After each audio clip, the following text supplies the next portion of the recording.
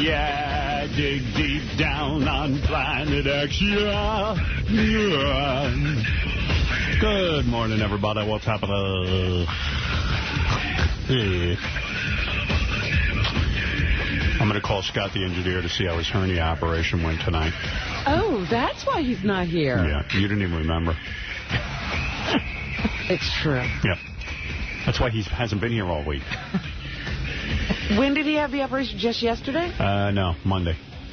So you're just getting around to calling him? Well, I figured he was in the hospital. I was going to call him there. Oh. You know, I don't know what kind of... But you could have called his wife or something. Yeah, I guess I could have, but I'll call him tonight. At least you remember it, though. I bet you thought he had died. If he died, I don't even think you would know. No, I figured he's on a beach sipping a pina colada. There you go.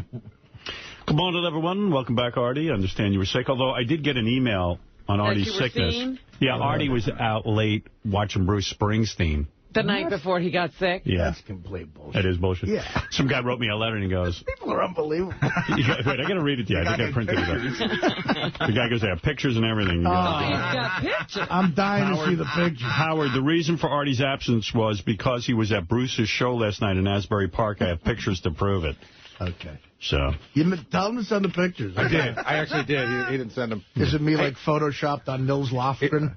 With Scott, somebody just told me that they spoke to Scott and that he had to have more surgery than originally thought. Yeah. So he's going to be out even longer now. Oh, really? What did he... he was hurt. He was hernia. hurt, and he was limping around like, I don't know. Yeah, Ronnie the limo driver called. So, yeah, I'll call him today. Write me a note to call him, please, because I don't want to forget. Well, I had sort of a scary thing happen. The day before, I usually... like OJ? A couple, no. That's not scary. He doesn't know No, anything. I could deal with that. Right, that's not a big deal. But a couple of times a week, at least, I have, you know, and with all the knowledge, you know, people have in the civilized world about fatty foods, I'm starting to feel like I'm retarded or something. Like I'm one of these people who just doesn't get it. I'm one of the idiots who I still go to Burger King and McDonald's, and I love double cheeseburgers at Burger King. They're like a delicacy, you know. And right. I had 2 of them the other day, and I also had a McDonald's. It was a 2 fast You food went stuff. from Burger King to McDonald's. Right. Wow. And I had That's amazing. That is incredible. Well, there were like 4 hours in between, and then I had a leftover meatball parm. I overate. Even for me, I overate. Right. But the meatball parm was you know, wrapped, and it was in the fridge for a little while. Wait a minute. Give us the whole menu. I mean, you're skipping over things. What did you eat at Burger King? I had 2 double cheeseburgers and a small chocolate shake. That's it? No fries? Oh, God. Yeah, well, I say, look, the chocolate shake is too fat. So you get a small one. But I don't have fries, you know. Oh, okay, so that's all you had there. And they push it on you, man. They are like drug pushers. They're like, no fries? What the fuck's wrong with you? Right, I mean, they make you feel like an idiot. Come on. You know, nobody eats this without fries. Yeah. That supersized movie is totally right. They push it on you, like supersized fries. So you get 2 of the double cheeseburgers. Yes. They're amazing. 2? So that's 4 burgers. Yes, right. But they're not you. I mean, okay, but it's 4. It's for him. Right. And 2 rolls, and with that roll in the middle. Loaded with cheese. And I love when the cheese is not balanced properly. Like there's a clunk of it on one side, because that's like a bite you save for the end. That's everything in one. It's right. Great. But that's like 4 hunks of cheese or something on there. 4 or 5 hunks. It's a lot of cheese. Yeah. And so then later in the afternoon, before I went home, I was out running around. Running is in good. In a car. Yeah, in a car. I was running. I think you were running around. No. So I passed by a McDonald's on the way. You should have had fries, though. I'm ashamed of you. I mean, you think, look at you. Fries are going to make a difference? I mean, if you're going to eat there. Believe it or I not. can see that he didn't eat the fries. I mean, Well, it's all ridiculous. psychological bullshit. You know, I'm like, well, it's like a guy who smokes 4 packs a day going, you know what? I'm going to cut out 2 cigarettes. Or even lights, you know, light cigarettes. What the I mean, you know. Yeah, light cigarettes. So, on my way home, I passed a McDonald's, and I'm like, I can't believe this. I really could go for a quarter pounder with cheese. You know? Oh, my God. When was this? This is 5 hours, about 5 hours after I had... Was this on Sunday or Monday? This is Monday. Monday after the show? Yeah. Okay. Right. So now Monday, this is about Monday at 6. Okay, go ahead. So, and when did the 2 double cheeseburgers occur? What time was that? At about 1. 1, okay. So now it's dinner time. Right, now it's dinner time. Because we had lunch here. Right. So I went and I got a quarter pounder with cheese. This time I got a small fry. Okay. And I got a Coke. Right. I respect that. A medium Coke. A medium Coke. With a lot of ice. How many... Oh, so I read love a lot this, of ice. I saw this on TV the other day on The Biggest Loser. How many... You saw something on The Biggest Loser that reminded you of me? Yeah, how many teaspoons of sugar are in one Coke? I don't know, Howard. I don't ask that shit. 7. Oh. Really? Yeah. And a medium is what? Well, how many ounces? No, one Coke is whatever. Well, that's like the other. Ordinary serving of Coke. Like a 12-ounce? Yeah. That's the other thing at these fast food places now. The large is just obnoxious. Yeah, And, I told you. I looked at the large Big Gulp in 7-Eleven as I was walking out, and they had the sizes on it. The big one is 54 ounces? Well, you know what they're doing now? Well, let's figure that out then. If 8 ounces is 7 teaspoons of sugar, that means it's 1 billion teaspoons of sugar in 32 ounces. Well, you know what they're doing now? There's a hilarious move. They might have, like, these fucking sizes of soda are so huge they don't fit in cup holders. Right. So it seems like Burger King and McDonald's must have called the car manufacturers and said, look, make the cup holders bigger. And I think the car manufacturers said no. So what they came up with, they got engineers to fatten up America more. They have a real thin bottom. Right. And then so it explodes at the top. Like, they designed this cup, and, you know, that Genius. For your... right, the bottom fits in the cup holder, but the top is just like an enormous vase of shit, and it's not balanced when it's filled with ice. And Here's some food for you. That's my bagel. There you go. Yeah, because he was so sick from eating the day before. So is this why you weren't here? You were sick from So eating? listen, so anyway, so then I go home, and like about 9 o'clock, I'm still up, and there was a leftover meatball parm that I had. And I don't know, maybe the meatball parm was out for a while. I got the Bachelor thing going. I don't know what the fuck. It was the meatball parm was You don't know underneath. how long it was there. It was underneath the sports section for the Daily News. I know what you mean, because Beth will clean out the refrigerator and throw stuff out that's old. Yeah. Broad is the best. Right. But So- are you saying this was sitting out under a newspaper? It might have been for a while the day before, but I put it in the fridge. Well, anyway, so listen. So But he put it back in the fridge. Oh, okay. So I fall asleep, and again, this is even overeating for me. And I laid down at like 10, and my new thing is this fucking documentary about the war, this Ken Burns thing. Yeah. It's the best thing ever. I devour that shit. So I'm watching that, and... That gets you hungry, War. Yeah, like It's like he fought a war. He's got to go eat again. And it's like a perfect thing. Just as it's ending, I fall out to sleep, but I'm so uncomfortable. And I can't even toss and turn properly because of my gut, and I'm full. Around 3 o'clock in the morning, I get up, and I'm sick. Like, I feel a little, well, both. Wow. I feel a little nauseous. And I have one of my bathrooms, you literally could shit and puke in the sink at almost the same time. That's nice. If you were agile He enough. designed it that way. Yeah, I think when the guy saw Artie, he said, this guy's going to need a sink where he's right near the toilet. I really felt bad. Yeah. And I was, like, sweating and stuff. And I said, well, you know, if I throw up, it's probably just I ate too much or whatever. So I throw up a couple of times. And it was so gross. It just was gross, man. That's exactly I what always it think of sounded you like. at home as so dainty. I can't imagine this. You know, and the walls are kind of thin in my place. The couple next door probably heard me throwing up. So that's all I think of. And I go back to bed, and I'm tossing and turning, and I swear a little bit more, and I got, like, the shivers, and I'm like, fuck, I must have a fever or something. So I wake up again around 5, and I throw up again, and it's like really bad. Like, sick and I looked like yellowish green, and I thought maybe my liver was going. You're always with the liver. Well, But he's so funny because he thinks his liver's going to go like overnight. I'm really, really scared of that, about waking up one morning, and because they say you turn yellow and shit, so I'm so afraid of yellow. That'll be good for the show, though. You know, if I'm yellow, it'll be good for Don't the TV adjust show. your set. Artie is yellow. So then it's like I feel like horrendous, and I seem to have a fever. So I have one of those ear things. You know those ear thermometers you got to put in? So I put one of those in, and I put it in my Why ear. do you have an ear thermometer? You're a big That's boy. for a baby. Well, I don't know. I have an ear thermometer. I don't know. Get one for your mouth. But go ahead, yeah. And it says like 100.7. I mean, well, I don't know if I'm even doing that properly either, but it says I have a fever. Yeah. So I call up here. I tell Steve I can't come in. And then I go to my bed, and I try to go to sleep, and I can't go to sleep.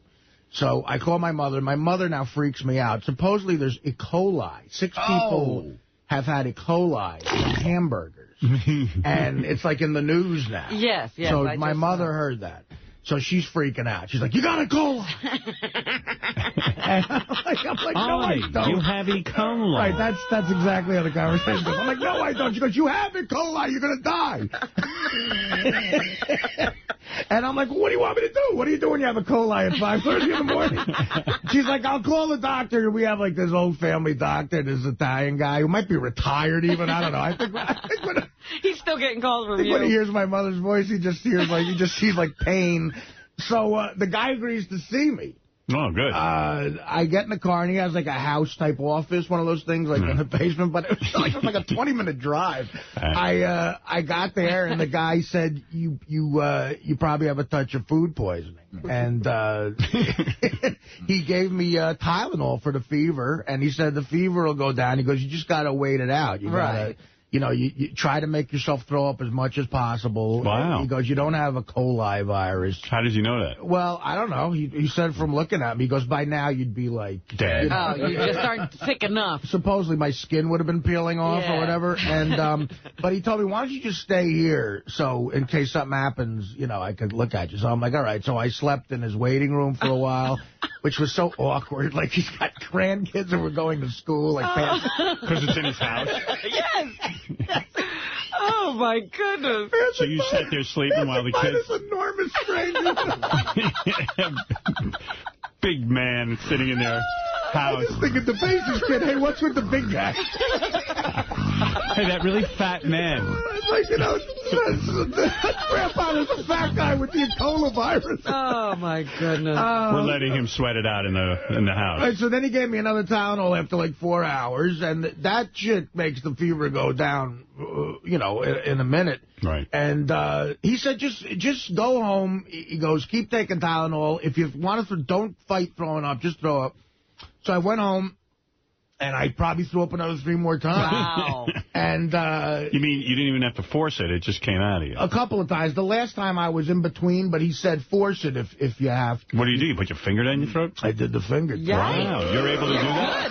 Yeah, you never did that before? Never. Really? Why would you put your finger down your throat? Yeah, I mean, you never were, well, I guess I'm talking to people who aren't as big of losers, but you've never been drunk to where you force it? No. That's happened to me a million times. Really. Are you kidding? I mean, you never had the bed spins from drinking? Sure, but I just go to bed. Really? Yeah. Well, you're better You than make me. I yourself can't. throw up? If I have bed spins, I got to throw up. Wow. I do. What a mess. And, I'm a mess. He's got an ear thermometer. I mean, you never been so drunk you had to put your finger down your throat? You know what? Honestly, I thought that was a common thing. No. Yeah, but bulimics. So, yeah. When Alcoholics, too. When I was... Apparently. I didn't know they did it, too. I've probably done the finger thing 50 times in my life from drinking. So how you feel now? So, you know, I took Tylenol the rest of the night. I got to bed. I could only watch half of the war last night. It sucked. I fell asleep around 9:10 in the middle of it. I woke up with the TV on. What did you eat yesterday? Nothing, hardly anything. Really? I couldn't keep anything down. Well, who won? In the war, we're winning. So far. Yeah, right. No, actually, we're just about to take Iwo Jima. It's getting good. But no, it was just an awful, nightmarish day. Yeah. But, Artie, do you realize you made yourself sick? Why would you eat a thing? I think it was the leftover meatball. Right, but why would you eat a thing that you didn't know? I don't know, Rob. I don't know. I mean, that pizza place is 2 blocks from you. It felt bad. Well, it wasn't from there. It was from... No, but I'm saying you could order something fresh. I know. Oh, please, Robin. That's a pain in the ass. You know, to me, You it got was something like... laying on their newspaper. Why not eat that? But it was in the fridge for a while, and I was looking at it going... Who wants to wait for a pizza? It seemed like a waste to throw it out. Like I was going to throw it out. Well, now look at what it wasn't a waste at all. You didn't throw it out. I thought maybe I'd have lost some weight from throwing up, though. King of all blacks, you're on the air. Yo. Hey, Artie, man, I love you, man. But, yo, I hope it doesn't happen, but diabetes, it might hit you like a wall. I know. That's what people are telling me. I'm definitely afraid of that shit. I saw on that obese clinic You're not show afraid of anything, Artie. Look at you. You don't look like a man afraid. Well, I thank God. I don't know if it's hereditary or whatever. No, it's not. Nobody in my family had diabetes. And I would eat, it's the bread. It's the bread. It's the bread. Bread? It's the bread and the sugar is going to get you. So all the bread and those sodas and all that stuff. And I hope it doesn't get, because some people can eat rocks and nothing happen to them. But it hit me actually when I was driving. Like I was driving and I felt like little pricks in my arm, and it felt like people were sticking pins in me, and I ignored it. You know what I'm saying? And then like about the next week, I started like peeing a lot, and I ignored it, and then I was peeing so much that I had a bucket by my bed. Wow. What? Jesus. Wonder why you pee so much when you have diabetes. Well, because I think it's trying to take the sugar down because your insulin isn't working anymore, so your body's trying to flush it out. Well, makes sense. Right. The doctor, though, this doctor took blood, so he's doing a full, I'm scared to but it death won't of show that. up there. It won't show up there. In the blood, it won't show up? No, it won't show up in your blood. Oh, please. Of course it will. Of course it will. How could you not? Diabetes won't show up in a blood test? No. When you got it, it'll show up. It's too late when you got it. You can't tell you're getting it. Oh, there's no... You mean I might be getting no warning? it. Right. There's no sort of build-up. Okay, got it, King. Thank you. And I just want to ask you something, Howard. Yeah. I want to ask you, when you go, because I was helping this old lady in my car yesterday, and it was crazy, man. She couldn't hardly get in there. She's like 80 years old, and it was crazy. How would you like to go? Like, would you like to live, like, healthy and then have a heart attack and go, or would you like to? I would like to live a very long life where I get to experience some downtime, where I'm not working. Yeah. You know, have a couple of good years doing that. And then I would like to die in my sleep.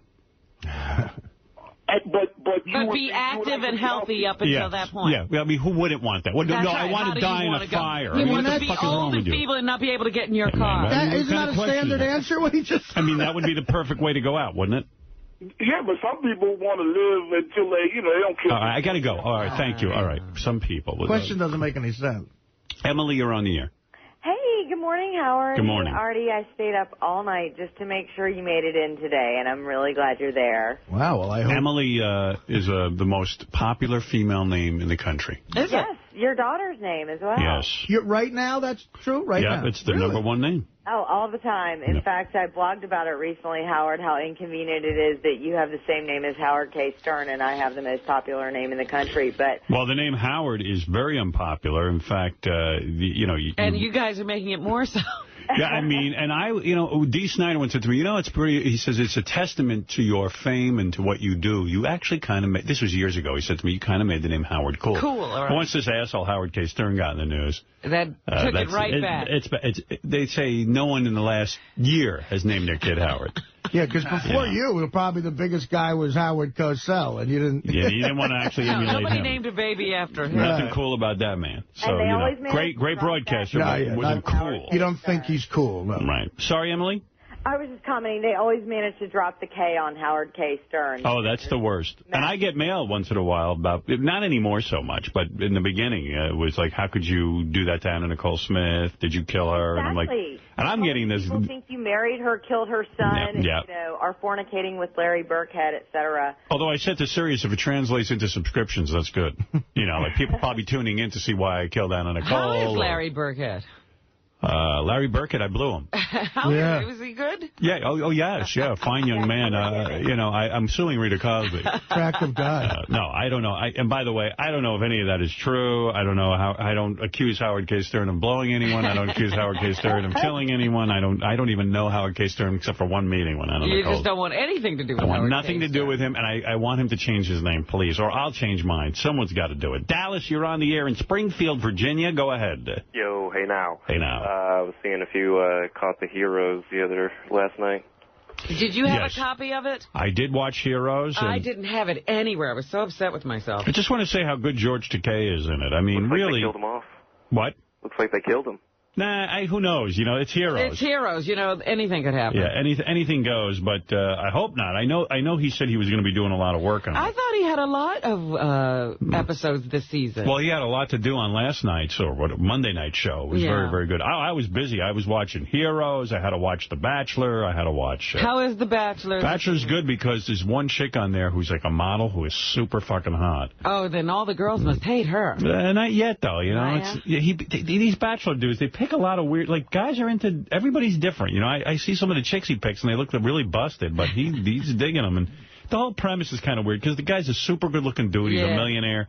Isn't that always what it is? A good-looking millionaire? But not a millionaire, super good-looking dude. And you know that this guy can get laid anywhere he wants. He doesn't need... Is he smooth? You know, I mean, he's not a dorky kind of... No, he's like a nice guy. Rich guy. He's a nice guy. Believe me, you'd spread in 2 seconds for this guy. You would be way all over this dude. I'll tell you, I got to recommend the war thing, man. That is so fucking great. Okay. Yeah. All right, It's good. Okay. Tweet a burger. You two talk about your shit on TV. When we get sick, we'll get the war. Hey, let's talk about Heroes for another 2 hours. And then my head was exploding because I thought Heroes was good. I don't like that whole storyline with the Chinese kid, but whatever.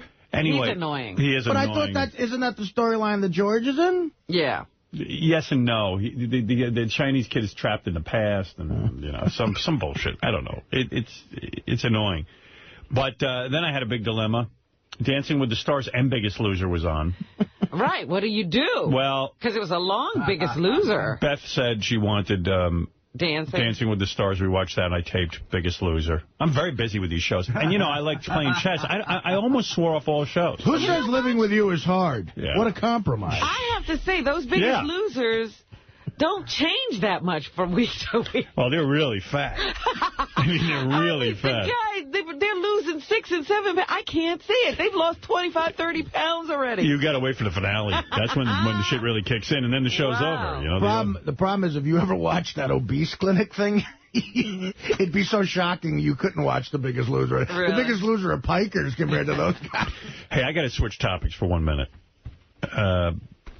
Okay, here we go. This is so funny. Yesterday on the show, Artie, you didn't hear this, but... I heard there was a great interview with Nikki Sixx. Yeah, he was really good. I was listening to that. Jamie Foxx was great, too. Jamie Foxx, too. Oh, Jamie Foxx? Yeah. I was listening in my car to Nikki Sixx and Jamie Foxx a little bit, and boy, both those guys were really good. I heard Nikki Sixx was real honest about a bunch of stuff. Yeah, about heroin. And he wrote this book called The Heroin Diaries. Really? Yeah. I got to get that. Yeah, in fact, someone said it was a good day for Artie to be out because Artie would have been triggered into his big heroin stories, and it would have been one big heroin fest. Yeah, I would. So it was probably a good idea for you. Right, that would have been annoying. You would have annoyed everyone. That makes you feel better. There you go. It's a good thing you weren't here. You would have annoyed me. No, but everyone missed you. You know. No, that. I'm kidding. All right. Anyway, so this is great. Yesterday on the air as well, Jason, Scott DePace wanted Xbox game, whatever that is. Halo 3. Halo 3, yeah. And I said, you got to do something for it. So I said, say 5 beautiful things about Jason as a human being.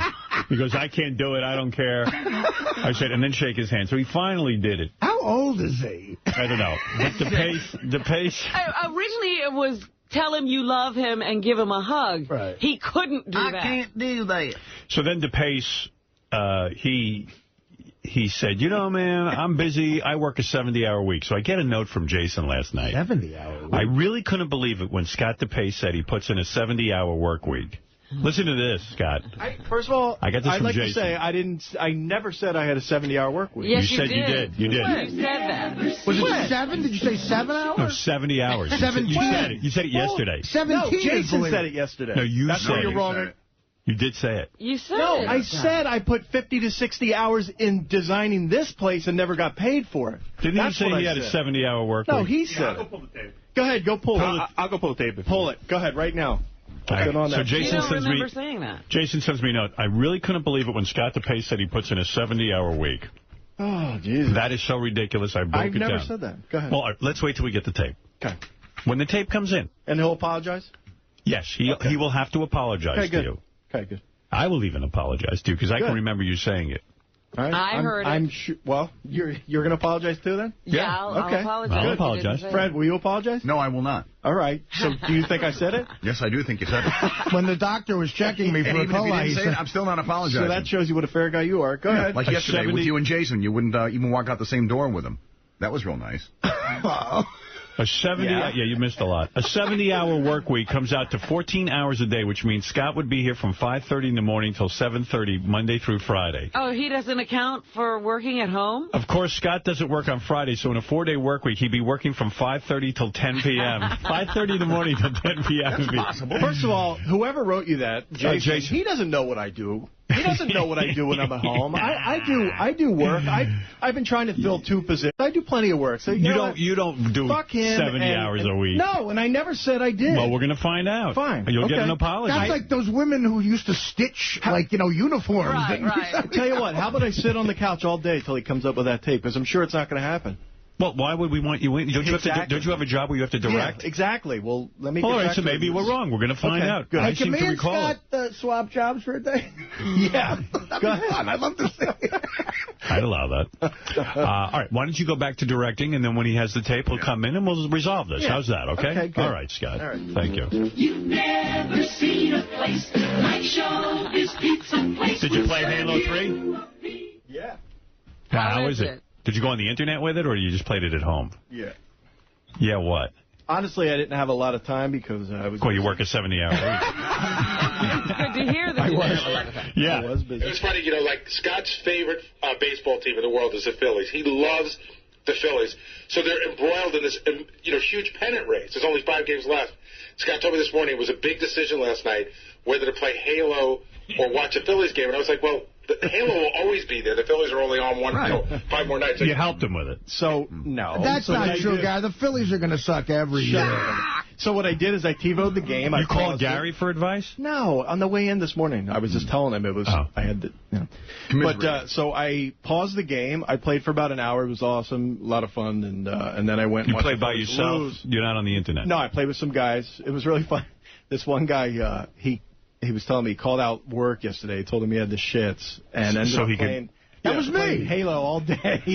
I wanted to play Halo. You know what? I'm so embarrassed. I was late for work today because I was playing chess. Wow. I'm so addicted. That's funny.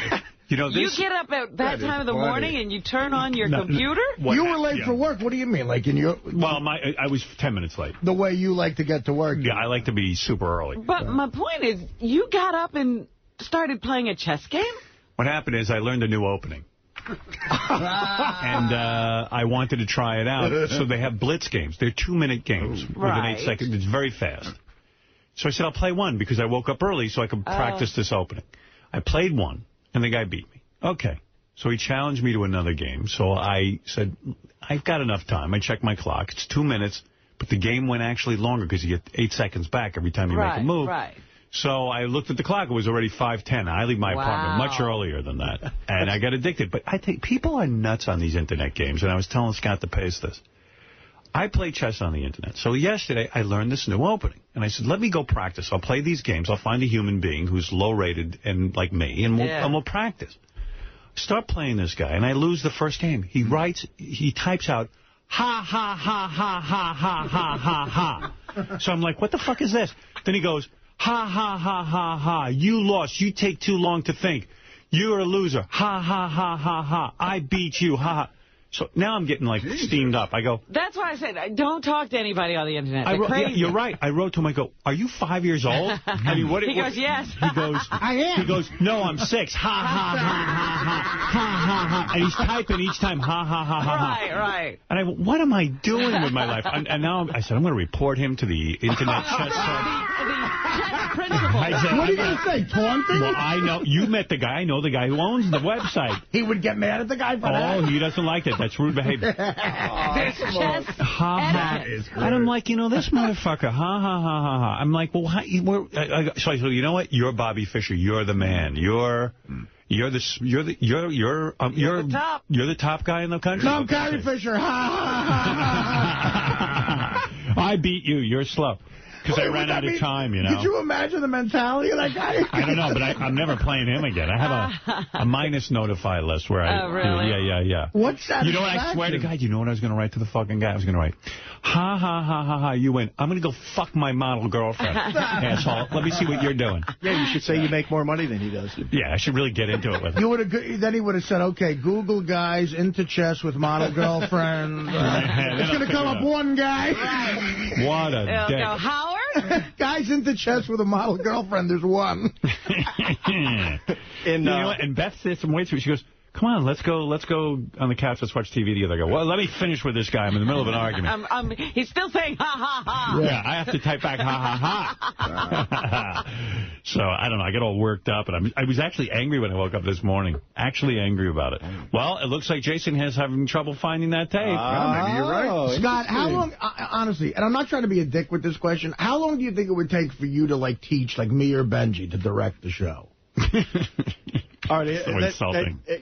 10 years. 10 years? 10 years. You don't think, like, I think in a few hours. Wait a minute, how long did you study? I'm not going to sit here and It's defend going to take Artie 10 years? I'm not going to defend Artie, you want to go direct? I've got 15 years experience, I just want, I mean, like, if you sat... A normal show where nothing's happened, you guys are just talking, no problem. You can do it in a couple days. But the problem is there are many shows. We do live shows every once in a while. We do many shows over there. They get quite intense. I mean, an average show. I'm not on a live show. Yeah, average show, go ahead. You can go back there, do it. I can certainly sit back and sleep like you do the whole time. And I'm not saying you can. All right, well, then let's do it. Let's do it. All right, you're insulted by the question. I didn't know. He's insulted. Yeah, I mean, the fact that this is even... So you said 10 years. Now I know. I don't know. So that means it's a skilled job. Artie, you want to go direct the show? I mean, do you know camera framing? Do you... camera framing? Yeah, I'm sure you don't. What's camera framing? See, this is directing? Making sure the picture's centered? Yeah, I mean, you can see what you're shooting? Right, I mean, I can guess what it is. Sure. I've actually heard from Doug. He said you're a good shooter, Howard. Yeah, I am. So Doug, I'm good at everything, Scott. But you didn't even know about camera framing. You should be like the first Woody Allen. Is your job too physical for Artie? Is it safe? Because I don't want him doing it if it's any more hard. I'll sign a waiver. It's not physical. Only when you go in the hall and you got to beat off the camera from asking you stupid Jason questions. Mark, go ahead. You're on the air. Howard, Scott's full of shit. He's got stationary cameras. The job is so easy that... Whatever. Good job. He's on the Stern Fan What do you do, Network dickhead? Himself. How tough could the job be when you're on the Stern Fan Network? All right, this ain't going to work. I don't care. And then he talks about working at home. Then why is he so desperate to get his hands on Halo 3 to play with little kids? So I can forget about the work I have to do. How come he's got so much time for his Ralph Cramden inventions with his golf tag? You know what you should do, Scott? You put a camera on top of your head and take pictures of what's left of your hair. That's what okay, good job. Can you... that's great. All right, thank you. Mike, go ahead. What do I do? What am I doing here? I don't know. What are you doing here? I don't know. Hold on. We're gonna have You're waiting for the tape. The tape's coming. We're about 90 seconds away from the tape. Jason's editing your voice. That doesn't exist. Yeah, I'm sure. Hey, Mike, you're on the... I'll just take a couple of phone calls till we... Hey, now. Hey, now. Hey, I just wanted to say that Nikki Sixx interview yesterday was really cool, man. Thank you. Thank you. I enjoyed that. About him. Yeah. He was a very good interview. He's a deep guy. And very well spoken. That was going to be my fucking name for the book, The Heroin Diary, motherfucker. Gino, you're on the air. By the way, I got a call from Artie. That was a very nice call of you, but you didn't have to do that. What did he say? Well, he got a book deal, and he was like, I just want you to know I would never say something negative about you. This is a... It went on and on and on, and I went, for God's sakes, Artie. I know it wasn't necessary, but that was very nice. Thank you. You'll say negative stuff about the rest of us. I didn't get a call. There'll be no negative. Gino, you're on the air. It'll only be negative about me. What can I do for you? Enough Scott the pace, man. This guy drags the show down. He's exactly. I agree with you. And here you go direct the show. Good. That's what I'd love to do. And plus, your fucking your little golf invention sucks. I wouldn't play with that piece of shit. You don't play with it, dipshit. What's that? You don't play with it. All right, Chuck, you're on the air. It's to help your play. Right. Chuck in Youngstown. It's thevideocaddy.com, by the way. Go ahead. First thing, you guys are the greatest. Love you. Second thing, Scott's got to go. Directing TV is cake, but he sucks on the air. Yeah. I always change a channel when I hear his voice. What do you do, dig ditches? Got to go. No, I'm a journalist, television journalist. Yeah, so there. Same thing. Thanks, Chuck. So you're a liberal. Yeah, I love you guys. I think we Love had you. the picture there. Yeah, guys. I'm going to come and explain it now. Okay. Look, I mean, if it needs explaining, it sounds like Scott is right. Chris, you're on the air. Hey, morning, Howard. Yo, Scott. Yeah. What's your screen on my Xbox Live so I can kick your ass in Halo 3, bitch? Hey, I'm not claiming to be good. I don't play What it. is your screening? Do you ever give that out? Yeah, I don't care. It's my friends list is full, though. What is your screen name? Duker Dog. Duker Dog. And D-U-K-E-R. Now, how do they find you? Where do you play this? You just put that name into there, and you have to try to get on my friends list, but it's full at this point. So. Yeah, okay, I'm sure. All right, Duke or Dog versus Chris coming up. Thank you, Chris. Yes, Fafa. All right, so go to Gary, page 1. All right. To the bottom right-hand corner. Let me explain it before you play it. Go ahead. Okay. So Scott was in the middle of a sentence, and you cut him off, and so Scott's probably going to explain what he said. But I could tell you that, there's that guy Mark Sfrigan who listens to our show. He heard it the same way Jason heard it. Okay. But maybe Scott can explain it, so just play it. I'll tell you what, but everybody here does something to get something. You know what I mean? I work at least 67 hours. But that's your 70 job. hours work. No, You're not a volunteer. I didn't get paid to help design this studio. I put a lot of hours in. Look at the studio. You didn't do that great. Yeah, exactly. Scott. All right, so he's saying he worked 60, 70 hours on the studio. Not his work week. Without ever getting paid a cent. Except you sent me some steaks. You sent me 4 steaks. I apologize. He works for steaks? Yeah. Well, I paid him money. I gave him steaks. It's like we're going back to the olden days. Want some steaks? I apologize then, okay? There you go. All right. Robin? Artie? You have my apology. Thank you. Did I say something? I wasn't here, so I apologize for asking. Jason, come on in and apologize to Scott. Oh, yeah, that's right. Apologize for not being here, Artie. Yeah. Fred, sorry. No apologies here. Okay. Fred, you would not apologize? I will not apologize. Jason, I think you owe him an apology. He's been so rude to Jason. It's ridiculous. I have been. When I watch that show, I was supposed to be the one who was calling him names and stuff. He insults me about 10 times. I think I did it once or twice. So go back and watch that show now. Maybe I will. Yeah, okay. That's not true. It is. The first words out of your mouth is, Scott is so stupid. That was the first words that you said in that. Hey, Howard. Yes. If you get a chance, you know what? I got to tell you. Go to Gary, page 2, if you can, from the wrap-up show yesterday. Be done with it. Because it's just so great. Jason, the question on the table was, is Scott stupid? Or, what was it, Jason? Is he stupid or not stupid? Or not stupid. Yeah, so I said, intelligent. So I said, I don't think Scott's stupid. I think he just believes what he believes. But Jason goes into this rant. Okay, let's hear it. Jace, do you think he's an idiot? Yes, I think he's a moron, and it's not just the political stuff. He's genuinely stupid. He cannot...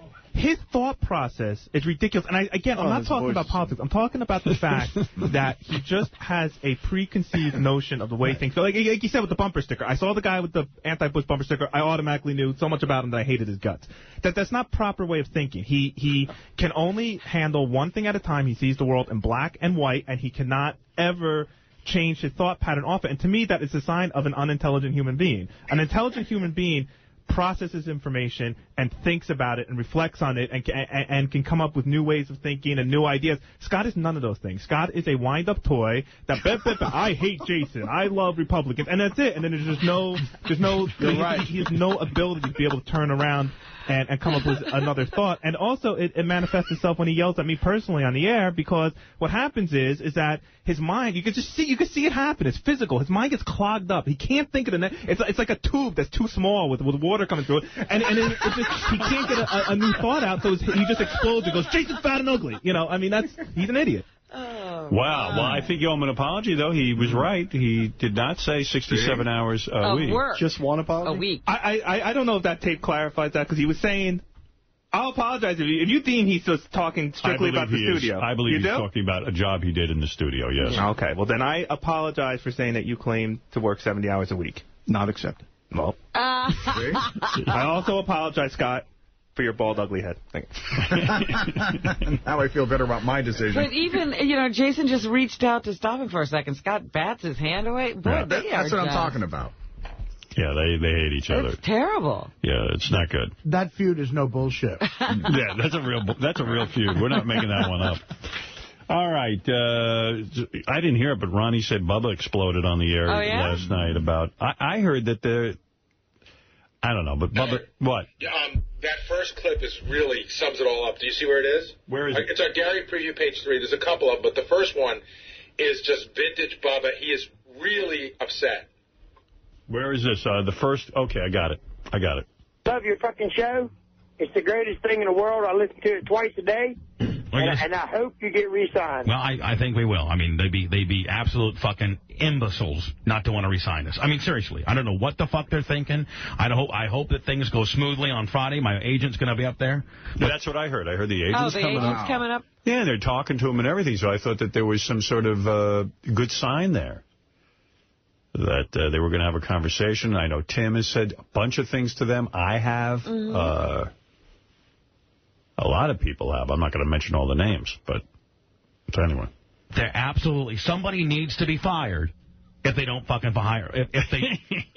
Bubba's funny. Somebody needs to be fired if they don't hire him. That way, if they fire them, they can give Bubba, they may have Bubba's an opening. Money. Right. I heard they came up with a plan to send Bubba steaks. I ain't saying, that's the truth. They're working on some trade. I've heard this. Don't give us what we were... And Halo 3. or are worth. Then somebody needs to be fucking fired. Seriously. They have just made some boneheaded fucking programming decisions. They've paid people just millions and millions and millions and millions of dollars that nobody listens to. And they're going to fucking... I'm not saying... to me, I can't grasp it. I won't have a better understanding until Friday afternoon when my agent gets done meeting in the first round of talks. And how far apart we're going to be. And how either nice or insulting their offer will be. But at the end of the day, man, they need to realize one thing. And Howard has screamed this. We're in radio. Big-time Hollywood names and big-time fucking whatever... iconic type names in the Marthas, they don't fucking matter. They don't raise subscribers. People don't give a fuck. We do radio. We do it 4, 4.5, 5, by Howard's accounts, 5.5 hours a day. We're in radio. We're radio guys. Show us the fucking money. You got us for fucking pennies on the dollar because we're some broke dick, out-of-job motherfuckers 2.5 years ago. You're all worked up. That's good stuff. Well, I don't blame him. Oh, hey, really? I'm firmly in his camp. Treat him with respect. Yep. Bubba hot. But it's good radio. Hot. It's good radio when he's all heated up. I mean, this is a perfect example of why he's great. Yeah. I mean, he's being honest. He's blasting off. It's entertaining as all get out. I hope it works out. I would really be pissed if Bubba wasn't here. Yeah, I like him being here. I understand. I like him being a part of our thing. Yeah, I understand everybody has, their point of view and all of that, but the guy he's not being paid well. And we've come to know those guys. The wedding, we have they're friends, they're family. They should be treated with respect without question. That's why I never want to be like in radio management. It's hard. It really is. I mean, that's the hard part of it, those decisions. And you got to figure, like, Bubba's got, he's got the forum to talk about it. There's probably 9 million people here who all feel the same way. Right. Everybody wants more money and stuff, so... I know that Tim's been working hard, and I've been working hard. Everyone's been working hard behind the scenes to hopefully keep Bubba here. I mean, satellite's an interesting business. I don't pretend to know about it, but I wonder how effective, like, the Jamie Foxx channel is. And, well, Martha Stewart's a different story. That's a real deal. There's, like, great programming there, especially for women, but... They do hire these celebrities, and then what happens? Like, is that Jamie Foxx thing a success or not a success? I don't even know, I don't know either. A guy like Bubba, you're right. He's fucking that's what hardcore radio, man. Put the real gunslingers here. You should be going out and getting the greatest radio talent and putting them here exclusively. Yeah. If you want to be the best, get the best. We came in, we've worked smart, we've worked hard, and we've proved ourselves. Now pay us a fair wage. That's all we ask. I don't even need fucking $40 million that you gave Martha. Give me a fucking break. $40 million they gave Martha? Whoa. According to Bubba, I don't know. Bubba knows. Her deal was big time. I remember reading $40 million? I think it was like $80 a year for 5 years. I think he's right on the money. Yeah. Wow. Probably shouldn't be saying all that. Yeah, why say that? Probably shouldn't be saying that. Wow. Why say what you won't take? Yeah, right. So I heard they were going to give him $40 million. This is not a good negotiation. So, Bubba, we understand we're at where you're making now and $40 million. Is that the guy? Somewhere between what he's making now and $40 million. You don't need 40. That's what we've established. Yeah. Hey, this is really interesting. And I suspect, too, that because Satellite's being hung up with this long talk about whether or not they can merge, whether Sirius and XM can merge, I really do think it is putting a lot of deals on hold. Definitely. Of course. And it's affecting a lot of people here psychologically in management, and I don't blame them either because, and I don't like that Bubba's got to sit here and be tortured, but it's the same fact, too, this is like ridiculously long. And then I read this yesterday. Merger opponents clog FCC with form letters. So, you know, the NAB is not giving up. Form letters. Yeah, and you hope the FCC is smart enough to see through that. The Federal Communications Commission is being flooded with what appears to be a form letter stating opposition to the SiriusXM merger. As a result, the tide of public opinion has just been turned against the SiriusXM merger. And wait a minute. But you got to be smart enough to see. In other words, a Sirius Buzz has been tracking the progress of comments and notes that prior to the anti-merger form letter, listen to this, over 77% of the comments submitted to the FCC would be pro-merger. Wow. As it stands now... And then somebody started a campaign. Yeah, and as it stands now, even with their campaign and their $8 billion they're putting into this, 50% of the comments submitted are anti-merger, while only 49% are pro-merger. So with all the form letters that they're copying and sending off, form letters, it's still only 49% to 50% or something like that. I don't know where the other 1% 50 is. to 49. The problem is these crazy extremist people who are against it are not going to go away. They're going to be like gnats, and they're going to fucking gum it up. Are they just going to count the letters, or are they going to get serious and say, you know, we got one letter from 500 times to the other individuals who have weighed in on this? Yeah. Here one guy writes, what's inherently wrong with this type of crap is that it probably isn't even actual humans completing and sending in the form letter. Who knows where these things are coming from? Is a bot going through the phone book and randomly picking out names and addresses to send on behalf? Is a Clear Channel filing them on behalf of their employees? No one knows. What I'd really like to know is, how is this form letter, how does this... I can't read this. What I'd really like to know is how this form letter falls in relation to new developments. I don't know. Okay, right. It's right on the... But anyway, that's the article out of some newspaper. It sucks. This is silliness. Yeah, I really do hope it goes through, because... Well, you're absolutely right. They're waiting to see, now, do we have to continue our war against each other, or can we, you know, put some things aside and merge and, you know, cut the overhead? I know Tim's pissed at Bubba about the rant. Probably because... He's pissed? Yeah, probably because... I don't know why. I haven't spoken to Tim, but he's probably in there fighting for Bubba really to get some real money. And, you know, Tim's really working...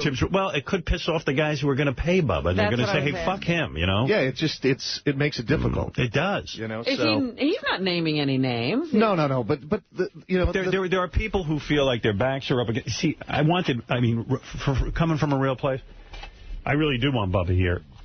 And, you know, guys kind of feel challenged when, you know, when they get called out on the air. Well, I was surprised to hear Bubba say they haven't even had any talks yet.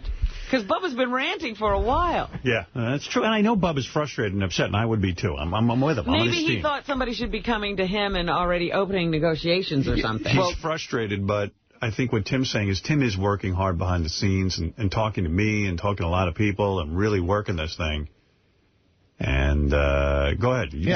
I'm working on his behalf, and you're trying to get two people together and to sit down and talk and communicate and exchange ideas back and forth and to work this thing forward. And it's just when you're negotiating on the air like that, it makes it difficult. It's very difficult. You really... Okay. Well, how so? Well, in the fact that, you know, he takes a stand like that, you better do that. Well, you know, you're drawing a line on the sand. Why not? You know, we need to work together. That's a pretty good line. He won't take $40 million. Yeah, we heard he doesn't want $40 million. That's got to be a good sign. He's already coming down. So, you know, had good practice with Riley, so here we go. Yeah, you worked magic on that. Yeah. I got to tell you. But so you're saying you got pissed off at the comments last night? No, it's just him that absolutely. I called Bubba last night after, you know, and he didn't call me back. But it's just I'm working on his behalf and trying for the betterment of the channels and for all of us. And I would hate to see us be without Bubba. I think he's contributed a lot to the channels. He's a part of our family. He's no bigger proponent than you. Exactly. And we're on a roll here. And it's just I want things to work out and for the fans, the subscribers, for all of us. And we built something here. We want to go forward with it. And it's just you want to work together and calmly discuss things rather than be adversarial. And when it's adversarial, it's difficult to make resolution. Because guys start it becomes a pissing contest. Exactly. And we're all here for the same benefit. We all want to make money. But you can understand how his feelings might be absolutely. hurt. Absolutely. But a good deal is when everybody wins. And you can't discover, those things unless you can talk. Right. So you got a point there. All right. So you haven't talked to Bubba? Not last night. I called him. He hasn't called me. I'll talk to him this morning, though. You still going to the gym and working out? Or yes, I am. You're kidding? Yes, I am. He's like one of those Biggest Losers guys. Exactly. I should be on the Biggest Loser. I need some adult see the work. Well, here's the thing. I go to the gym 3 times a week. What are you eating? It's all portions, man. Exactly right. Going to the gym, I'm telling you, I cut way down. 10 portions. Yeah. Instead of 2 double cheese, I go to 1. Listen to Artie. He knows what he's talking about. Well, no, throwing up all night. I don't eat bad food. I just eat a lot of it, and I'm here all day long. And it's difficult. Tim, don't admit it. Don't deny it. Stop it. I must. What are you eating there, Artie? A little bagel. Artie and I could go on a great binge. Butter bagel with a little Hawaiian punch. Now listen. Help him out. How about a fucking sit-up every once in a while? Hey, I'm doing kettlebells. I got a trainer. I'm killing myself. All right, Brent's on the phone. Bubba's producer, Brent. Everyone knows Brent, part of our family. Brent. Yes, Brent, go ahead. I just want to say it's a lot more complicated than what Tim's saying, and I can't say on the air what it is, but it's a lot more complicated than that.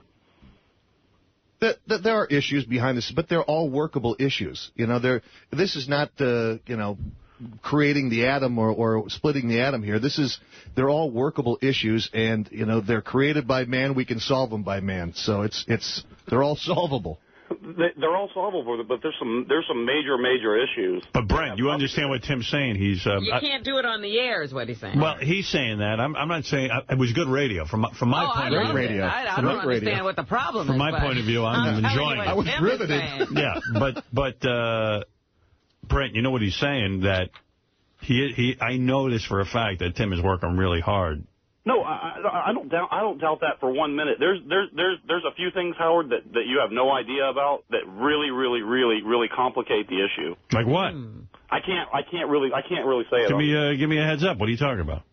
Give us a hypothetical. God, I don't even know how to say it without giving it away. Does it have to do with 25 cents? Yeah, could you fire him already? Put it this way. Yesterday, I got a call from one of our clients. This is a small issue, but it's indicative of what goes on. I got a call from one of our clients. The guy says, "Hey, listen, just to let you know what the salespeople are saying about you guys." I said, "What do you mean?" He said, "I had a salesperson ask me to renew for 13 weeks," and I said, "I didn't know because I didn't know what was going on with Bubba." And he says, "Yeah, well, what the salesperson told me was." They've made 2 competitive offers to you guys, and you guys have turned it down, and you're just using your muscle to muscle people around. Yeah, but that's really? Hearsay. Come on. Who knows who's talking? The sales guy? That's not factual. Well, I mean, Brent, you cannot start listening to what guys. They're all going to try and rile you up. Well, that's a small example, but what I'm talking about is factual, and it is something that we've been dealing with probably for about a year now, and it's a major issue, and it has nothing to do with money at all. Zero. But here's Brent. You and I have had this conversation, and I've had it with Bubba also.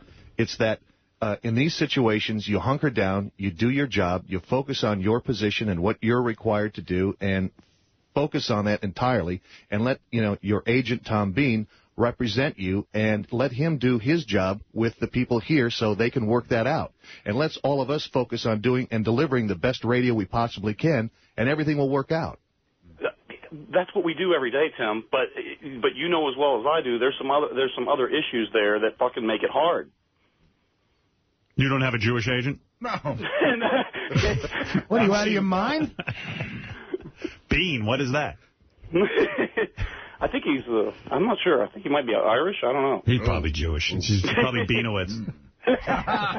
Bino. Hey, Brent, let's hope it all works out well. I have no doubt that it will. And I had a good conversation with Gary yesterday about a few things that I've got coming your way. And I have no doubt that it's going to work out. Well, basically what Tim is saying is stop talking about it on the air. But do you agree with that, Robin? Maybe that helps the boys when they... I don't know what these issues are, and I don't know what Tim is doing. I don't know even who Tim is talking to. See, I do know some of this. Because I questioned it, too. Because they've come to me on several occasions and said, well, you know, do you really want Bubba? Do you want Bubba? I said, I don't know how to put this any more bluntly. The guy does a great job, Bubba, Brent, the whole team. I said, I am really, beyond my wildest expectations, thrilled with what's going on here. I know you guys control the dollars, and I know you know, listen, satellite ain't a big money maker yet. This is a tough situation.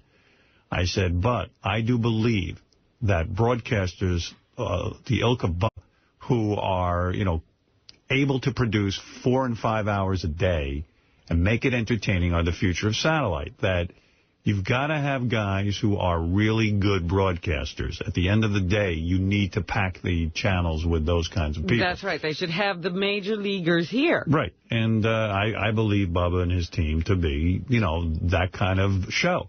So I beg of you that if you're going to do this, that use Bubba. And I said, and I'll even go one step further. If Bubba and, let's say, Pharrell weren't here, I would just as soon have one channel and do my thing. Howard 100, if you will, let's say, would be our only channel. I'll have my news department, and we'll do the news. I said, but really, guys like that, I don't want to be around if, like, you know, there's going to be hard feelings and bitter feelings. And, right. And you know, nobody's happy working. If no one's happy working and all that. Well, that says a lot, what you just said there. Yeah, that says how important they are. But I didn't want to actually go on the air with this. I've said this now for 6 months. I said, you know, if they're not here, then I don't necessarily want to do 2 channels. You know, it's not necessary. Right. And I'm not looking to replace them or, you know, anything like that. I said, I'll do, listen, you know, I'm also under contract and stuff, and I'll do whatever. But I said, it seems to me like these guys are good dudes, and they really are working hard, and they're loyal, and they're talented, too. You know, they got to be good on the air, and they are. And they're hard-working guys. They're the hardest-working guys ever. So, you know, what's the beef? I said, now, if it's really a money concern that, you know, you can't afford them, maybe you got to look at some other people around here and say, you know, are they pulling their weight? As opposed to whether or not Bubba's pulling his weight. You see, it's very hard in satellite to know why someone's subscribing. Are they subscribing? You know, I'm not putting down Martha Stewart. The tack that Bubba took I thought was wrong. I mean, I think Martha Stewart does bring people to the table. I think people see ads where they say, oh, what is that? There's curiosity factor here, too. But you know what I have been saying is that this is also a broadcast medium. Yes. You just don't go and get non-broadcasters and put them on a broadcast. The best broadcasters should be here, too. It's got to be a mix. And, all I know is... But it's also... Listen, I understand management. It's scary for them, too. They got to turn a profit, this and that, the other thing. So I just know... But as Bubba says, they've given a lot of money to non-broadcasters. Where's the respect for broadcasters? Well... I can't disagree with that. So the fact of the matter is that Tim, though, has a philosophy. People who made the industry, they're being a part of. Tim has a philosophy, and I don't know he's wrong, because I've been a hothead in this business for a long time, and sometimes it's bitten me in the ass that there are points, and I've had this happen to me in my career, that people can feel pushed up against the wall, and under any circumstances say, you know what, I just don't want the trouble. Oh, you act like I haven't seen those times, too. Right. No, but this is what I'm telling you. I was standing next to you. So Tim is saying, hey, guys... Please, I'm working on this. I see. And you know, I don't want to get anyone infuriated. I'm trying to bring everyone together so they all feel good and no one feels humiliated. Well, in Tim's defense... and Tim knows about this stuff. Tim's been very wise running these channels. He sounded like he understood what he was talking about. I got a lot of respect for Tim. Tim and I never worked closely in terrestrial radio. We were always at a distance, and I've gained tremendous respect for Tim Sabean. I mean, this guy really knows how to do this thing professionally. He's probably one of the most professional programmers I've ever met. Well, Sirius is lucky to have him, too. Brent some very good advice. Yeah, I would listen to Tim. Yeah. No, I was going to say, Brent, in Tim's defense, the phrase... These are workable issues created by man, and they can be solved by man. That is some great middle management bullshit. I mean, you got to respect that. Is some bullshit at A level. That's massaging both sides at once. the thing, the other day I was telling a couple people here, I was... Is it time for us to turn over? but where we are, we're pioneers. This is an entrepreneurial venture. It's incredible. You sit and listen to satellite radio, and you see the diversity. It's fabulous. It's absolutely incredible, and we're all part of this new frontier. And, to be able to go forward and to build this thing. It's fun. To have, it's incredible. So, in other words, you're saying Bubba should tone down the rhetoric and give the Absolutely. chance. Give it a chance. Give it a chance. Go back to doing radio, not ranting about the contract. Put the wind in your face, the sun at your back. Come on, let's go forward. Let's join hands. Let's make this happen. That was the last 4 minutes of the show. Yesterday was a packed show with a great show. To be honest with you, it was riveting. I mean, I was so riveting I couldn't fall. Honestly, I was up till about 2:30 this morning, and then pulled myself out of bed at 4, going, "Oh, Jesus! Now what is today going to bring?" That's a perfect time to do some sit-ups. Get on that exercise. I walk to work. I walk by the Waldorf. There's so many cops in this town. It's incredible. I'm thinking, here I am. What am I doing? All right. Well, listen, hey, Brent. Yes, sir. Let's all hope it works. I guarantee you it will work out. Here's what I'll say. You seem positive about that. Brent, here's what I got to say. I hope the negotiations go better than Tim's diet. Me too. And that's that. All right, thank you. Yeah, well, you hope Tim is better at negotiating than dieting. Everything else all right, Brent? Yeah, everything's fantastic. You still fighting, guys? What is it? Yeah, Taekwondo? He looks we great. haven't talked to him since he got knocked out. Be careful. Yeah, Brent got into this, what is it? Muay Thai. Muay Thai? Yes. Muay Thai is some sort of ancient combat, and I know how he feels. I got into this for a while. Not Muay Thai, but Shotokan Karate, and you start thinking you can fight, and Brent went in the ring and got his ass knocked out. Yeah. But he looks good. He looks lean and mean. Here's the problem is I went up 10 pounds to 195, and the guy I fought came down 22 pounds. Wow. So yeah, he looked gigantic compared to you. It was so I'm going to cut down to 170, and I'm going to fight at 170. Yeah, you look like Xerxes versus Leonidas in 300.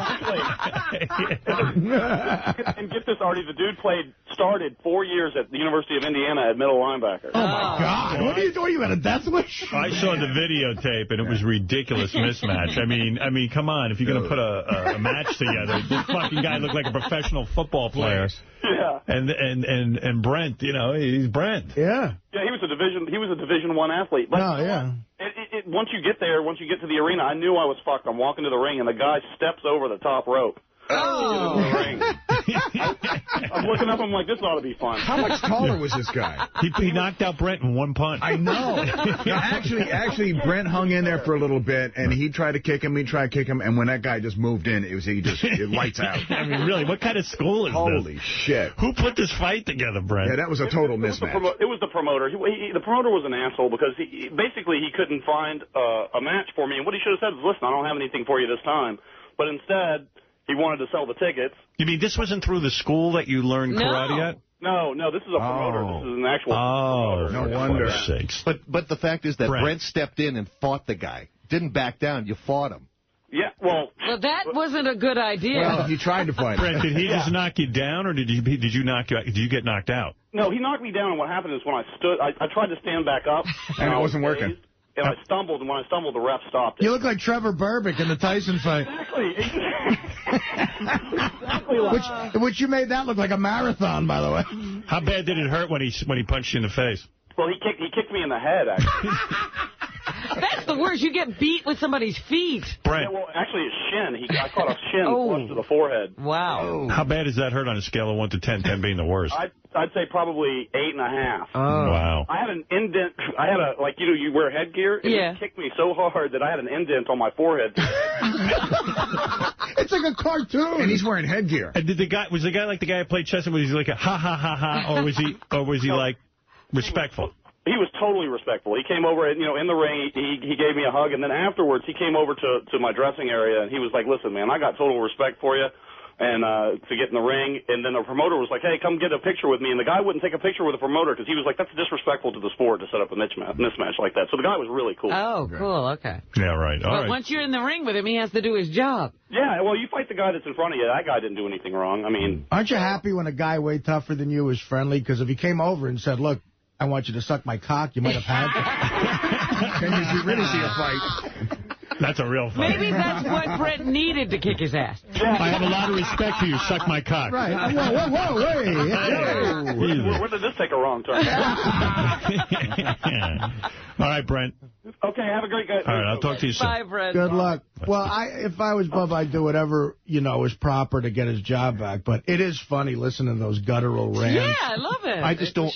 I would just hate to see, a couple of years from now, looking back, saying I wasn't a part of that. No, I know. Yeah, it's great having Bubba here, man. All right, Tim, get to work on that, will you? Thanks. Get to work on everything. We will travel across America. We will shake hands. We will sign autographs. We'll do live remotes for free.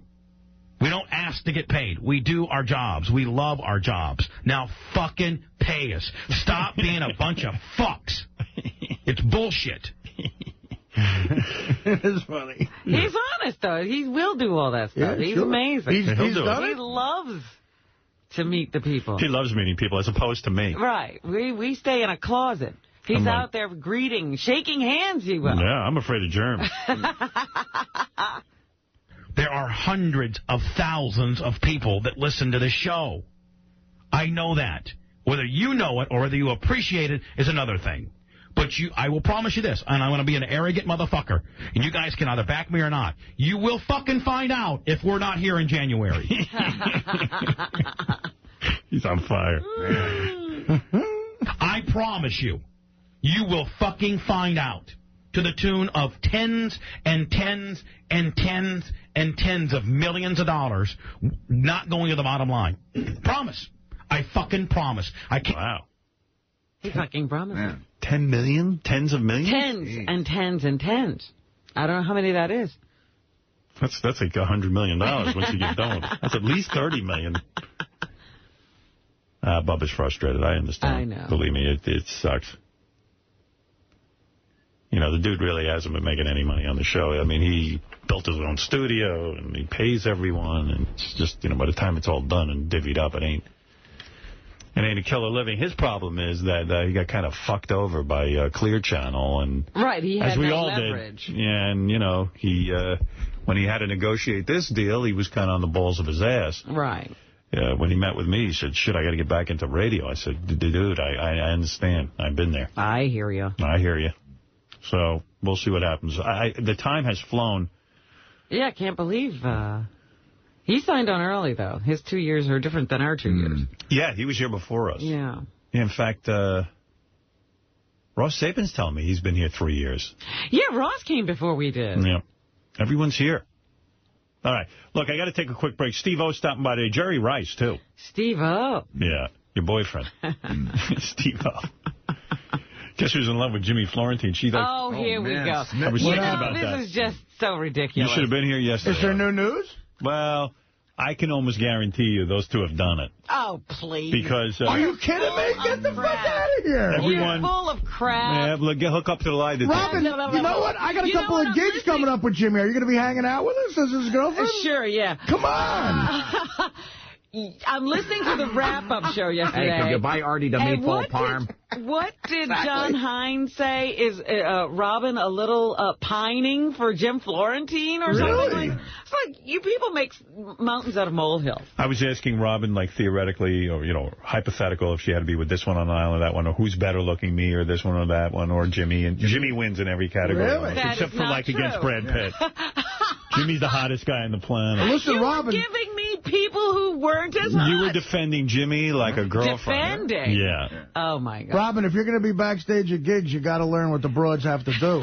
Jimmy will tell you everything about it. There are rules? Jimmy's a guy's guy. He knows how to handle broads backstage. All right. All right, we got to take a break, though. Lisa G will come in. As I said, Steve-O. Jerry Rice will stop by. Jerry Rice, nice. That's right. Oh, that's right. Well, I'm excited about that.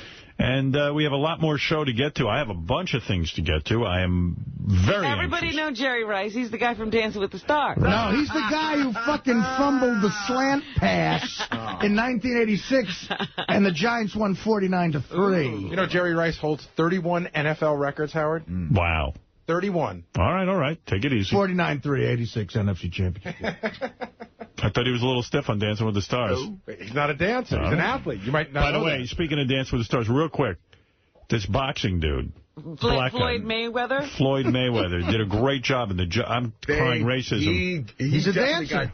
Was the word jobbed that Bubba uses? Yeah. He got fucked. He was really good. What happened? He got out there and danced, and they gave him low scores. And I tell you what, he was better than all these. He was better than Wayne Newton, and Wayne Newton got higher scores. You know what was really the tail of it was all horseshit. You know what was the tail of the tape too? Is like the first guy, that little Italian guy in the end. He was gushing, saying you could be a professional dancer. Right. And then it got to the British guy in the middle, who I think was part of the show in England, and he immediately started taking it down. And by the time they got to Carrie-Ann Inaba, it's like she took it down even more. And when they had 6 across the board, looked like people were holding guns to their heads. Yeah, Floyd Mayweather's a boxer. He's a good dancer. Fred watches Dancing with the Stars? Yeah, because Mayweather's on. I want to see how he did. Mayweather can dance. Fred predicted he could. Well, what do boxers do? They dance. If he gets kicked out, it's racism. And Beth said he was the most fun to watch, and I agreed. I mean, everybody else you can kind of watch. What dances did he do? A quick step? They did like a cha-cha kind of thing, but he was dancing like Michael Jackson, for Christ's sake. Wow. He was doing really well. Did he relate to his partner? Yeah, well... Yeah. Well, you know, he wasn't a piece of wood like Mark Cuban. He wasn't a piece of wood like the race car driver. Can Mark Cuban dance at all? No. Does he look like he would? No. The guy just had hip replacement. How else is he going to do? What about Wayne Newton got a higher score, and Wayne Newton looked like a geriatric. Because they've been told that they have to kiss Wayne Newton's ass. Because otherwise he won't be there. They're like, Mr. Newton, we're so honored you're here. I mean, let's be honest. The guy did Don Crusade. And they gave him the best partner. Right. So. I don't even know how Wayne Newton makes a living. I agree. Yeah. He's got to be 70-something years old, He's got a deal. He's like 65, a he's a tourist attraction in Vegas. But what he is like a high-paid Elvis impersonator. Yeah, but did you see his house? Yeah, he's a wealthy man. Jesus. Makes a lot of fucking money. He walks down those steps like Loretta He makes Young. the money Bubba should be making. You know what he's become? Give Bubba Wayne Newton money. Yeah. He's become one of those things in Vegas that you sort of have to see. Like, why do we go see Siegfried and Roy? Of Vegas. Right. We went to go see Siegfried and Roy because it was kind of like... go for a goof. That's what you do in Vegas. Right. You know? All right, we got to take a break on that. Oh, those are the first That's the second album. The first one is Spirit in the Night, Blinded by the Light. Yeah, I don't care about those first two albums. And that's not really representative of his stuff anyway, the first album. I actually like the later stuff. Right. You know? I mean, I like Darkness on the Edge of Town. That's a great fucking... Darkness on the Edge of Town might be my favorite album by him. And again, I always told you this. The first song you played when you guys were at K-Rock was Prove It All Night. Yeah, you see, but that wasn't my choice. You had to play 2 songs. I don't really like Prove It All Night. Yeah, it's not a great song. Yeah. You said you came out going, okay, first song here's Bruce Springsteen. Yes. Who remembers that but you, Art?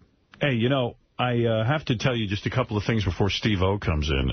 And a lot of people are worried about Steve-O, including Johnny Knoxville and Bam. Really? They're actually beginning to worry about you? Yeah. Johnny said something to me, and so did Bam. Bam said, I'm a little concerned about Steve-O. Matter of fact, going on? Going along those lines, I want to ask Steve-O if he remembers the last time he saw me. Really? He was that out of it? I want to see if he remembers, yeah. But I was going to play something first, and I got to get to Lisa G, but I might have to wait off on Lisa G. This is terrible. I've been blowing her off the last couple of days, because he got too much shit to get to. Well, come on. She's on the schedule. I got to play you Wendy the Retards, leaving weird voicemails and telling me to fuck off. Oh, yeah? She's angry at you? Yeah, I was going to do that. You give her any money? I don't know. All right, Lisa, come on. Hurry up.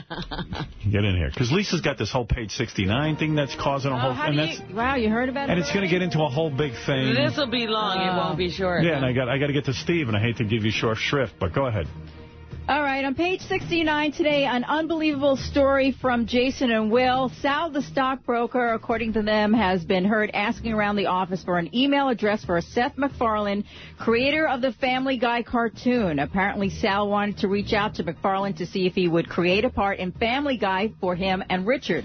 Along the same line, Sal had previously contacted a friend at William Morris, begging for parts for him and Richard to appear in Entourage. Yeah, I got to... Let me just explain. First of all, this makes me look bad. Because Sal works for us. Mm-hmm. Listen to me. and Sal's just making me look bad. Please, for the love of God, I'm going to make it simple on you. I'm going to do you a favor. You do me a favor. Because you got to move on for Steve-O. This is all bullshit, and we'll leave it at that. Did you contact... No, not even... Did you ask Jason for the email address? No. Jason walked into my... And you know that thing with the agent I'm going to make this easy on you. Knows it. You got to move on. They're lying to get under my skin, and that's it. That's all not what I'm hearing. It's all bullshit, Howard. Jason, is it bullshit? Are you lying? Sal asked me for Seth MacFarlane's email address. I said, I don't have it, but why? He said, because I thought it would be cool if he, put me and Richard into a scene of the show, because he's a huge fan, we're a huge fan, it'll be awesome. That's not what went down, even That's close exactly to what went down. I was in the office with Richard. We were talking about how big Seth MacFarlane is a fan of the show. So I don't even know that, and I don't care. Okay, well, why do you care? I'm explaining something to you. I'm just explaining. Go ahead, yeah. So anyway, I'm on the web, and Jason comes by, and I go, Jason, I'm looking for Seth MacFarlane's email. Let him know, not for a part. That's not true. Hold on. What? Why are you looking for the email? Because we're fans of the Family Guy as well. And I said, now, I did say to Jason, I go, I'm not asking you for the email. I'm looking on the web for it.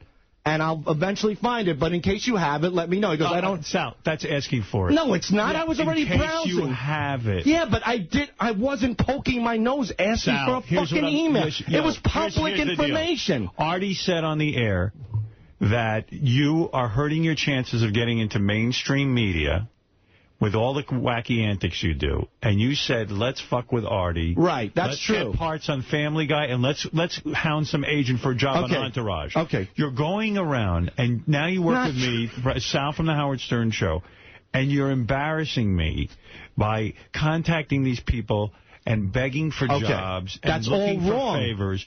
I don't want Not even close. First of all, this to me is the #1 job. I have no desire to look for another job. I said I wanted to up one for a goof to Artie. Yeah, but the goof implies that you're going to now hound people. But I didn't. I didn't even write Seth MacFarlane an email. Because you didn't get the email. Just thank God Jason has a brain.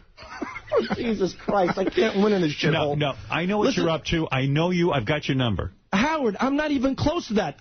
When Artie said... I've got your number. Thank you. I'm done with you now. Yeah. Please. You always get the last word in. Yes. You don't want to hear my explanation. No, I've heard it all. Everything you just said confirms the story. Hey, Howard, can we just ask a simple question? Sal, had you found the email address on your own without Jason, what would you have written to Seth MacFarlane? I don't know. I didn't even write Seth MacFarlane. You were looking for the email address directly. What would you have written? We were in the middle of a conversation with Richard. We were saying how Seth's a big fan of the... All right, let me answer you, fucking douche. But you looked for his address for a reason, so you had an intention of writing him to say something. What were you going to say? I just told Howard that I said we're big fans of the Family Guy as well, and he's fans of the show. That's it. I didn't ask him. Fan of the show. He's a fan of mine. Fan of yours. And that's not what you told me.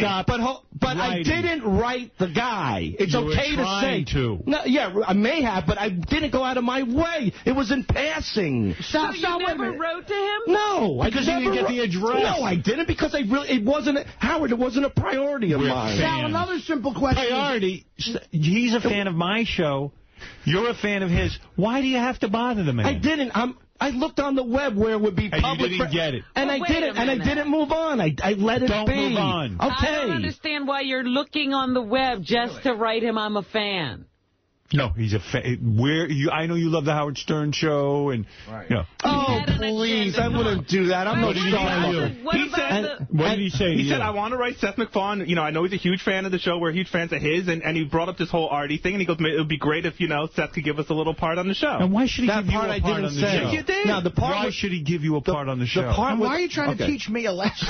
Yeah, I mean, what are you doing? All of this is unnecessary. I'm not trying to teach anybody a lesson. We were on the wrap-up show, and Artie goes, you can't get on TV with your stupid antics. It's going to hurt you in the long run. I said it may. All right. So I had a friend over at William Morris, and I said it would be funny if you could get me and Rich a part in something just so we could say, ta-da, hey, Artie, look, in spite of our gay antics, we made it on a stupid So you actually said that to someone at I know the guy. William Morris. He's a great guy. He's a personal friend of mine. Has he emailed you back or contacted you No, he thought it was laughable. And that was 3 or 4 weeks ago, right? Right, that was 4 weeks. And that's it. That's not me begging, snooping, pushing. By the way, as a goof on Artie, Benji's writing to the producer of the next Adam Sandler movie. as a goof so he can show Artie.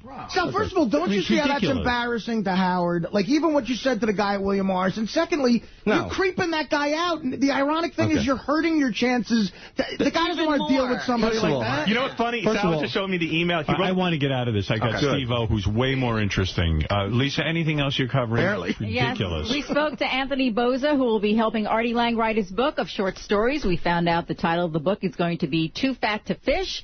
The title is a line Artie's mother screamed at him when she was convinced Artie would drown on a fishing trip. And also the highest bidder is in... Is that the title? Yeah. Sure? Right. What is the title? Too Fat to Fish. All right, go ahead. And so Anthony will be writing... Too fat to fish. Right, that's what she screamed at me. But Anthony will be writing the book, not helping me. Oh, okay. Right. Yeah, Artie doesn't want to actually write this thing.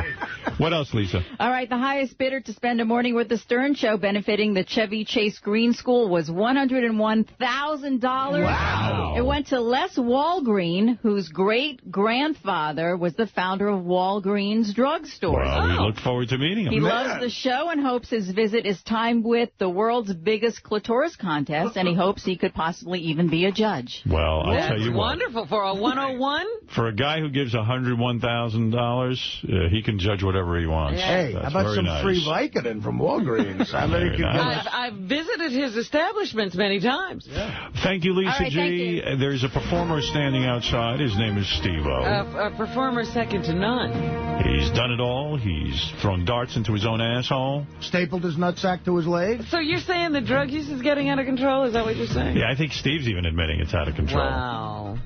You can see Steve-O on Dr. Steve-O premiering this Monday night after Raw. Dr. Steve-O. Dr. Steve-O after Raw at 11:05 on the USA Network. Also on Jackass the video game is in stores now. What is Jackass the video game, Steve? They've turned it into a video game? How can that be a video game? You get points for getting beaten up badly. If something happens to you, you get points. Did you have anything to do with the design of the game, or do they just slap the name Jackass on it? You're opening a can of worms right out of the gate, and I love you, Robin. She loves you, too. I know. Steve-O, explain to me. What is that? I'm going to just come clean right now. They had the plan. They're not going to pay us dudes shit. So they made, the whole game behind our backs, and then it's like they got derailed. So that it's like, William Morris agents, oh, dude, you can't do that. You had fucking services rendered.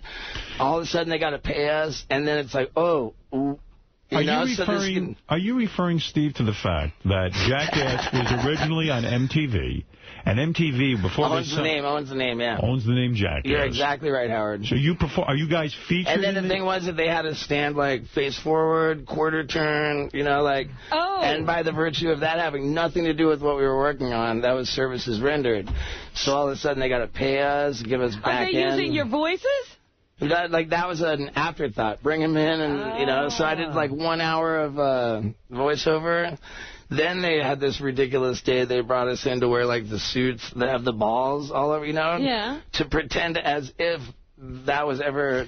Steve, why, if you're not getting paid? Why did you cooperate with it? I would rather not get paid and have some contribution. Be like, fucking, this would be funny, have it be where, Right. And in my opinion, and I know that I'm just a fucking can of worms, and I don't care. That's why I come here. Yeah. I love this is the most dangerous thing you do. No, dude, people ask me, what's my most dangerous stunt? And it's always, clicking the send button on the email. Are you saying you're getting screwed or you're not getting screwed? No, I'm not. As an afterthought, they came in, they're like, I'll just tell you straight up. They gave everyone, $50 grand and a certain amount of points on the back end. They already made the fucking shit behind our back. Then, for this television series... Is it any good? Should people buy it or not? I'm not a video game guy. I love being in the fucking thing. Right. It's cool to have your own video game, right? Yeah. It ain't new to me. Let me change the topics for you. No, but I want to explain this. They brought the whole cast, Knoxville, everyone, to my apartment to have us playing this game. Yeah. It was so visibly, this is the first experience I had with the game. Like, when we put these words on the screen, like, you know, like for whatever the name of the skit is, it's witty, you know? It's like, you know, you want to read it. It's funny. This fucking bullshit, it's so obvious that we had nothing to do with... They couldn't get an interview out of me. They couldn't, like, they made an empty... What you're saying is, wouldn't it make sense that the creators of Jackass, meaning you and Johnny and all these guys... Really Johnny, I'm leaving Johnny out of this. Okay. Like, Johnny, yeah. Johnny's probably getting paid Johnny's the one that says, I will not set foot in front of a camera until you take care of my boys. Okay. So what I'm saying is, wouldn't it make sense creatively to sit the guys from Jackass down and say, guys, do you have any ideas for a game? Howard, it's the story of my career. Yeah, I mean, you guys created Jackass. I was going to say your business model. No, actually, I take that back because this is really the first, like, glaringly, like, fuck this, dude. That's not us. That's not me. Like, that's not us. There is an arrogance on behalf of businessmen sometimes who aren't in the creative process to think that they know best what the audience wants to see. What you're doing is really nothing, and they could do it, too. That's right. It would have been so easy. Yeah, it would have been so easy. And it probably cost them more to, like, have been called out. Like, it was an actual, like... That quarter-turn bullshit had nothing to do with that movie. So the video game could have been a lot funnier and a lot more interesting. And I would have preferred to be paid nothing and be able to contribute, you know, like... Because it has your name on it. And you can't spend money when you're dead, Howard. Why let it ruin your life? Well, you make a good point. And I want to be remembered for great shit. Sorry to interrupt you. No, I know. You said really that. think you're going to be remembered? I fucking am going to be remembered. I'll never forget him. Of course, I'll be dead before. Yeah. I wonder who's going to die first. I got to squash my Artie. Is it rude? Is it rude? Because the last time I saw Artie, I said, Artie, you look fantastic. Last time I saw you, you were falling apart, bro. How do you, like... I came from a good place. No, it did. He looked great. Yeah, he did. All I said was he looked great. Yeah, well, listen. let me say something, Steve. Now, I'm going to do... Yeah, I understand. I'm going to bring up some stuff here because... Of course, man. Hey, bring it at me, dude. I had Johnny Knoxville on and I had Bam on recently. What was Johnny Knoxville promoting? Gee, this was a while back. Bam was recently. Johnny was in for the last Jackass movie. It was a while ago. That's right. I don't know if you talked to him. You might have talked to him. I'm going to start off by saying I read a tabloid magazine. It said, Bam flees rehab. His relationship with his wife is on the rocks. Of course, never to be one that is outdone by... Steve. This inspired you? Steve, wait a second. I know you don't want to be outdone by any of the guys, but this was off camera. No. This was off the air. Bam said to me, I said, how's Steve doing? He says, did you really ask that? Man, I love you. I love you for that. I said, how's Steve doing? Is everything cool? I said, we love when the guy comes in here and stuff. He's a funny guy. And Bam says, and I serve it up, dude. You do. And Bam said to me... I've actually, like, foregone doing stunts in here because that doesn't get written about in damn tabloids. That's right. Bam said to me, you know, I'm worried about Steve. He goes, now, Bam is... Okay, now, what color did he call me? He said, Steve's really... I said, what do you mean, drug use? Could he figure out if I was a pot or a... I said, what is it, drug use or what? And he said, man, yeah, I guess, you know, it's a little excessive. He didn't put it that way, but that's what he meant. You know, there's been these allegations. Steve-O's out of control on drugs, like... But nobody ever names the fucking drugs. So what are you know me, dude. No, hey, man, you do coke, right? I have been fucking candid. Like, I come in here promoting my PCP DVD. Right. You know, like, I mean, dude, I tell you, man, hey, dude, if it's not fucking crystal methamphetamines, crack cocaine, heroin... It's game on, dude. What are you taking? What's going on? You're partying every night. Are you doing it every day, all day? Honey, Robin. He's drinking right now. I was going to say, what is that can? I brought a pillow and a beer. And I didn't get to the pillow. Steve, is everything under control or not?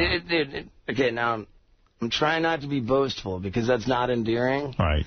I got Jackass the video game. Right. I got my own television series on the USA Network. Dr. Steve, what is that, by the way? It's a reality show. It's a reality show, yeah. They follow you around. No, they don't follow me around. I accept videotape applications from type beat personalities, sort of Beauty and the Geek kind of guys. Right. They're saying, like, doctor, I need help, you know, like, I've got this issue, like, I'm afraid to hide or whatever it is. You know, and so I get in this ambulance driven by this dude that we stole from Paris Hilton's security team. Yeah. He's right in the room right there. He's so rat Reg. Like, we go and we kidnap these wussies from their natural environment. We inundate them with challenges and stunts, like literally force them out of their shell. Wow. Like, Yeah. give me an example of a guy you helped. Oh, thank you for asking that, Howard. Okay.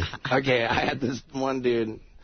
I was skeptical to believe him. He said, I'm 26 years old, and I've never kissed a girl. I've never been in intimate encounter, never made it to first base, no bases. Right.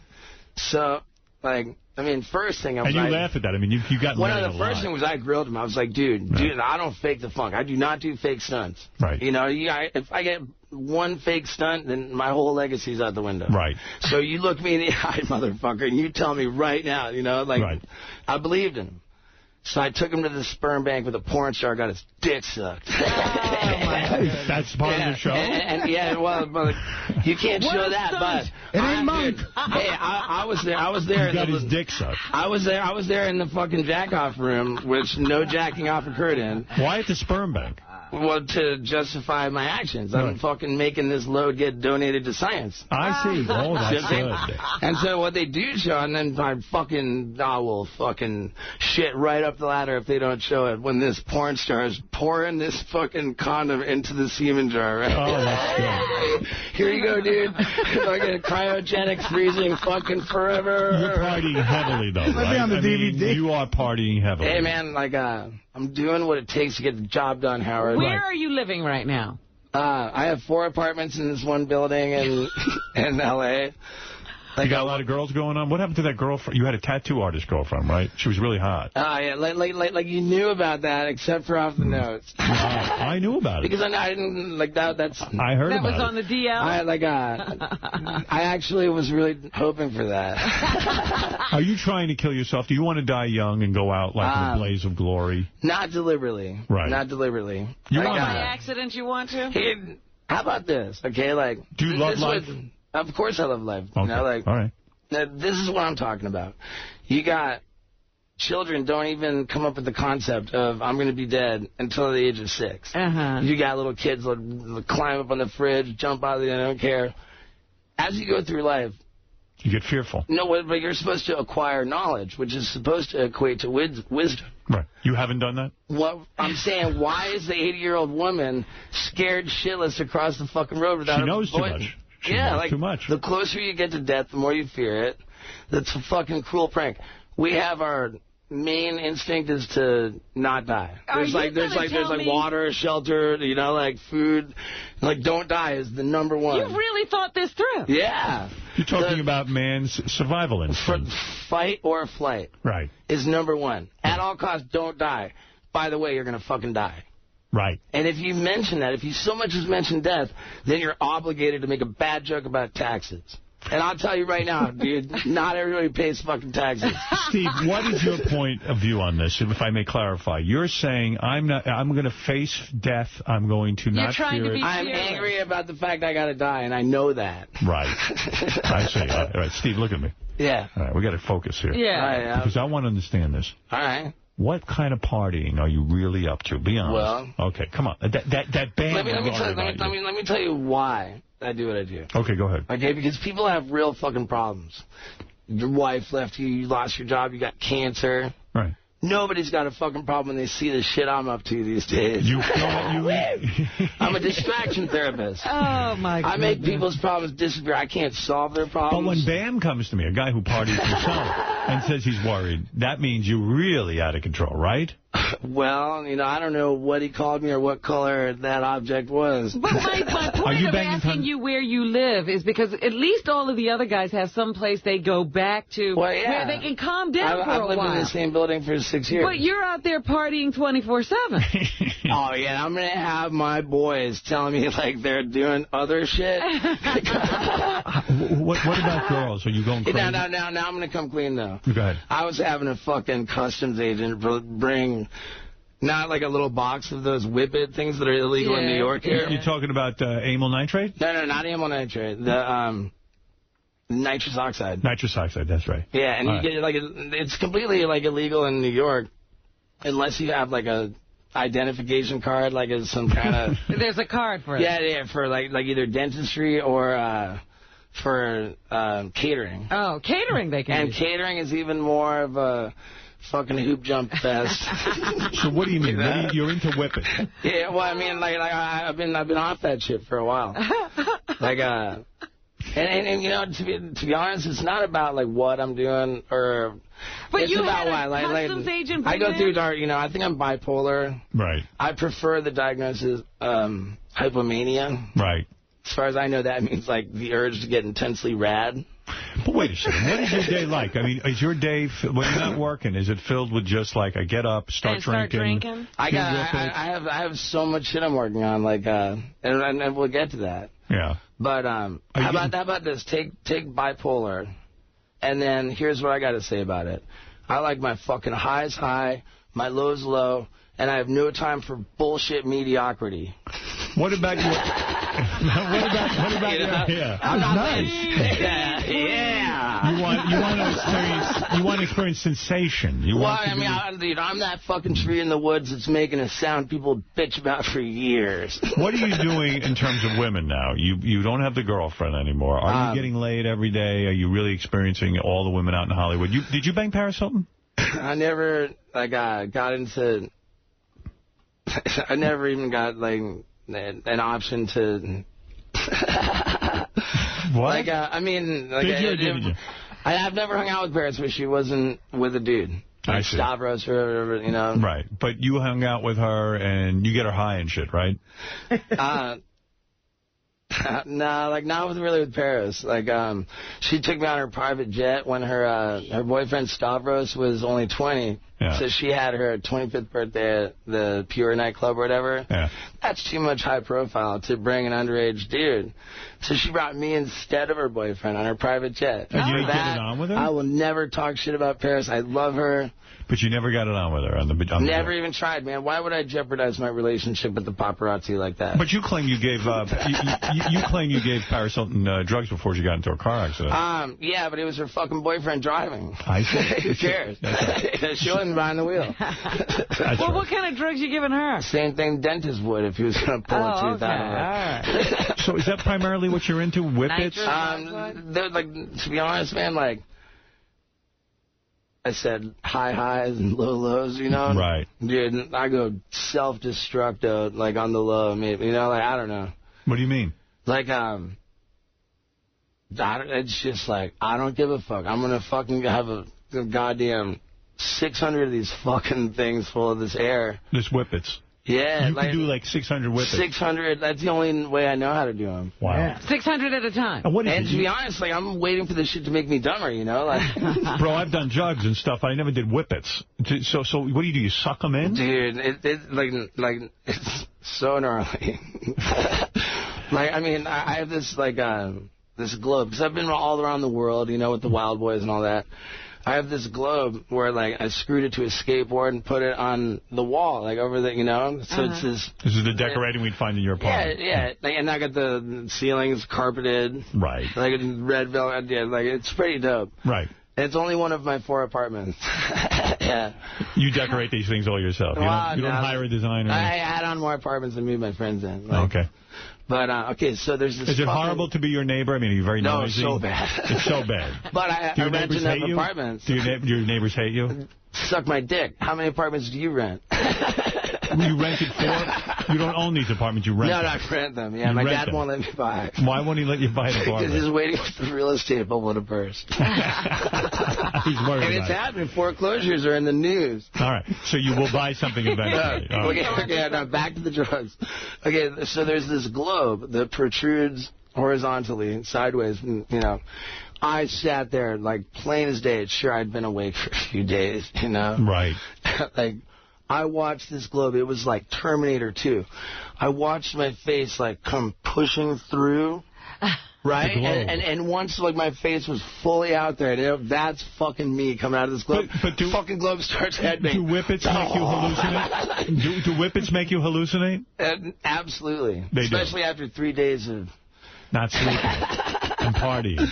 So are you afraid your just brain is going to burst? I mean, this is... Has anybody sat you down? Does like your dad say, you know, like... What's going on? You know, and I saw this coming. I saw this coming a long time ago. Yeah. So I had, like... I hired this this girl.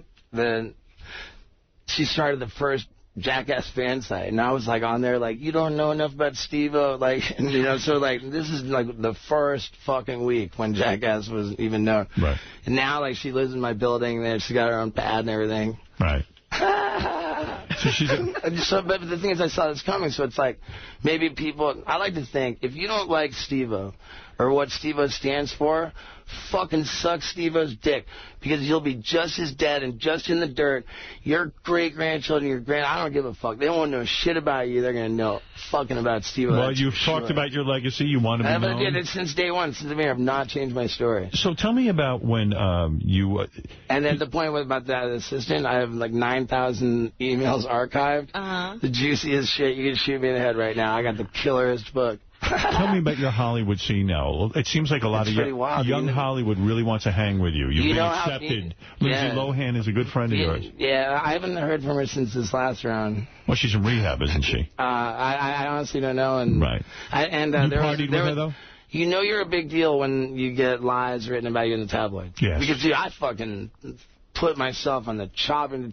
I've been fighting fucking to get... I'm a media whore. Right. You want to be in the tabloids. But now without any effort on my part, right. There's shit coming out of the tabloids where it's like, what? Like what? There was an article about Lindsay Lohan... had her mother withholding her access to her money, so she's turning to her rich friends. She's asking to borrow money from 50 Cent and Steve-O. And there's like a picture of 50 Cent next to my picture. It's like... It's great for your career. It sucks, man, because I don't want Lindsay thinking that I would fucking talk that shit, you know? Well, she's a hot chick. You didn't bang her, maybe I'll talk about this one bag she ripped out of my hand one night. What do you mean? What bag is that? That was way, way before even she... What were you holding? What did you have? Yeah, I mean, I don't know. It was a fucking bag of bush shook. What? It was a Big shook. Snipple snacks, Howard. Okay, got it.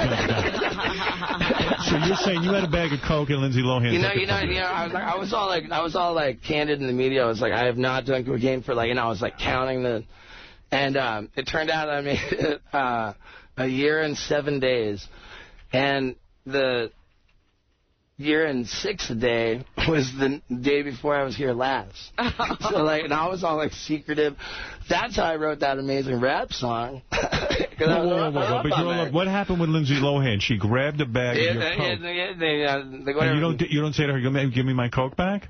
And this is before, even the first round of rehab. So, I'm not even... I understand. You're not saying anything wrong. But when she grabbed the bag of Coke out of your hand, did you say, hey, that's my Coke, I want it back? She was interesting because, she was like, yeah, I'm all, trying to be, no. She said, I'm worried about you.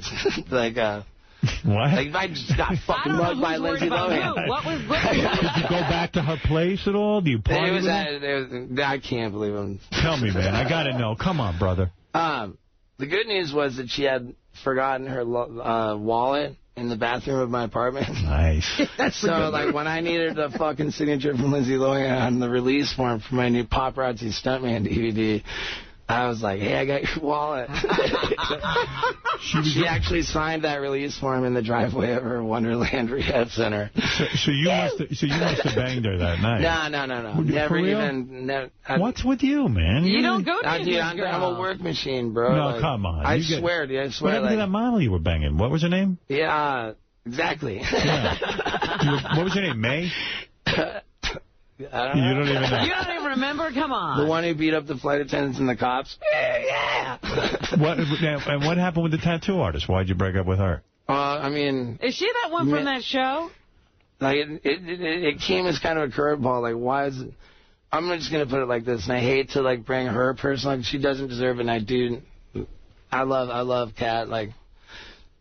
It's just difficult trying to date someone who's got cameras all over their own TV show while she's going through a fucking divorce and swimming through lawsuits. So it was you couldn't handle it. To be honest, I don't even think that was her decision. So even for that was too much. You love attention and you love to be on camera. And all it took was one night at my house where she overslept something important by a few hours, and then it was just the axe came down. What was important? I think it was There was an to be filmed like a celebrity coming up to the for a show. So celebrities. It was a business appointment. Yeah, she's got a television show. Yeah. And you two had good conversations together? You were on the same wavelength? Oh, man, Is it hard to be... I just want it to be known that I didn't want to talk about, I love Kat a lot. You are high, man. All right. Well, no, I mean, the thing is, I just brought in her personal life. She doesn't, Is it hard to be your girlfriend in the sense that, I mean, you're crazy, you know that. You're wild. I mean, this is insane. I mean, it's got to be your special... Yeah, what woman could be with you? Yeah, you're a tough guy. Man, No, you're hardcore. Yeah. Hey, man, I ain't never let you down. No, I love you, but I couldn't be your girlfriend. We're talking about your girlfriend. And from day one, I was claiming, I'm not trying to live long. I demand to live fucking forever. When you were at that bar in Miami, you urinated on the bar. Yeah, whatever. Why would you do that? What happened there? Because I had a bunch of dudes that were trying to not leave immediately, and as soon as I was fucking upside down getting dragged out by security, we left. Wait a second. Why did you pee on a bar? Because I wanted to leave sooner than my bros did. So you got up and pissed on a bar? Yeah, and it turned out there were all these people there. I didn't know. I was just looking. I was like, no, I'm talking about now. Oh, so you said, hey, if I get up and pee on the bar, they'll drag me out. Yeah, I gotta leave. Yeah, totally. Well, that makes a lot of sense. All right. So you're off cocaine or you're on it? I'm on it. I'm off it. Whatever, Right. Whatever comes your way, you do. It's really got more to do with the emotional ground that I'm standing on, When you get invited to a party... The drug, it doesn't matter if it's the nitrous or the PCP or the... Right. PCP makes you crazy, though, doesn't it? Oh, dude, crazy. You're crazy, like to the point that you could even, try to kill yourself because you think you're invincible and you can hurt yourself. I try to kill myself for a living, Howard. Right. I mean, you could eat your father on PCP, right? Guys have been known to scratch their eyes out on PCP. PCP comes with peaks and valleys. Right. But at the end of the day, it's sort of Steve-O versus Steve-O or not, Right. And I'm pretty proud of myself. I've been very well behaved. I've got Jackass video game, 2 DVDs, my own television series, a freaking rap album for Universal Records. You've got a record deal? I'm making the world's first comedy gangster rap album. Oh, I can't wait to hear that. And the thing is, the good news is that I'm not promoting it as much as Steve-O's rap album, even though celebrity rap's so hot right now. I'm promoting it as a Steve-O fucking in the world of hip-hop. Right? See, it's a new Steve-O DVD that comes with the free album. What is your stance on ecstasy? You doing that at all? I got arrested for that shit, on Sweden. You got arrested in Sweden recently? For internationally smuggling.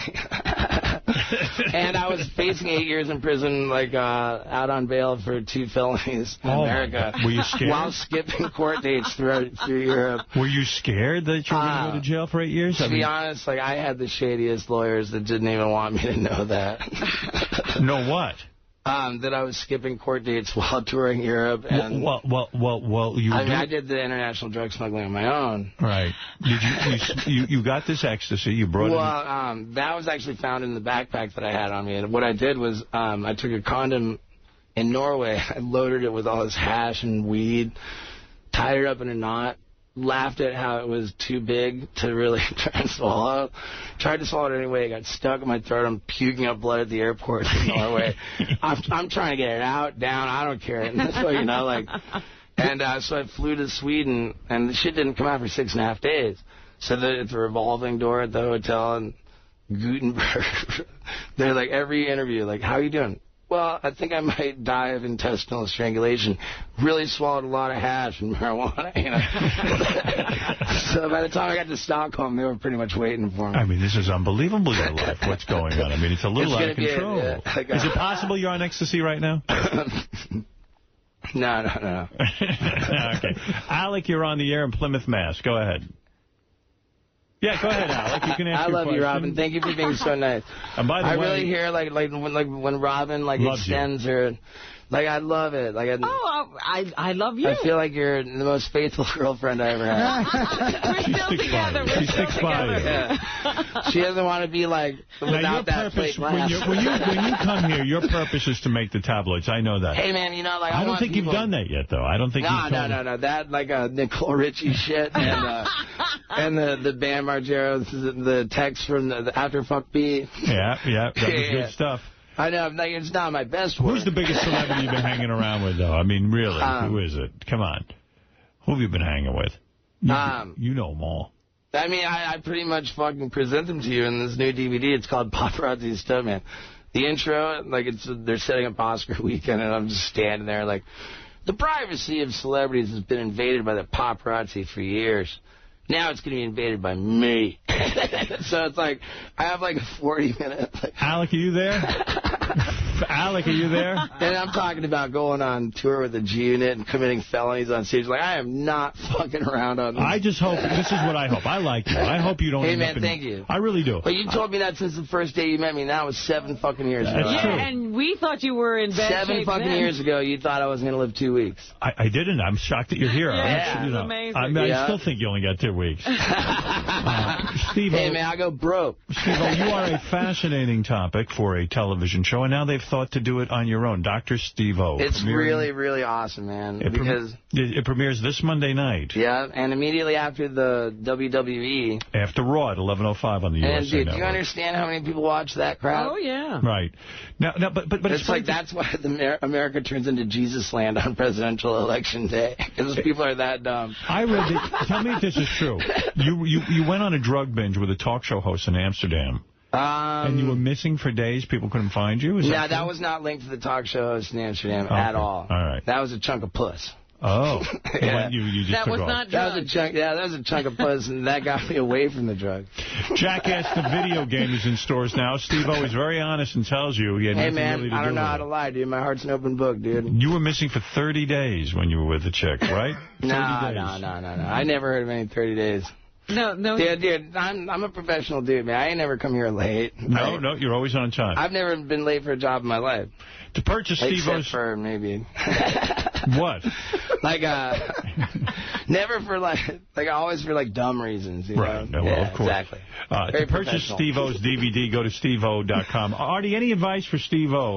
What do you think, Artie? Hey, am I off the hook, brother? No, what did you think I was mad at you? You told me you were mad at me that night. Wouldn't I? No. You said, how the fuck you're going to say that? Dude? Artie, you had a question for Steve-O. You say, I got all this love for you, Steve-O. You're going to fucking tell me I used to look like shit. I was busting your balls. You remember... Hey, man, I love you, I love you, man. too, but you were with the tattoo chick, I guess, who was hot. Yeah. Hot, by the way.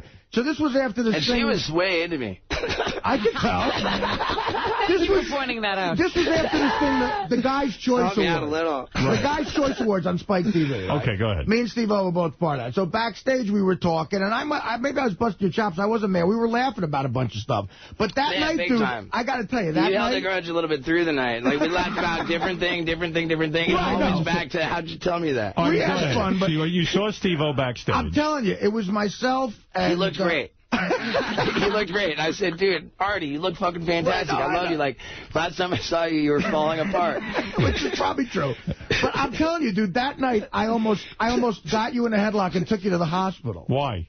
I thought he was going to have a heart attack in front of me. Why? What was he doing? I don't know. I just felt bad for him. He looked like you saw them hearts floating around my head, and they were popping like crazy. What do you think he was on? He looked like he was in a spot that I had been in plenty of times. Like what? Like panic? Here's a good question. Who dies first, me or Artie?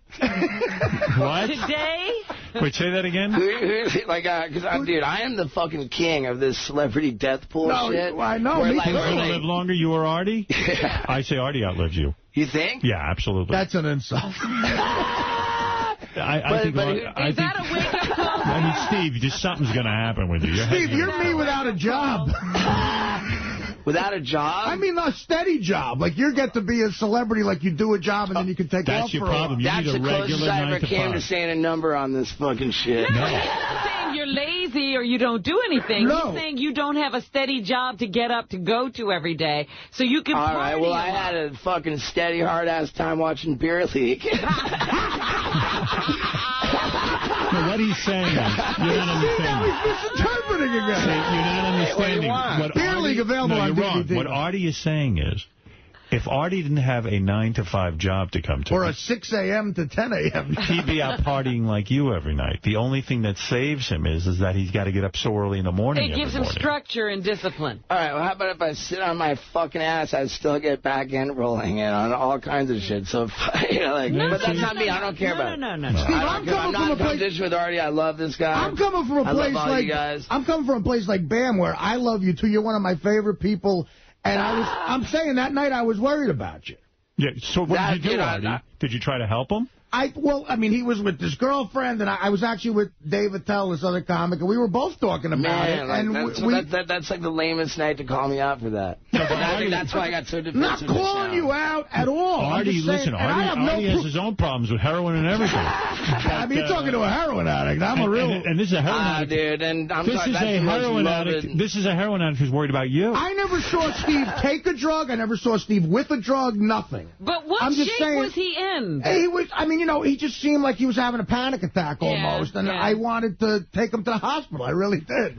But everything, he disappeared. Steve, would you have been mad if Artie took you to the hospital? To be honest, I just love that son of a bitch so much. Well, you have a lot in common. You know, I think I said something like that. Okay, now, how much are you saying bye? You have a lot in common. I know, but you said he outlives me, but by how much? Years.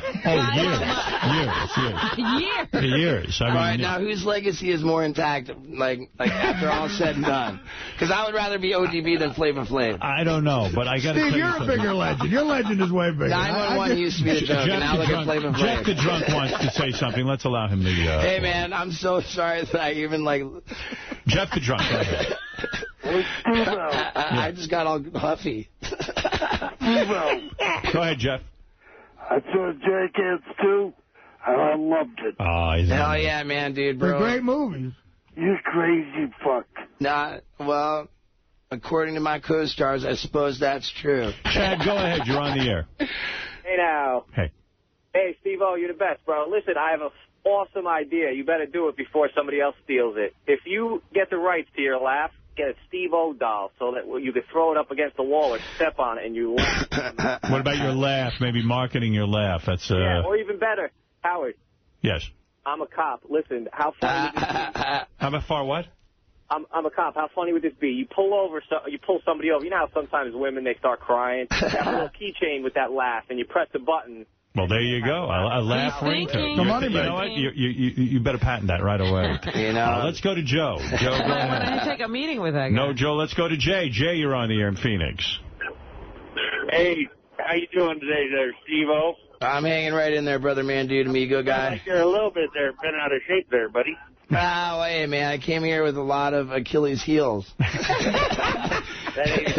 I was watching a show on the Fuel Network, and Cam Majera said that he started Jackass off of his CKY videos.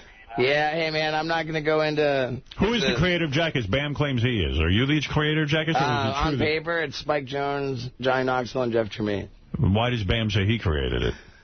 There's a lot of things that, Yeah. All right, well, there you go.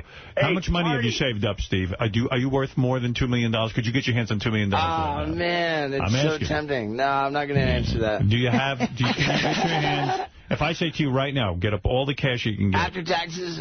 Yeah. Fuck it, yeah. You could get your hands on $2 million. Yeah, and I only just clicked over it because that's a big one, dude. Millionaire to multimillionaire. Right, you're multimillionaire. What's a multimillionaire? If you're worth $2 million? Well, but dude, fuck that. I do not care about that. It's a Steve-O multimillionaire. And maybe I was on PCP when I saw that number and I got completely forgot a million zeros. Could you get your hands on $4 million? I don't know, man. I know that when I was in jail arrested with $1.12 million bail, I sat in fucking jail until it was reduced, until I went 5 days in L.A. County jail to wait for my bail reduction hearing. And so there was reduced to $150,000, which I had to borrow from my shady accountant who charged me fucking 10% interest. Oh, I don't think that's shady at all. Could you get your hands on it's not exactly the gesture. Could you get your hands on Jessica Simpson if you needed to? Could you get her? She might have learned her lesson by now. Stay away from you guys. All right, listen, I got to end this thing. Steve-O. Hey, man. You're the fucking best. pleasure, man. It's Dr. Steve-O. That's the show to watch. It premieres my God. Dr. Steve-O premiering this Monday night after Right, and that's my irreverent attitude focused on making the world a better place. Can you get arrested for impersonating a doctor?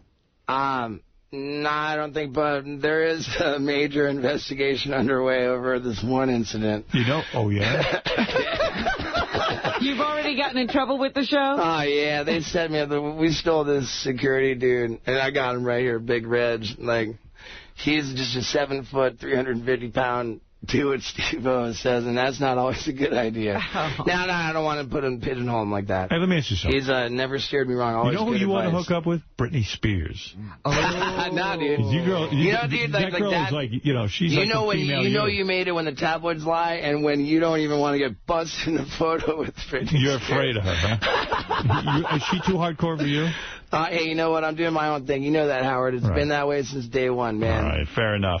And, Dr. Steve-O premiering this Monday night after Raw at 11:05 on the USA Network. Jackass the video game. And I was told to rest up for Jackass 3 starting shooting in January. I think you're ready. I think you're ready. One, and huh? to purchase Steve-O's DVD, go to steve-o.com. We'll be back right after these words. We think 1998. Yeah, I'll play that. This is a cool tape. This is Eddie Vedder yelling at some fans for throwing quarters up at him on stage. Because that hurts, man.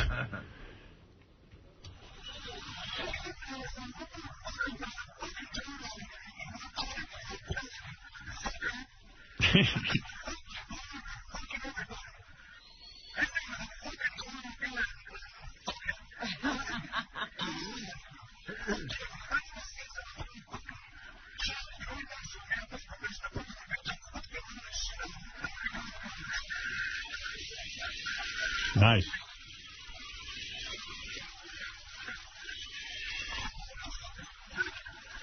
Somebody winged him with a quarter.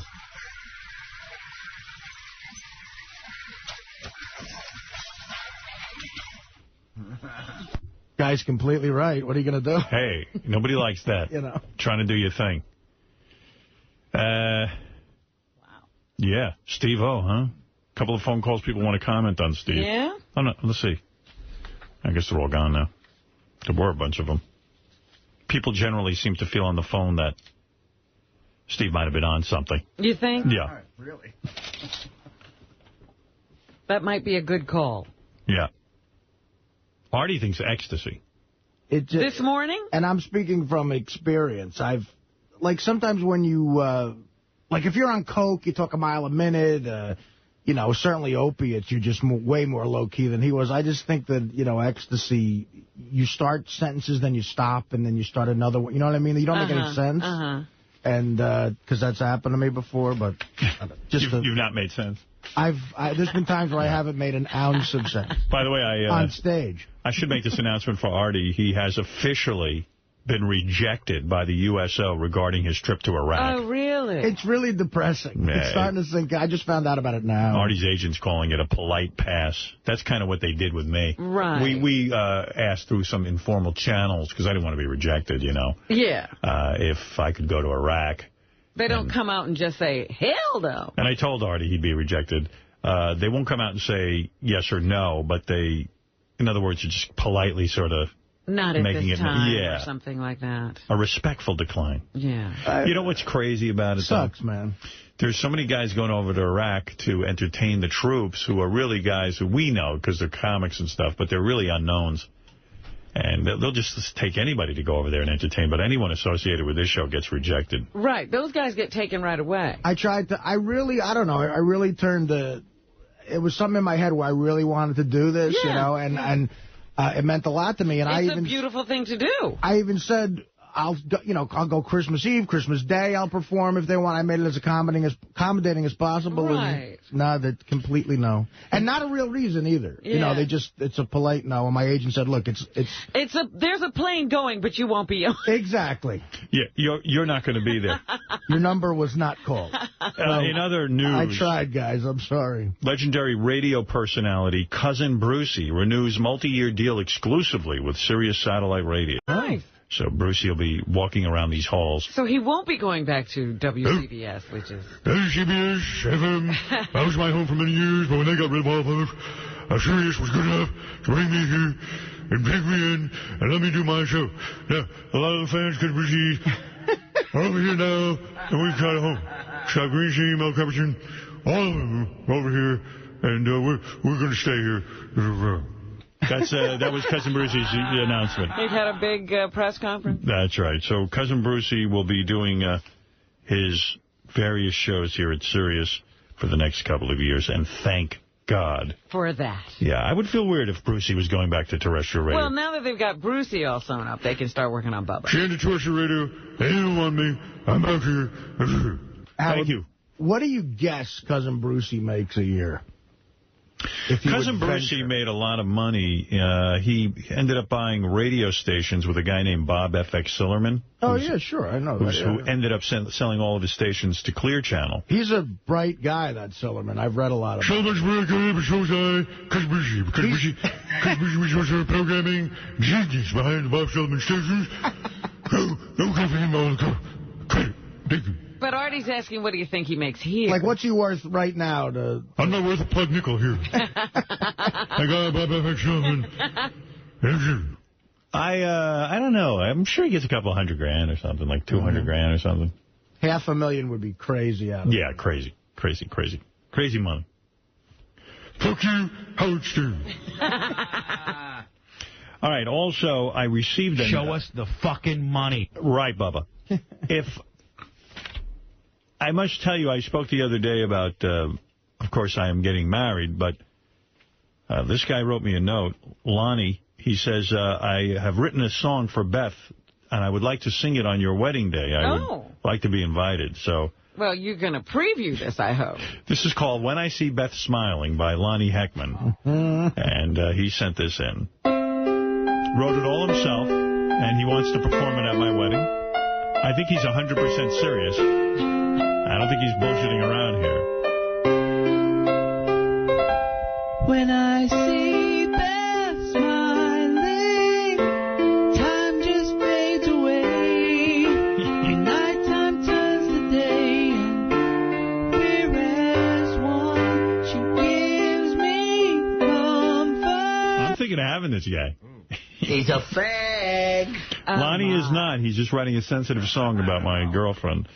He says, I have very primitive means of recording. It is not the greatest mix. It could be better than this? Yes. I also don't have the greatest voice, and after many takes, my vocal cords were a little spent. You can hear the slight strain in my voice at certain spots. But maybe Fred could take this to some of his musician friends. He's not claiming, Fred, to be a musician. But what is he saying now? He wants it performed, but he doesn't want to perform it. He wants to... Let's see. Yeah, what does he want then? I don't know what he wants. Feel free to play the song on the air. If you want to call me...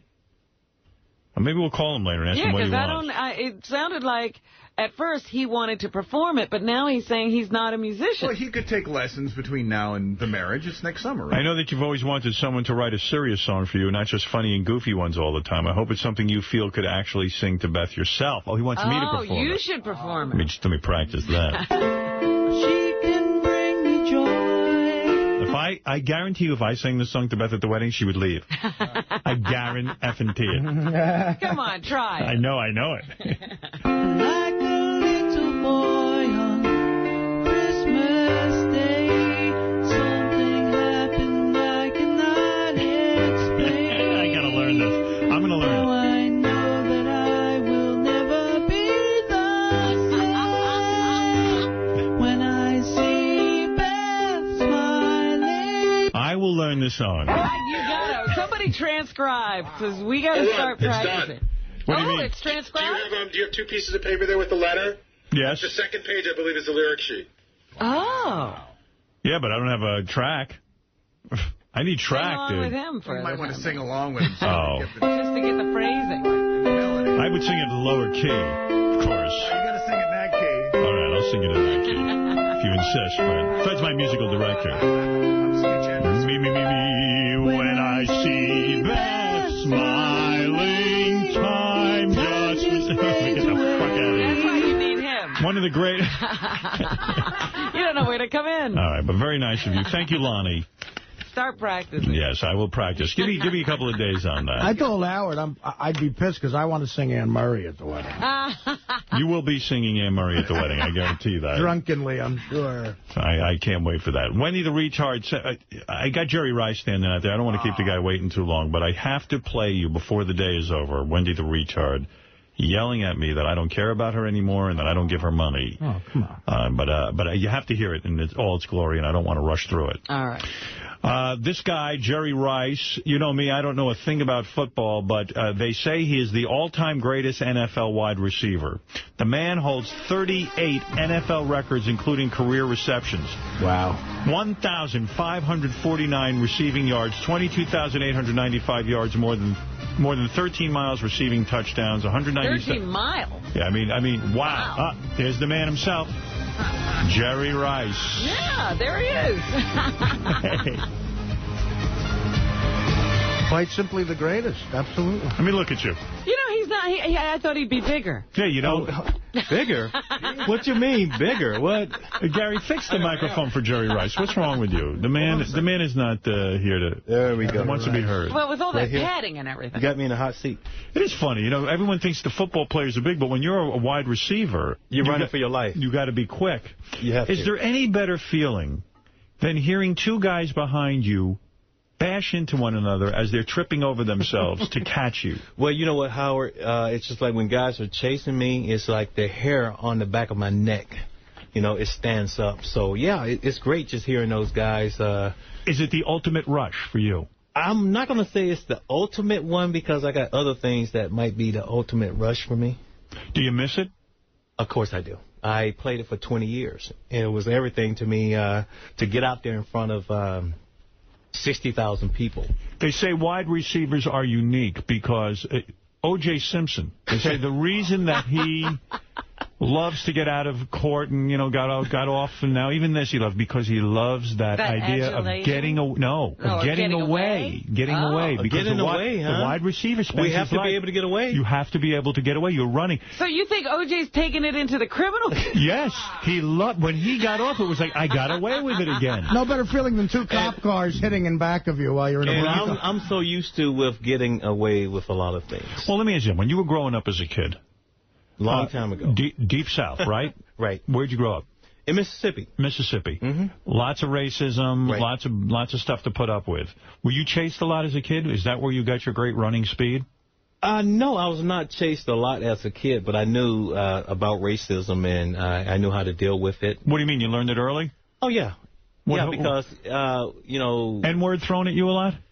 I'm sorry? The N-word. Was it thrown at you a lot? When I used to hear it, yes. You did? Yes. By the white man? Yeah, but I never let that stop me from achieving what I wanted to do, and I wanted to play professional football. But you didn't want to play football. You got into football how? Playing hooky. That's right. You were bad. What? I was a bad boy. And they forced you to play football. Well, after I got disciplined, then the principal wanted me to go out for the football team, and I went out and gave it a try and just... were you great right away? No, not at all. How old were you when you started playing football? I think I was around 16. You're 16 years old, and your great speed hadn't come out yet? No, I was... You didn't run track? No. You didn't do any of that other stuff? I was a nerd. Oh. I was just a nerd off to myself. So you try out for the team, and it wasn't like the principal knew something about you. He was just trying to get you off the street. No, he just noticed it. Yeah, he just noticed I could run fast. but the principal puts you in this thing. You're probably belligerent at first. You don't want to play football. You get on the team. You somehow make the team. You must have been scared out of your mind. If you're a nerd, you got big guys chasing you, and you can get hurt. Well, I felt out of my element because as a nerd, I was off to myself. All of a sudden, I had to become a team player, and I worked at it, and I put that extra in, and I was able to become a starter. Right away, did they know that you should be a wide receiver? Was that your first position? I played wide receiver, and I played defensive back. What about catching the ball physically? I always had big, humongous hands. Were you good at it right away? I wouldn't say I was good at it, but I had that little extra. So when do you start to become a star, where people don't think of you as a nerd, but you are the man?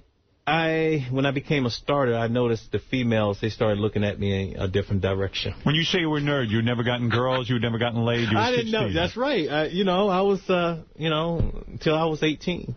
18 you got laid? Yeah. 18 because at 18 you started to get written up in the newspapers? Yeah, I guess like you said, I was the star. I was the star, and Did your family, because you come from a poor family, did they start to go, this could be our ticket out of here? No, you know what, Howard, to be honest with you, I felt if I made it to the pros, I could do a lot for my family. And so the first thing I wanted to do when I signed with the Niners, I bought my mom a house. What about your dad? Was he in your life? My dad was in my life. He was a very tough man, and he would take me to work with him during the summer. If I didn't do my job, you would get disciplined back in Mississippi, and we got whippings. When you say whippings, your father would take you to a shed? No, he would just tell you to go outside and break a switch off that tree, and you get whipped with, a limb. You might get whipped with an extension cord. Would he physically pull your pants down where your naked buttocks was in front of him? Or were you in your pants when you were whipped? It didn't matter. It didn't matter. It hurt no matter what. But your naked buttocks was switched, right? I don't recall him pulling my pants down where my naked butt was exposed. Did you ever get aroused? Did you ever get aroused while you were being spanked? No. Never. No. A sexual thing for you? Later on, when you got into sex, did you ever say to girls, spank me? I really don't. Are you into this? I don't operate that way. So you're into spanking? I'm not into spanking. Okay, all right. Well, wait a minute. You know what? When I always hear people say, yeah, my parents would tell me to go get the thing they were going to beat me with. What did you bring back? You didn't bring back a big limb, did you? Of course. No, I was smart. A wimpy little You bring something that was wimpy and that was going to break. Did the principal of your school whip you as well? Yes. Oh, dear. Yes. A white guy? No, not a white guy. A black guy. So mostly black people were whipping you. Yeah. It's weird, isn't it? Black people were whipped in slave days, and now here were black people whipping you, and you were like, well, what's up with this? But, that just taught me the meaning of hard work and just going for it. When you say you bought your mother a house, that means, it implies to me that your parents are divorced. No, my father is deceased now. He's deceased? Yeah. When you bought the house for your mother, was your father dead? Yeah, no, he was alive, and my father got a chance to really come to so many ball games, but he was the type of guy, he was the tough guy. He was never the type of guy to say, I love you. And you But you knew that he did. Did you love him? Oh, yeah, of course I did. You did? Yeah. Were you? I'm very close with my brothers, my sisters, everybody. But isn't it funny that your father probably, once you start playing football, then all of a sudden he was a football expert, right? All of a sudden he told you how to play football. Isn't that true? Well, sitting there, I think the most enjoyable thing for him, it was that on that given Sunday, he would see me on that television. So, I'm glad that's what it took for him to love you. Yeah, see you on that TV. given Sunday. Isn't that nice of him? His son is on a professional football team. He finally is interested. Also with women, what a great idea. If you women should have taken a whip and whipped him. I should have whipped him? You should have whipped him. As a kid, you don't do that. As a kid, who didn't whip you? It seems like everyone was busy whipping Everybody you. was taking a turn. I was getting so many whippings and doing all that, but it just motivated me, and like right now I'm doing so many other things. Somebody would think that you'd be a little angry because of all of this abuse in your He is angry. You know what, to be honest with you, it just taught me the meaning of hard work. And you ever been to a psychiatrist? I have kids. Have you ever been to a psychiatrist? No. Because you know there's anger there. Because he's not gay. Just say I took my anger out on the football field. That was it. Okay. Yes. Right. On the football field. All right, fair enough. But now you're not on the football field. Do you spank your children? No, you know what? No, I don't. His kids have never seen a switch. But, hey, guys, I can look at my kids a certain way, and they know they better straighten up. So, you say you're not an angry guy. I felt you were angry in your career with Deion Sanders, though. That was one guy you wanted to haul off and punch. True or false? Well, Deion and I, we were very competitive, and he was the flashy, the flamboyant, type of defensive back. And, yes, I wanted to get up in his skin. The anti-you. Because so we went after each other. You are a class act. Everyone says that about I try you. to be a class act. And the fact of the matter is that Deion Sanders went ahead and signed with another team. And he flaunted things, and this pisses you off. So you're not always... because I think football is a total team sport. And, Deion came to us. He did some great things on the football field. He was an excellent corner, and he helped us to win a Super Bowl. But everyone made it seem like it was all about Dion. But you were angry with him, too, that he signed with another team after that. He should have stayed with your team, and you should have gone on to win another Super Bowl. I would have loved to have gone on to win another Super Bowl. It was all about winning Super Bowl. Did you confront him? Did you say to him, listen, asshole, I don't like you? Do you curse, by the way? I've never heard you curse. Yes, I can curse. I can say very profound words. Would you ever call him a bad name?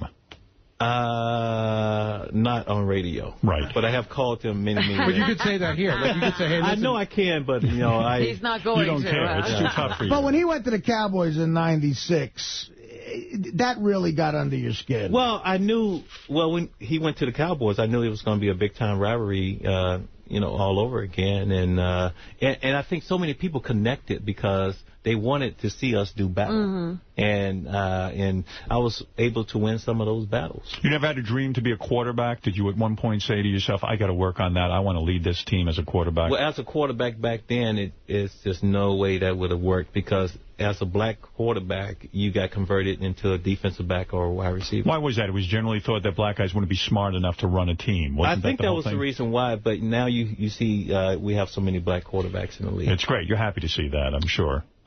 Yes, I am. When was the moment that you realized your football career was over? That had to be a hard moment to face. I think when Mike Shanahan told me that I would probably be that fourth receiver. Oh. When he pulls you in a room and says you're probably going to be the fourth receiver, does it go through your mind, okay, I'll be the fourth receiver and I'll show those bastards that I can be great? Or do you just say, oh, man? No, you know what? That was it. That was the defining moment for me. I knew it was over, and then Could you tell on the field that, you know, those guys are beating me? That's why they're getting the job. You know what? I think you have the tendency to slow down just a little bit, and that's the reason why I'm here today, because I'm here to talk about, you know, Elations. And for so many years, guys, I would put my body through so much, the joints and stuff like that, and with Elations, you know, it makes me feel like I could get back on that football field. You're talking about this new health drink you're promoting. Yes, exactly. All right, let me ask you about this new health drink, okay? As long as you bring it up. Elations, you're the spokesperson. Right. When you look at, like, I'm bringing this down to money now. You look at a Tiger Woods. You look at, let's say, a Michael Jordan. Right. These guys have made tons of money. Right. You arguably are not only on par with these guys, but you are one of the greatest that ever played the game. And yet, do you have 1/10 of the money these guys made? Well, Howard, when you look at it, you know, football is totally different from team sport, more team sport than you know, basketball. And a lot of people on those teams, and also, you know, when you speak about Tiger Woods, Michael Jordan, these guys pretty much changed the whole game. For me, on the other hand, I had opportunities for a lot of endorsements. But at that time, I was so focused on being the best football player I could possibly be. Because I didn't want any distractions. Wow. Didn't you feel in a lot of cases you got passed over for endorsements where you saw white players getting more endorsements simply because they were white? I think we all face situations like that, but you never want to give in to it.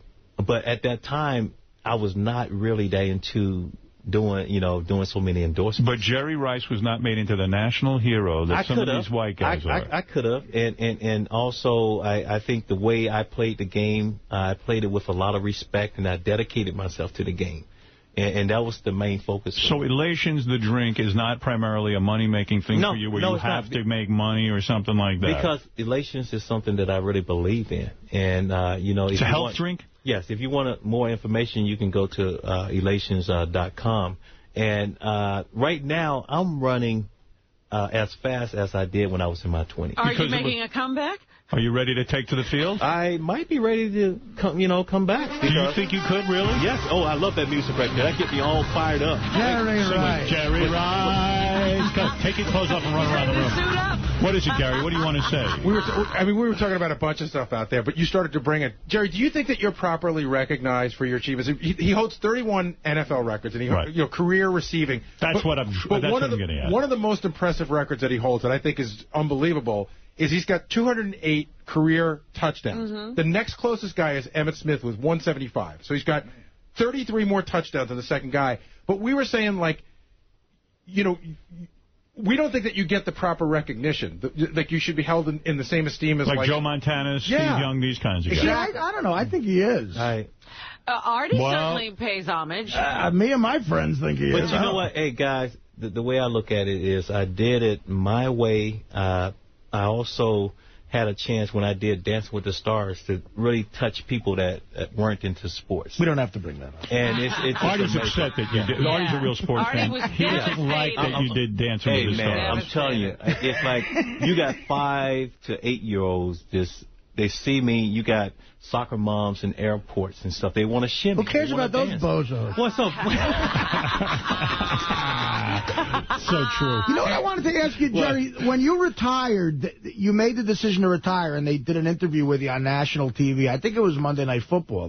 Right. And from your home. And, you know, you got the call from Shanahan. You didn't want to be the fourth receiver, and I respect that, man. I think that's a great move. But you know what I was dying for you to do, and I'm wondering if you ever got a chance to do this, was to go suit up for one last game and get that crowd to just, like, give you your day. To walk and your out, yeah. Did you ever get a chance to do that anywhere? Look, the last time I had my day, I think Terrell Owens ended up catching 20 passes. Great. Right, so I didn't want to go through that again. So you never suited up again to just get to do a victory lap and just have the fans go nuts? That would have I wanted you to do that as a fan. That would have been great, but I think the new coach and the new owner pretty much didn't want that to happen. Right. When you were 18 and you first get laid, okay, this is a great moment in man's life. Yeah, and I got laid by an older lady. Right, because of your stardom, because you were starting to become big, like you were probably recruited by colleges and things like that. Is that what did it? Is that what did it? I mean, here you thought of yourself as a man. I would think it was the person in general, but I guess maybe because I had started getting... How much older was she? About 28. She was 20 or 28? 28. 28. Nice. So 10 years older than you. Married woman? Hey, look. Hey, married guys, woman? That was my first time, so it was... Black woman, white woman? Black woman. You ever able to get white women back in the Deep South, or would that have just been completely no, that was not good in the Deep South. No, you just kind of... North for that. But here you are, a football star. I would imagine white women and black women were after you. Am I correct? What about when you got to college? When did the white women come into the picture? What college did you go to? I went to Mississippi Valley State University. Oh, they got all white women. All predominantly black college. All predominantly black college. Okay. Okay. So you're saying to me you've never been with a white woman? No, I haven't. You really haven't? No. Do you ever get curious what that would be like? No, I'm not curious. And me and my friends also It's not like I'm this... racist or anything, but I'm just not curious. Why did you get married so young? Do you regret you got married that? Young? Well, I wanted to get married because I felt I needed stability. Right. And once you get into the professional arena, it's so much coming after you, and that's horrible. I married a young lady that was from Mississippi. A fine woman. I've seen her on TV. Very beautiful, by the way. Beautiful family. So, yeah. May I say a piece of ass. But how old were you when you got married? I was 23. Right. Were you playing pro already? Wait a second. Yeah. He was playing pro. When did you meet her? How old were you when you met her? I met her when I was, I think I was like 20. Okay. She was your college girlfriend. Let me get this straight. She's much younger. From 18 to 20, you had 2 years of getting laid. Yeah. And you meet this wife, so-called wife. So-called. And you begin to have sex with her, and you haven't had sex with anyone else since your wife. We are not even going to go into Oh, that, yes, Howard. we are, sir. I'll have you running out of here. I am not even going to go that But you direction. also said she was much younger. How old was she when you hooked up 12. with her? 12? That's right. This is a scandalous man. This is Mississippi. Hey, I'm first cousin. I'm a character guy, and right. I'm gonna stick with that. So you never got to experience with your fame and your money? I think I got a chance to experience a little bit of it. 2 years. Yeah, that was enough. That was enough for you. Yeah. But you're a very sexual man, I imagine. You're in the prime of your life. I'm still sexual. I'm saying. You're drinking this elations. I mean, imagine you must get a boner like every morning when you wake up stiff and hard. I mean, did you ever think about other women? The drink wasn't called elongation. Jerry, what I'm asking you is, the temptations must have been enormous. It was a lot of temptation there. How did you resist? I was just drinking elations. Yeah, but you're such a classy guy, and your teammates like Joe Montana are breaking up with broads by leaving a note on the refrigerator. Right, they have their accountants break up. I don't know anything about that, guy. I mean, come on. No. Here's my guess. Okay, go for it. Please give me your opinion. I would say there were a period of years when you were under a lot of stress and pressure with your career. Maybe on the side, very quietly. You stepped out? Is that what you're talking about? You did what a man needs to do. You understand what I'm saying? So, Howard, how long you been married? I am divorced. Oh, you divorced? Yeah, I'm in a relationship. Okay. I'm getting remarried. After 7 years, I've been seeing the same woman. Oh, okay. And I haven't stepped down on her. Okay. And when I was married for 20-something years, and no cheating. Oh. Okay. So I know what you're going through. I'm just like you, man. Yeah. Do you have heavy fantasies? Will you watch porno, or are you against that? I think we all do. What do you like to watch in porno? What do I like to watch? Yes. I just like to watch the actual event. You do? Midgets or... Midgets, I'm not into any crazy urination, golden shower. None of that. No, I'm not into any... No. Where do you get your porn? How does Jerry Rice get porn? How do you get your porn? Yeah, I mean, when you're Jerry Rice, you're well known. You know I walk into the store and I get it. What store? You can't go to Kmart. It doesn't... But what if people see you buying it? You're the legendary hero. How do you conduct your everyday life? I'm a human being. And where do you watch porn? You have a lot of kids. How many kids you got? I have 3 kids. Well, how do you hide your porn collection? Where is your porn collection? You watch it late night. I got a feeling Eddie go down in the basement. You go wherever you have to go to watch it. Where do you keep your porn? When you're Jerry Rice? It's hidden. It's a tabloid story. If someone sees you buying porn, do you prefer all black porn because you've only made love to black women, or would you watch a white porn? I watch it all. You will watch it all. You don't care. You're not a racist of any kind. No, I understand. Well, this is fascinating. It is fascinating. This is fascinating. It really is, yes. I wonder if your wife knows you watch porn. Yes. You've discussed it with her? Yes. And you've watched it with her? With me. She watches it with you? Yeah. I like that. That's a good way. Back in the day, I don't watch it as much now. Yeah. Well, listen, I mean, I do admire this long marriage of yours in a field where you could have had any woman you wanted. Where do you live now? I'm still on the West Coast. Still on the West Coast, love it. And I'm happy to be here in New York. I love New York.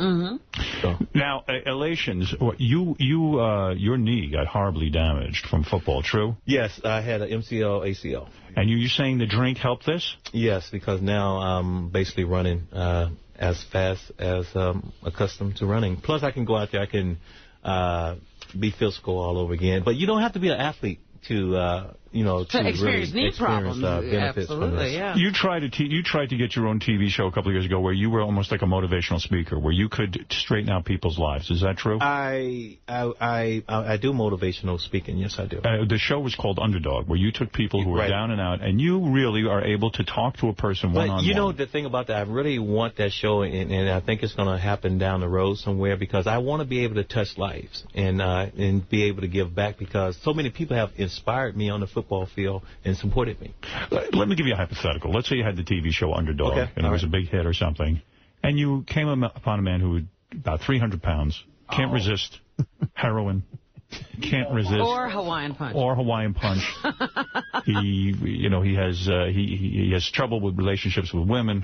He's lost his motivation. Well, we would try to build this guy. What would you say to this guy? We would try to build this guy all over again. You would try to rebuild him? Yes. Page 1 rewrite. Artie, tell Jerry Rice. They're talking about me, Jerry. And listen, don't listen to these fruits. I think you can be rebuilt all over again. These people have never seen you play it down. Okay. I don't know much about football. But that's okay. That's all right. Now, what about gays in the locker room? What are we going to do about this? Is that a tough situation? I thought I was going to take the floor. I don't have a problem with that. You don't have a problem at all. If a guy can play, who cares? Did you know of a gay guy when you were playing? No. Good answer. Do you feel any of the players were closeted? When you got so many guys like that, yes. Was it awkward in the shower around guys who suspected of being gay? You never look below the chest. As an athlete growing up, is that true? Yes. That's not true at all. You never look below the chest. You never looked at Deion Sanders' penis? No. Hold it a second. Thank God. You've got to be curious whether Deion Sanders has penis or not. No, I was not curious about that, and it's always eye-to-eye contact. Is that really? I want you to be dead honest with me. My biggest fear about going into group sports, I have a small penis. And honestly, my balls aren't that big either. I'm talking about I'm probably a half-inch. I don't hang well. Well, Howard, I don't have that problem. Oh, good for you. I mean, I understand. But what I'm saying is I would be ashamed to be nude in front of other men because I know they would say, God, Stern's a needle dick. And if I was the greatest wide receiver, just give me a private shower, it'd be great. Then I'd be fine. No, we don't get private showers and stuff like that. I haven't looked good in the shower since I'm 9 years old. Well, I don't look at myself and while I'm taking a shower and say, wow, I look good. Are you well hung? Doesn't that factor in? I'm just... Hey, look, you're average? I'm just happy. I'm shocked. I'm just happy. I am shocked. Is that hey, Howard, I'm just enjoying life right now. You're telling me that you never accidentally, your eyes passed over some guy and you went, geez, this guy's small. No. That's the code in the locker room. I don't believe it. Do you believe that, Robin? I don't see how you couldn't notice. Who had a bigger penis, Montana or Young? We have had women, females, to come into the locker room, though. Right. Yeah, that's a, And? I find it hard for a woman to stay focused. Did you ever bang Pam Oliver? The women are looking is what you're saying. Well, did you ever bang Bonnie Bernstein? No. It was strictly business for me. You never went to steroids or anything like that? Oh, no. You're shocked by all this? No, I hate that. I think it's sending the wrong example. Absolutely. Jerry, what's the fastest you ever ran the 40? When I have someone chasing me, probably a 4.2. 4.2? Like, yeah. What could you do now with elations? What do you think? 4.2. Right now, if someone is chasing me, I'll probably go under that 4 mark. Really? Very impressive. Boy, this guy is a good spokesperson. Unbelievable. So, let me take a phone call or two. Of course, the great Jerry Rice is here. He's promoting Elations. It is How does the NFL treat you now?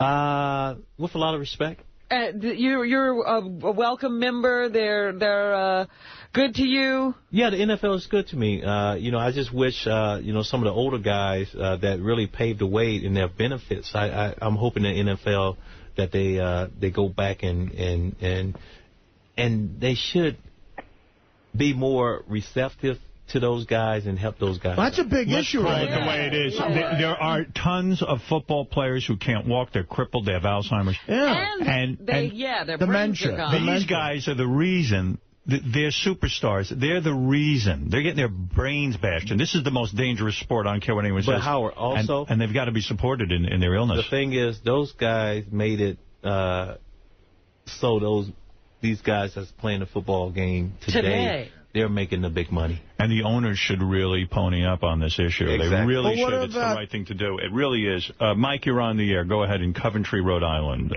Hey, Howard. How you doing? And by the way, the drink is called Elations. It's a joint health drink. It's available in stores now. And Jerry swears, and he seems like an honest guy to me. It's not about the money. Go to elations.com. Okay, Mike, go ahead. Wow, Jerry, it's amazing. I can't believe I'm talking to you. You're the best, man. Thank you. I think Howard, what Artie says is true, that, Jerry does get the accolades that he deserves. So, I think he is a superstar as far as in his own right. He absolutely is a superstar. Go ahead, Jay. No one's arguing that. Phoenix, Arizona. Go ahead, Jay. Hey, Jerry. Hey, I grew up in Northern California, and we watched you guys all the time. You're awesome. Thank you. I think weren't you on Pro versus Joe's also? Yes, I was on Pros versus Joe's. Hey, Artie, you agree he's the best ever? And best wide receiver ever, absolutely. Do you get personally angry at guys who use steroids because not only is it's more cheating. Dangerous, it's cheating, and that's it. And, they did a survey or something like that with high school students. Mm-hmm. And a lot of the students said they would do steroids. Yep. If they had the opportunity. And you never use. And imagine getting hit by a guy who's on steroids. It's 10 times harder for the players. That you're out there with guys who are doing steroids. Until this Balco thing here, I didn't realize. I was still the nerd. What do you mean? Well, you didn't need it, though. No, sorry. What do you mean you were a nerd when you were? What do you mean by a nerd? Because I think if it was going on in the locker room, no one approached me because they knew that there's no way I would do it. That's right. You would never do it. I'm boring. That's good, though. You talk about underrated, overrated. Jerry, do you think your receiving partner with the Niners, I think he's underrated, John Taylor. Oh, my God. John is the reason why I was able to break so many records. Right. So he could have went anywhere else and became a starter. But Fluley, what do you want to say? I got a quick question for Jerry Rice. Bill Belichick, cheater, yes or no? I think Mike Tomlin for the Pittsburgh Steelers, the new head coach, he said it. This is something that's been going on for a long time, but, hey, the Patriots, they got caught. Did you ever see it going on when you played? No, I didn't. No, I didn't. Michael Vick, what do we do? First of all, I'm not going to condone dog fighting. Right. I'm totally against it. And he did something that was really bad, and he's going to have to really suffer the consequences. Now they're talking about more charges. Did you see dog fighting as a kid? No, I didn't. No, I didn't. I didn't see it. Where is this going on? Mississippi. I don't have a clue, but, you know, from what happened to those dogs, if they didn't compete well, it was very tragic. Yeah, absolutely. Well, it's really cool meeting you, I got to say. Same here. I'm glad to be here. I still want to know during that 20-year stretch of marriage if you cheated, but I want to really know, and I want you to come clean about it. No, hey, look, you're looking at a man with a lot of character here. Absolutely. I was always bad with women, too. Why didn't I think of becoming the greatest wide receiver ever to get chicks? Why don't you do that? Can I ask him one question, Howard? Absolutely, Artie. Jerry, now, I don't mean to be disrespectful. Go for it. I'm a Giant fan. Okay. Now, I want to ask you something. Yeah. Mid-January 1987 at the Meadowlands. When I fumbled that ball? Right. Okay. Now, the Giants But do you remember, I think I came back and redeemed myself because I caught a winning touchdown against the Giants also. Yeah, well... And I think that was like maybe an 80-yarder or something like that with a few seconds left on the clock. Okay, Your question, Artie? My question is, the game where you fumbled the ball on that slant, the Giants went on to win that game 49-3. Okay. Do you think if you hadn't fumbled the ball, you guys would have went on to win that game, or the Giants were just too good for you then? Well, you lose momentum.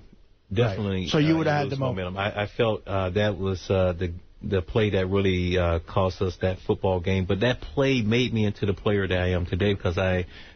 you worked even harder. Yeah, I worked harder. Because and when you talk about working hard, you really work hard. I mean, what was your workout like? Wasn't it like some sick 2-hour beating up yourself workout like that, like no one had ever seen before? Well, during the off season, I used to push myself really hard because I didn't want to be a couch potato, and you know, you have that perception out there that you know it's just wine and caviar. And that's it. Yeah. I worked my butt off, and it paid off for me during the season, and I was always the last player to walk off that football field. Yeah, I mean, you really worked hard. Right. Your coaches must have loved you. Yeah, so, you know, it was all about finishing, and also my father, I never wanted to let my father down, Bill Walsh, so I was always motivated by that. And if I had a year where I had 1,800 yards, 1,800 yards, and I had 20 touchdowns, still, I felt I had to come back and redeem myself. What about drug use? You ever get into pot? No. Never smoked it? No. Never tried it? No. And he's a clean. He's like drinking. Have never had a desire. Yeah. No ecstasy, no mushrooms, no hashish. It's not Steve. No whippets. We've had the complete opposite here today. That's unbelievable. Never whippets? No. Never. No. I don't believe that, but okay. Was it hard for you when Bill Walsh died? He died recently. Was that really hard? Did you cry? Well, the last 6 months, yes, I did. You did? I cried because, you know, this guy, he was like a father to me, and I wanted him, if I got into the hall, I wanted Bill Walsh to introduce me. Yeah. And we always talk about that, and I'm sure, you know, he's going to be up there looking down on me. When you go into the hall, that's got to be a year or two, right? I'm hoping I go in, 2011. Well, the first ballot. Yeah. I mean, very nice. What defensive back hit the hardest? Was there one guy you feared, like, or what defensive back do you think just hit flat out the hardest? Well, you know, it's like when you're a marked man and you got an X on your chest, they all come after you. Yeah, I don't they know how if they stop you or whatever. And I had very good awareness on the field. I knew when to brace myself. And well, that's probably what keeps you somewhat healthy, because some guys just don't see it coming. There wasn't one guy on like one of those slam passes well, where you had Atwater, you had so many great guys. When you're in that secondary, these guys, all they want to do is take your head off. So the only hit I remember, I got completely knocked out. It was against this team, Buffalo. And Bill Walsh had always taught me, catch the ball, don't do a lot of dancing and advance the ball field. On that particular day, I decided to dance a little bit, and I got knocked out. Wow. And I was snoring on the field. I was drooling at the mouth. All of that. Wow. Unbelievable. So you go over to the sidelines, they ask you, what you have for breakfast? If you remember, you're all I'm right. like, I don't know what I have for breakfast. Atwater on the Broncos, that guy. Yeah. Yeah, he hit the hardest. And real quick, Young or Montana? Is there a clear answer who's better?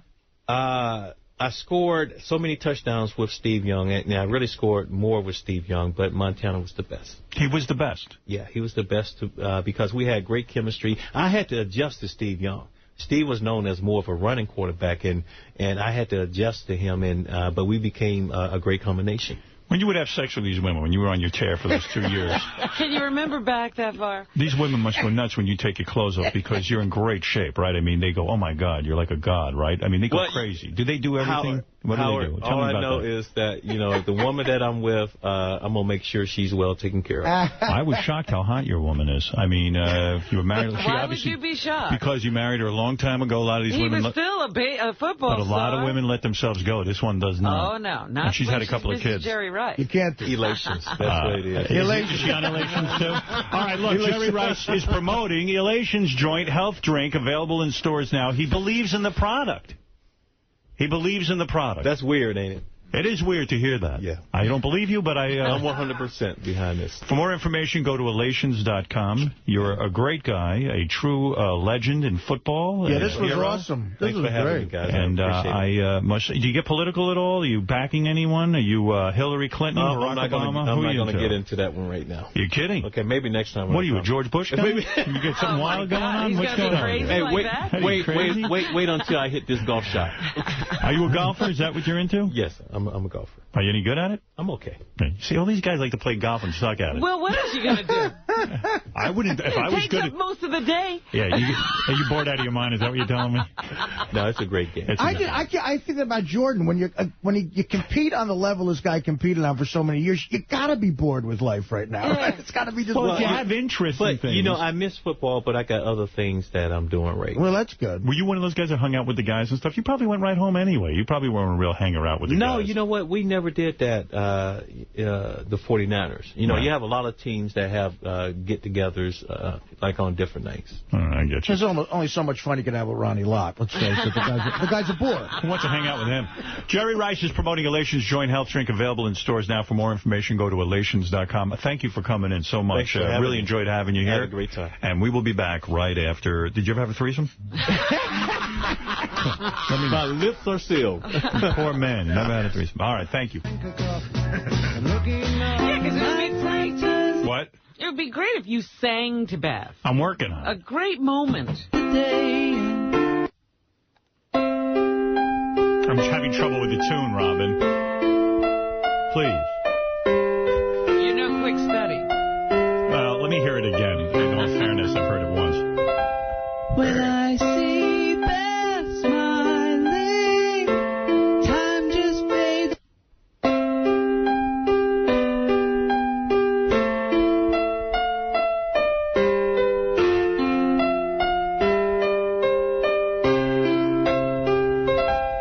When I see Beth smiling, time just fades away. Nighttime turns to day, and we're as one. What? I don't know, man. It's not tough. as simple as it seems. Hey, Dan, you're on the air in Niagara Falls. Hey now. Hey now, hey now, hey now, hey now, hey now, hey now, hey now, hey now. Here we go again. Hey now. When I see Artie eating, I keep thinking he's gonna explode, but I know that he can handle another 200 pounds. Artie, don't. How'd this get to me? Wow. Who's la la la? That's Dan. Dan from Niagara Falls. What can I do for you? First of all, that's some shit, dude. Yeah, that's the shit. Listen, I'm not a big fan of sports, but that Jerry Rice interview was fucking awesome. It was really great. Oh, good. Yeah, I enjoyed speaking with him. Yeah, it was a lot of fun. The guy's a class act, you know. Very classy. I knew him from Dancing with the Stars. That's how much... Thank goodness he did Dancing with the Stars. We'd have never known him. I didn't even know the guy, yeah. Howard, I wanted to ask you, you know, at this point with sports, don't you think, like what's the point of it, with all the fixes and all the steroids, it's not even really like sports anymore, you know what I mean? You can be blasé, but some of these athletes are great to watch. You know, it's a funny thing with me. I love watching football. I love watching baseball. But like when the games are on, I just go, oh, God, I got so much other stuff to do. But I mean when playoffs and Super Bowl and all that comes. Football, because at the very least, it's only asked you for a couple of days. I mean, now it's spread out a little bit because they have Thursday games and Sunday games. But baseball is a long commitment, and there are lots of games. Yeah. So if you like all three American sports, you know, excluding hockey, but it's a commitment. I mean, you could be busy every day of the year. Around, yeah. Yeah, but you don't know how much of it is corrupt, so you don't even know how much to be into it, you know? Well, I mean, you know, what are you going to do? Yeah, I mean, everything is corrupt. Thank you. You got to believe. So Wendy the retard left a bunch of messages where I guess she's down on her luck. How could she be more down on her luck than when we first met her? I don't know. But is she down on even retarded luck? Yeah. So there were 4 rapid-fire voicemails in a row, and it's funny, like, you listen to these, and she doesn't even sound that retarded, because, like, when women start whining for money and things... They all sound the same? They Is do. that what you're saying? Yeah, There's a lesson here? Cuts across all boundaries. Women sound retarded? They do. Hey, Howard, it's me, Wendy. Why haven't you called me? I really need your support here, Howard. You know, we have too much problems around here. So I guess you don't care anymore. You're never there for me, and I'm always there for you. Just got the flu yesterday. And I really need your support here, Howard, because I really need to get me some orange juice and some stuff. If you're not there for me, Howard, then I won't be there for you anymore when you need me to do stuff. Because I'm tired of this bullshit. To respond or forward, press 1. I love that she gets cut off. Oh, that doesn't stop her. She's right back on. Then it gets worse. She starts crying, and it's really intense. She really needs orange juice, Howard. How could you not call her back? I'm thinking of calling her back and just telling her she's a millionaire. I don't know what the problem is. She's in Florida. She can't find fucking orange juice? Oh, and another thing, Howard, if you're always going to be selfish, stingy, or whatever, and don't want to help support me or anything, because I know you really don't care about me anymore. All you care about is yourself. You never had me back up in New York anymore. So whatever. If you're just going to be a stubborn, selfish old man who just don't want to help me out, then fuck off. Wow. She does sound like a chick. It's like having a girlfriend without the sex. Yeah, you've all of a sudden gotten into a relationship here. All of a sudden, I'm responsible for her well-being. And by the way, we don't have her. Care of her? We don't have her up to New York because, first of all, it's not like Wendy hops on a plane and comes here. No, they have to drive. Her mom has to take off from work and drive her here. It takes a week to get her here. And it's kind of a hardship for them to come up here, so we don't bother them. I mean, I love Wendy. I'd have Wendy on every week if she was here. Well, no, you don't support her. You don't want to give her, take care of her. That's true. And when was she there for you? I don't recall that time. She just seems to call me all the time. No, I really appreciate this, Howard. I really appreciate it. This is bullshit. You're nothing but a selfish old man. You know that? You're nothing but a selfish old man. You never, ever, ever, ever, you never, ever want to help me out anymore. So why should I even fucking bother? You're just a fucking old bitch. So go to hell, you old fat ass fuck. How could she call you a fat ass? That's not true. Yeah, all right. It's got a little cellulite, but if she's referring to the fart man years, I've gotten in shape since then. That's right. She hasn't seen you in a while. Gary, fire off a signed photo of myself to Wendy the retard. A nice one. Big one. With some orange juice. Right. And another thing, Howard, if you really, really do care about me, you would help me out. But no, you're just a stubborn, old, selfish, prick-ass bitch. You'll promise. You never have me up there anymore. So what the fuck ever. If you don't care about me, fine. Then fuck you and leave me the fuck alone and just let me go be back to my poor old life where I can't even afford anything if you're just going to be a stubborn bastard. I hate you, Howard. You know that? I really fucking hate you. Wait a minute. I got to figure this out. Harsh words, Wendy. Wait a minute. She says that if you're not going to help her out, she'll just go back to her old life. Gee, there's a threat. Where she couldn't afford anything. Wendy. Yes, Howard? That is not nice. I'm sorry, Howard. Just that was aggravating. Plus, some of my stuff got ruined because we had a couple of bad storms up here for a week now, and it just cleared up. And our house, we had... Yeah, but honey, it's not my problem. I mean, I put you on the air because you call in, and I'm always there for you when you call. I know, it's just... I mean, I don't know who else is there. I'm just aggravated because so much stuff got ruined. We had a septic tank problem because we had... Do you know what she's rattling on about? A septic tank problem. And we had... Well, she takes a turd that's the size of a fucking snake. Could you imagine what that smells like? We had to redo the house. Yeah, but honey, I mean, what does that got to do with me? I'm just saying my mom is tired of... my mom now owes my dad almost $2,000 because she's tired of asking for money. Yeah, well, welcome to the real world. And I wish that you could help me out so I can help her out. You got to start taking smaller shits. Because we don't have a stove. That would be a good step. We don't have a stove. Our stove... You don't have a stove? What kind of place are you living in? What do you need a stove when you just order pizza? We're living in the house. Heating up, Artie, heating up. Oh.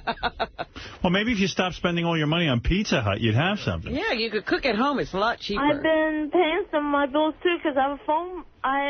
My mom has me pay half of the rent here. You pay half the rent? You don't have a job. I know. I get paid by the government. Oh. Well, that's right. You should contribute to the rent. Yeah, but how much money does a retarded woman need? I mean, you know, you get a check. What have you been doing with your money? I don't get much on the check, though. Some of it But that's good. Your mom probably smart. She probably takes all that money and keeps it for herself. No, some of it goes to the bills, and plus, I have a cell phone now. What does it cost? Well, stop making phone calls. What does it cost to smear your face with your own feces? No, but I mean, seriously, you're just wasting money. You're out. You're calling Pizza Hut when you could be cooking at home. And plus, I have kids we have kids here to feed. We have 3 kids. Well, wait a minute. Nobody told you to have children. Kids? No, not me. I'm babysitting my brother's kids. He got married to Megan. Does anybody there have a job? Yeah, because, I mean, if you're babysitting, they should be paying you. Yeah. Well, I'm doing it they don't pay me. I'm doing it. Yeah, it sounds like the cheapos are in your family, not me. I've given you money. What's your brother your brother married Megan, had kids, and then left? Where is he? He's still here. Well, why are you taking care of them? Because he doesn't come home till Sunday. He's on, like, work release. What? Work release? Yes. What do you mean work release? Was he in jail? Yes. What was he in jail for? He had a couple, he violated probation or something. Wow. And plus, I babysit my sister, kid, Alex. Well, your sister we can't support all these people. Your brother married Megan. Isn't Megan your sister? Yes. And they got married? Yes. Your brother and sister got married? Yes. To each other? Yes. Stop it, Wendy. And they had kids? Yes. Are the kids retarded? Sorta. Of course. You're telling me your brother married your sister? Yes. Is this true? Yes, he married Megan, and my sister, she has a boyfriend named Tommy, but she already had it. Alice is like almost 5 years old. I think what she's saying is she's referring to her sister-in-law as her sister. It's her sister, yeah. I don't think Megan is her sister. And plus, they go to school now. Who's going to school? Jacqueline and Alex. And all right, my head's going to explode. It's very complicated there, Wendy. We can't keep up. This is the greatest thing ever. Maybe I should give Wendy some money to, like, let her play a game, and if she wins the game. Wendy, if you win a game, we'll send you some orange juice. All right. And you're always getting the flu. Why are you Well, so she's sick all the overweight. time? She's overweight, and she eats Pizza Hut all day. You'd be sick, too. How big was the last shit you took? No, I don't eat pizza all day. I mean, I go to the store with my mom, and sometimes we go out to eat, like, at a Chinese restaurant. What do you weigh now? What do you weigh now? I weigh, like, 220. Yeah. How many shits do you take a day? I take maybe, like, 6 a day. 6 shits a day. No wonder your cesspool is all clogged Yeah, up. of course it's full. What a lady. And plus, I'm trying to keep up with my bills, and I'm trying to help my mom. What bills do you have? I have to pay some of the long-distance call I make on the Well, who are you calling? Us. I call my boyfriend. Yeah, well, stop, Wendy. That's costing the family money. You got to be responsible. I know you're retarded, but so what? Those are not your boyfriends. That one. Get a local boyfriend you can talk to in person. When you shit, All right. do you get does it get like the splats? Yes. It does. Must be beautiful. You don't ever take a solid bowel movement? Sometimes, yeah, but mostly I have diarrhea. Oh. And do you wipe yourself? Yes. With what? Just dry paper? Yes. Do you shower afterwards? Yes, I shower afterwards, and I use baby wipes, too. Wow. How many flushes to get it all down? Maybe 2 flushes. Are your underwear ever stained with it? Yes.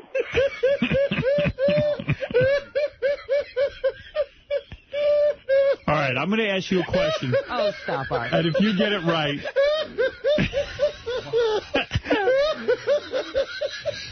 Does it ever... That's not funny. Does it ever drip on the floor? Yes. Yeah. Oh, that bowl must be a mess. Is there ever shit on your socks? Yes. All right, I'm going to ask you a question. And if you get it... Yes, we must send her money. You have so many more problems. Wendy, I'm going to ask you a question. If you get it right, I'm going to give you $500 from mangroomer.com. Man groomer, you can use it on your... The new Man Groomer is the essential do-it-yourself Groomer. electric back hair shaver. Do you have a big bush? Yeah. Do you have hair on your back? Yes. Go to mangroomer.com to get yours today. All right. You ready? Yes. All right, Wendy. If you take 6 shits a day and a dog eats 2 of them, how many movements are left? 4. Right. Wow. Is that the question? That was it. You win. You win $500. Thank you, Howard. And I'm really sorry, Howard. Did you really mean it when you said you hated Howard? No. Yeah, I know she did. I didn't. You're mean. I didn't mean to say that. It's just I was aggravated, and stuff goes on. Everybody pressures me. Like at the bowling alley, I have to tell my boyfriend off because he always says this, that, and I know he's cheating on me, and he won't admit it. And I just called him up last night on the phone saying, "Are you cheating on me?" And he said no, he will not admit it. So I'm going to. Do you have sex with him? No. Yeah. We just met at the bowling alley like 2 weeks ago, and he's already cheating? Yes, and I'm getting ready to kick his butt if he don't admit it to me this Saturday. Is he not having sex with someone else? Yeah, he told me that. I said, this is bullshit. All right. Listen, Hey, Wendy, do you ever shit at the bowling alley? Yes. Oh, my God. Do you ever... Does it ever get on the floor of the bowling alley? Yes. All right, I'll tell you this. I'll tell you this story. Last Saturday, I was bowling, right? I had to set the ball down. I had to set the ball down real quick, and my number 2 was just starting to come out, and I ran to the bathroom. I ran to the bathroom. Some of it was leaked out, and I ran to the bathroom, and I accidentally missed the toilet. I fell on the floor. I had to clean it up before someone comes in the restroom. Well, let me get this straight. You were at the bowling alley. You started to feel some like turtle head coming out? Okay. So you run into the bathroom, which was smart. And what are you wearing, pants or a dress? Pants. Pants. And you run in. Pull down your pants? Yes. So you had your pants and your underpants down. Yes. And then you slipped. Yes. And then you fell and the shit came out onto the floor. Yes.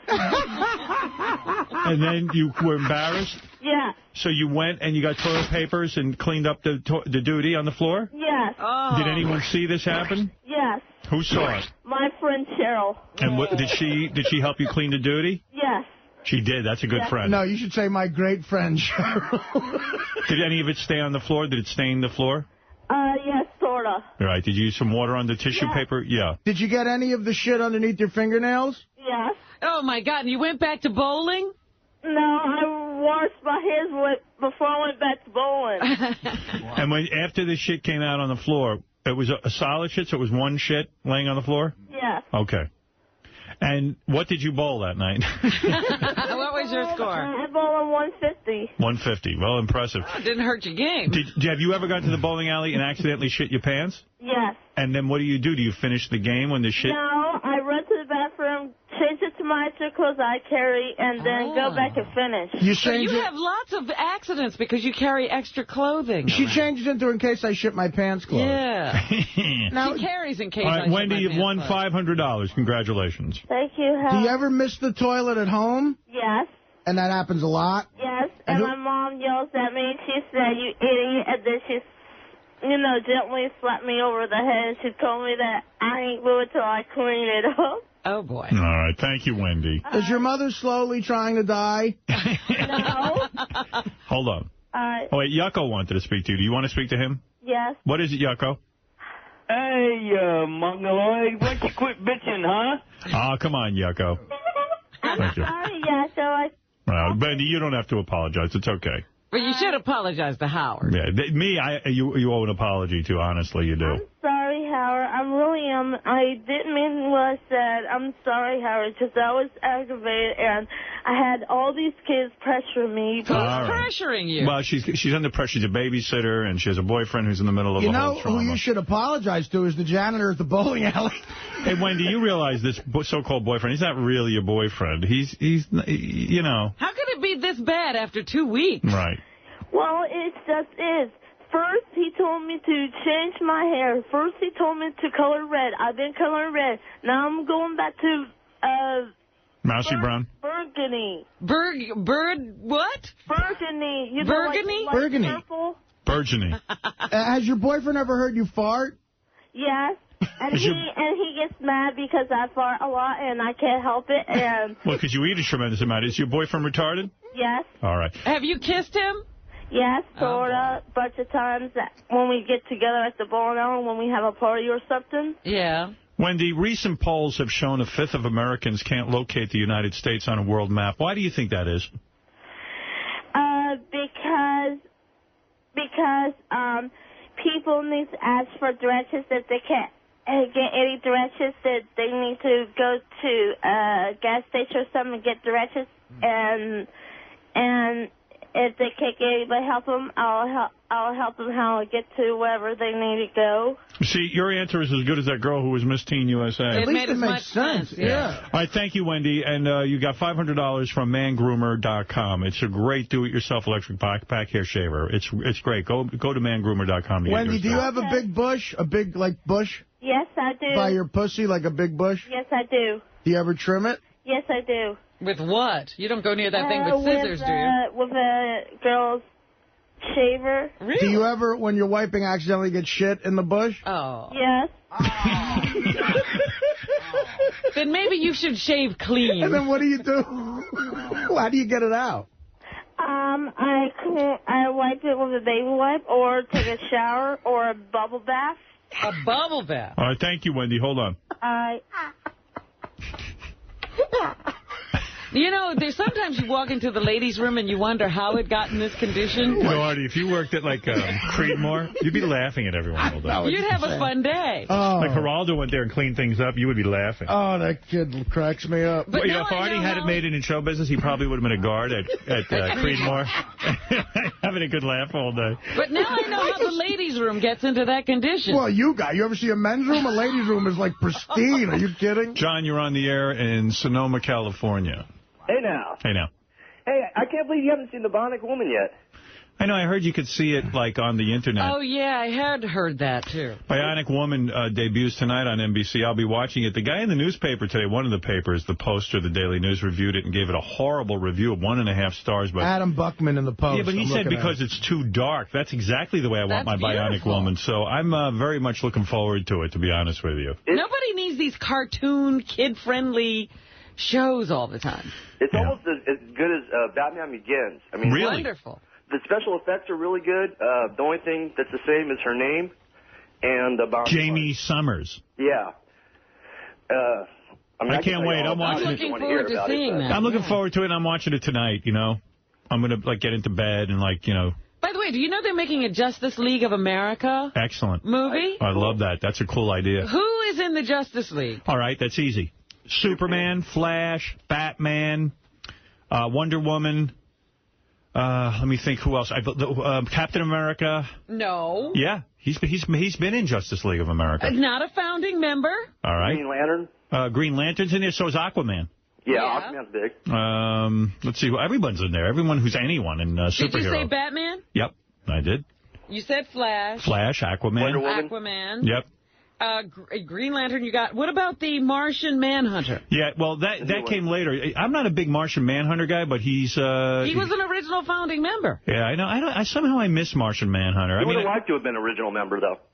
I wish I was an original member. All right, thank you, sir. Hey, take care. All right. I don't know if Martian Manhunter's going to make the film, but he was a founding member. Roger, go ahead. Tampa. Hey, now. Hey, now. Hey, I don't understand. I don't guess you ever heard of Bubba before he was on your radio, but I used to listen to him when he was in Tampa. And the show's a lot different now, but, man, he used to talk so much shit about you. And I know, we've been over that. Like to beat your ass and all this other stuff. Now all he does is kiss your ass. Well, he could never beat our asses. Bubba's been over that. I think this is we're 2 years into this thing, and I think you understand that I had a certain amount of openness to opening my mind to having Bubba on the channel. We sat, we talked, he explained himself to me. You know, I've been over that story a million times, and I feel in the last 2 years he's really proven that he's a team player.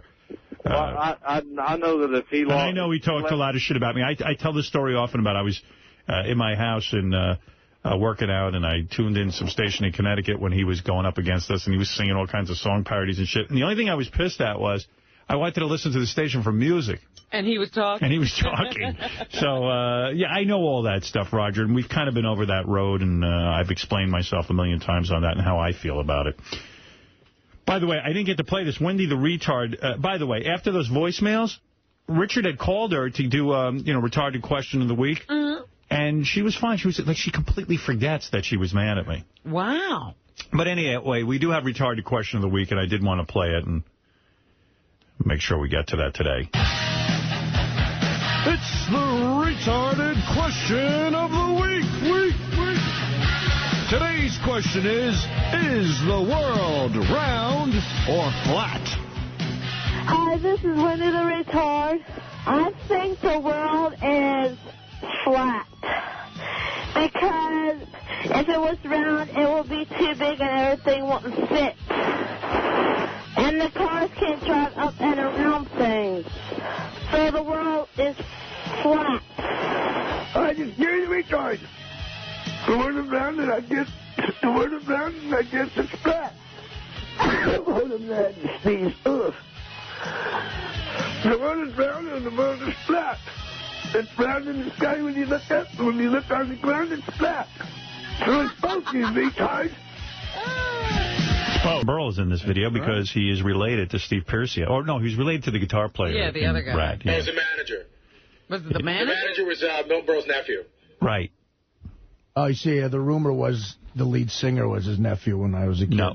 Round and round, what comes around goes around. I'll tell you why, Why? I love music. You know, cool songs. Nothing better than good music. Round and round. I was thinking about that the other day, though. I said, you don't really like music. You I like love music. Music you like. Yeah. Well, music I like is like fucking crazy. Makes me mental. A lot of times I can't even listen to it. It affects me too much. Music just was so important to me growing up. You know, I sit in my room and listen to rock and roll music. Yeah, I think all kids have that relationship. The albums and... Some people not as much as others. I thought that too, but some people look at you like, what? No, I didn't. But when you see people, you know, like they still go to see the music they listened to when they were kids, you know, it's just amazing. I guess if I was retarded, and even if, you know, for a lot of years, we all thought the world was flat. I'm talking about, you know, until Columbus and those assholes figured things out. I mean, what proof do we have? And Gary's right. I mean, Gary's like, hey, wait a second. It's both. It's both. I kind of like look around and I see it's flat sometimes and it seems kind of round. Well, when you look up, it's round. Made a lot of sense. When you look down, it's flat. And I can see where Wendy was. I mean, Wendy looks down, it's flat. Otherwise, you'd fall off. And by the way, that's not crazy. I mean, it's what people thought. Well, Wendy makes a perfect point. She says, how could the cars drive around if the world was round? It's got to be flat. I still kind of think that in the back of my mind. Me and Sherry Shepherd on The View.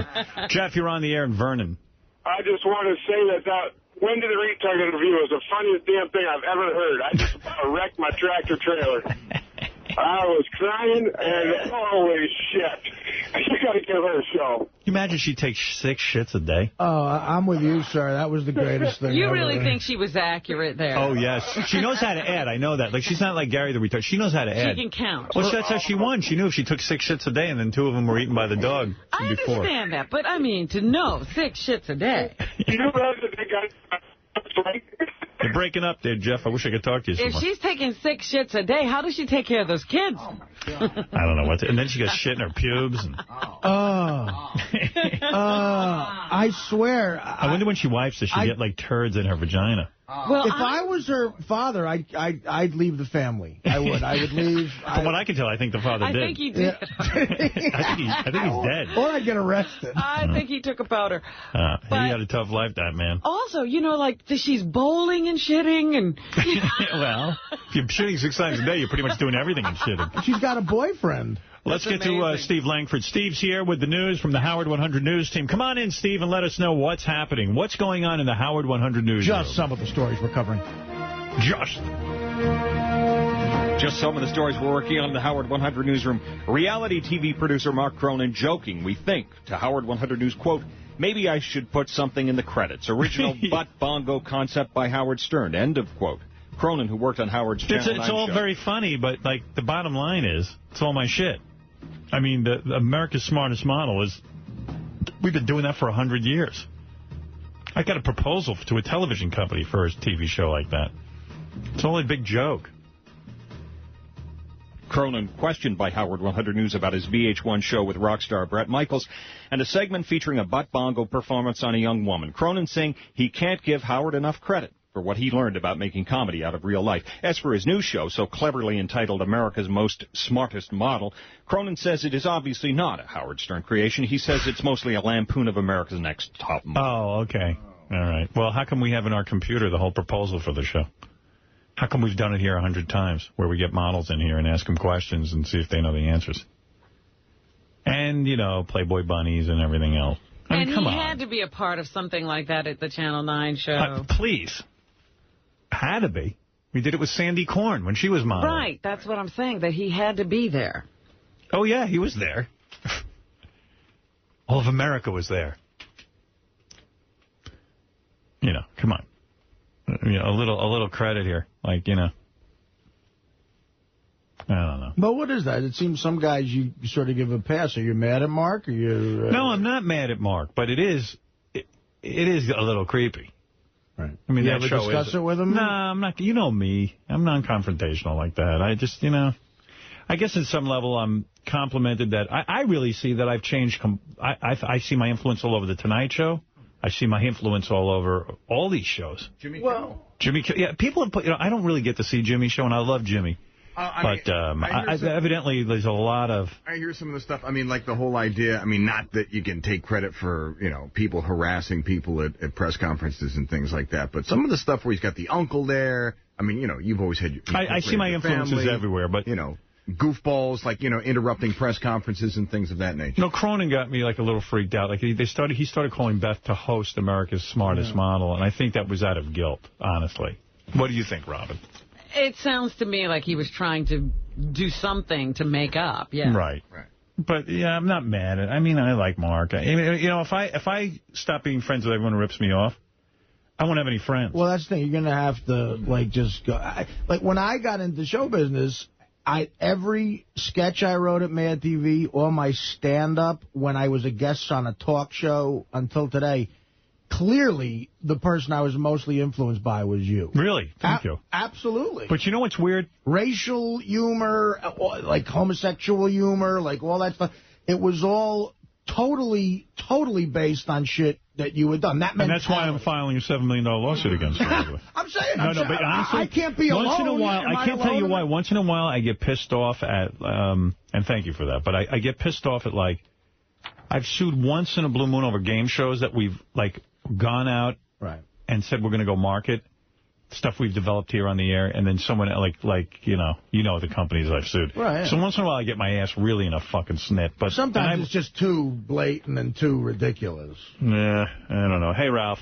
Yeah, I don't get it why some of these guys get a pass from you. I mean, I could be not suing Cronin, but why be friendly with them? Because what am I going to do, Ralph? Everyone. Yeah, the whole world is ripping me off. So wait a second. What am I going to do? I'm not going to have any friends. Oh, come on. You could live without Cronin, please. Yeah, I know. Oh. But then everyone tells me you're being a baby and all this shit. No, I mean, he's been doing this for a while now. You know? Yeah. It's just. He does call me. One time he called me when. It's just he kisses your ass properly, and then it's okay. And this America's Smartest Model thing, I don't know if I'm so all right with. Honestly, that one's bugging me because. Oh, Steve, stop writing shit down, for Christ's sake. What? Yeah, he's scribbling you know furiously while you talk. Don't be calling these people every minute. Oh, no, he'll be following up on this really. today. You unleashed the fury. Oh, yeah. News department. Yeah, but the problem is with the news department, you guys kind of get me embroiled in shit. I don't want to be embroiled. No, we were very gentle. I know. Yes.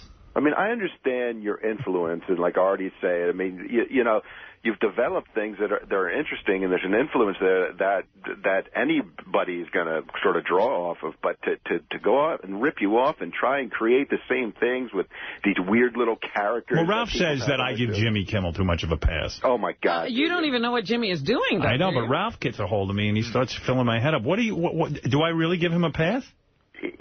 You love. Listen, I love Jimmy too. I just think he's really funny at times. But when he's really funny, he's just doing some version of your show. I mean, the whole fucking first half hour of his show, which is really the good part, is just you and Robin doing the news, and he plays clips and goofs on them and shit like that. You know. I mean, I can't hold that against him. I mean, now we got to. Okay, but there's a whole bunch of shows that have come from that. Wait a second. Letterman didn't do that. Leno didn't do that. Carson didn't do that. Jimmy saw what you did on the radio and translated into television. And then he got this thing really annoying, like he's got this Guillermo guy and these other guys. He tries to get these weird little guys to make them like characters, and it's fucking dead. That's when you turn it off, you know.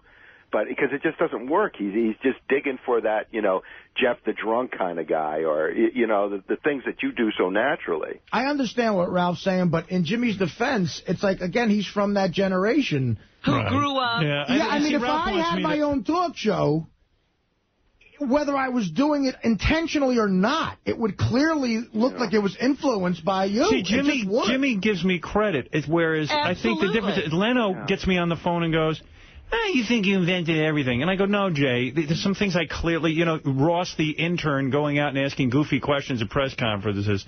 I don't think your writers really came up with that. I think that's the Stuttering John routine. And then they got Stuttering John. And then they went and hired Stuttering John. And then they went and, I mean, it's a difference in my mind, I guess. See, and Leno's I don't give everyone a pass. I just don't. And not only that, Leno was not a broadcaster. Right. Yeah. And, to figure out how to do broadcasting, where did all that come from? I mean, I don't resent Jimmy. I don't really resent Mark. I resent Jay because Jay's a phony. Jay fucking doesn't pay me. But what's the difference?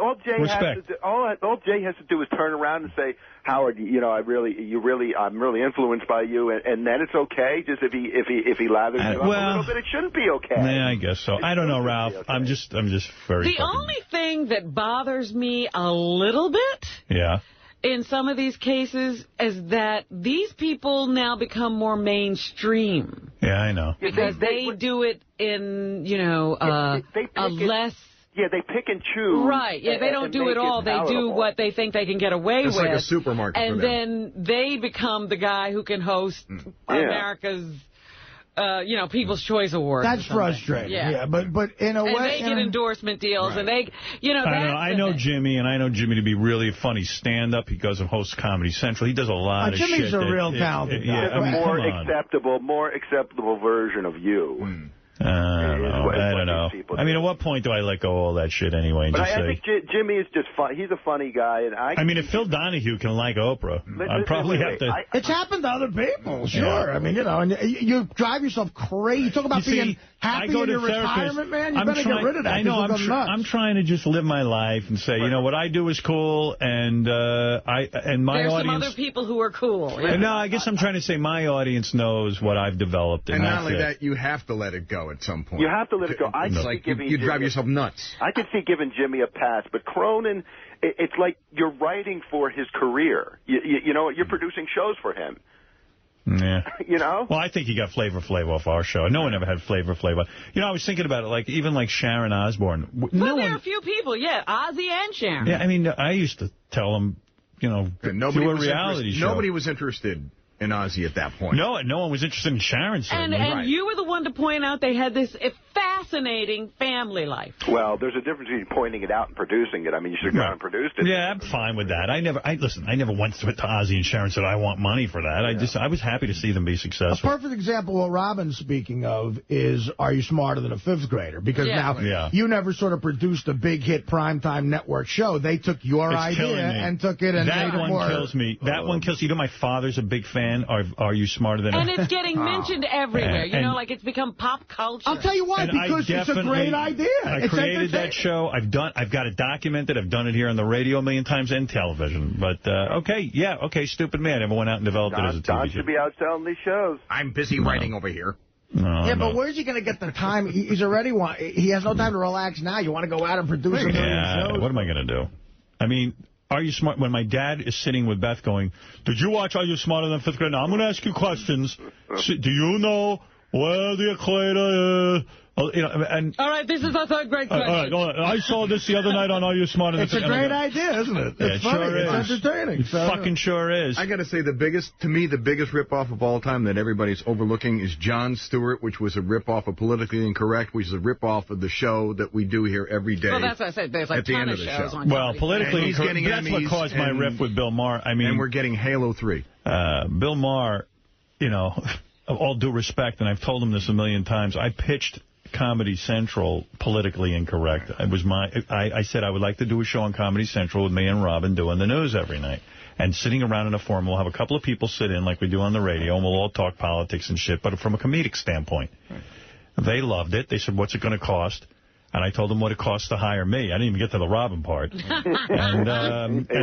they ran for Z Hills. They ran for Bill Maher. And then they went and got another guy to do it. But Bill... And he was never politically incorrect until he got to HBO. Yeah, and Bill can't really stand the fact that I go around saying that. But it's the God's honest truth, and I'm not lying. And I know... And he Vinny is a funny and talented guy. And Vinny Favale was actually working for Comedy Central and sat in that meeting when I pitched it. Yeah. And he could tell you the whole history of it. People don't like to face facts because I'm sort of seen in this business as some sort of scumbag. But the fact of the matter is I'm responsible for modern-day television and radio. Yeah, even the loosening up of subject matter and language in television, sitcom, talk show, wherever you look, drama. That's all an influence of this show. Lesbians and gays on television. I'll take credit for that. Let me just say, I am the greatest ever. You invented lesbians. I invented everything. That's right. I invented anal sex on television. I think you get... Well, you invented the conversation. I think you get respect now because the people running Hollywood and places like this, they've grown up with your influence. I'll tell you who gave me respect. Serious. That's it. You hit it right on the head. A man named Scott Greenstein, and I will always love Scott to the day I die for this, because he came to my apartment and he said, I'm an observer of show business. I know what you mean to this industry. I know what you've done. Even the industry you were in. You're the only guy who can put satellite radio on the map, and he honored me. And this is a great man in my life. Scott Greenstein. If someone says something bad about him, I'll fucking... Well, I'm not I'll run away. That's all. Yeah, I don't care. I'll run away from you then. But Scott is really an innovator, and I love him for it.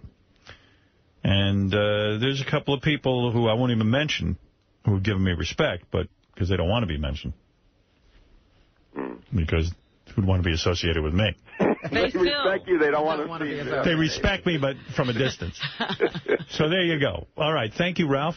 But even down to, could you imagine not letting this show, you or someone involved with it, go to fucking tell jokes for the soldiers? That's our point, exactly. I mean, that's the other side of it. Right, that's well, the Jay side. Leno will get to go to Iraq. All those people who imitate, they get to go. They get a free pass. Ralph, I officially got denied. We read it on the air. The USO said no, negative. Well, what the... That's so fucking ridiculous. Poor guys, these fucking poor guys are getting, and you're willing to go over there and entertain them, and they say no? They said no. That was it. You can have a computer full of child porn and get over there, but Artie can't go. By the way, thank you for rejecting us. We really don't want to go to Iraq. You didn't call my bluff. You know what? Now you can go around saying, I wanted to go. Hey, look, I'm dying to go. You got to hear this. Ralph wants to go. When I first signed in with Sirius, I'm in a meeting, and someone said, you got to do something big to, to make this whole thing, pop. Right. So we're sitting there, and I don't know if the guy wants his name mentioned, but he turns and he goes, I've got it. You're going to go to Iraq and entertain the troops. I look at this guy, I'm like, wait a second. What do you mean I'm going to Iraq? Are you fucking crazy? You're talking to the world's biggest coward. What you mean me, white What do you mean? man? Yeah, I mean, and it was a white man. The whitest white man you ever saw. So everyone goes, yeah. My agent goes, yeah, that's a great idea. I said, you know what, Don? You go. If you go with me, yeah, I'll go. Everybody's going to put you on a plane. Yeah, right, but I'm not going to go. So I go, all right. Stop it. Are you out of your mind? So then they go, well, we're going to make some inquiries. Now, meanwhile, I'm pissing in my pants because what if they make the inquiries? And it is such a great... Could you imagine, like, Howard Stern in Iraq? Be a big deal. The press photos, the whole thing, me with the troops. So you in, like, the whole was this fatigue before? outfit? Yeah. Oh, you know me. I'd have guns. I'd be, Was this before or after the ABC guy got nailed in that tank? Oh, before. This is way before. Oh. So, I would have been in tanks. Forget about it. So, I'm sitting there going, oh, shit. It's such a good idea if I get approved. But what are the odds of them approving me? You think, thank goodness for my bad reputation. Yeah, so the inquiries are made. I get this call, Howard, we have bad news. What is it? You've been rejected. This is through informal sources. No, they'll never officially go on record as saying you've been rejected. I said, oh, fuck. You got to really be... going, yes. Well, we'll come up with some other thing. This isn't fair. I said, immediately announce to the press that I have been rejected. I guess I'll just have to go to Vegas. Get some lawyers on this. I'll go to bed with Beth instead. I'll go fuck my model. Yeah, I guess I'll have to go to the rock and roll suite at the Hard Rock. With the bowling alley in the room. 2 lanes, no waiting. Right. All right, thank you, Ralphie. It really is a shame, though. I mean, do you know the troops, like, with 90% of them love Artie, If right. he showed up, yeah, it would be very nice. All right, thank you. Yeah, I know. All right, it's enough. Who else gets rejected? I just got to know what list we're on. I don't think anybody else. We're alone on that list. Osama bin Laden gets asked to go. Steve, anything else? And stop making so many notes. You're making me nervous. He's no crazy. Oh, he's insane. This is all on tape. Doodling. I don't want any of this discussed in the news. Go ahead. Also today, a look at Jimmy Florentine's MySpace page, revealing this. Under status, it reads, in a relationship. Ooh. That, along with a complete silence from Florentine and Robin Quivers, prompting some to suggest where there's smoke, there's fire between these two. What? Robin, come on. What are you talking about? What? Why are you being so secretive? It's so gay. I'm not being secretive at all about anything. Nothing's going on with me. Have you dated Jimmy?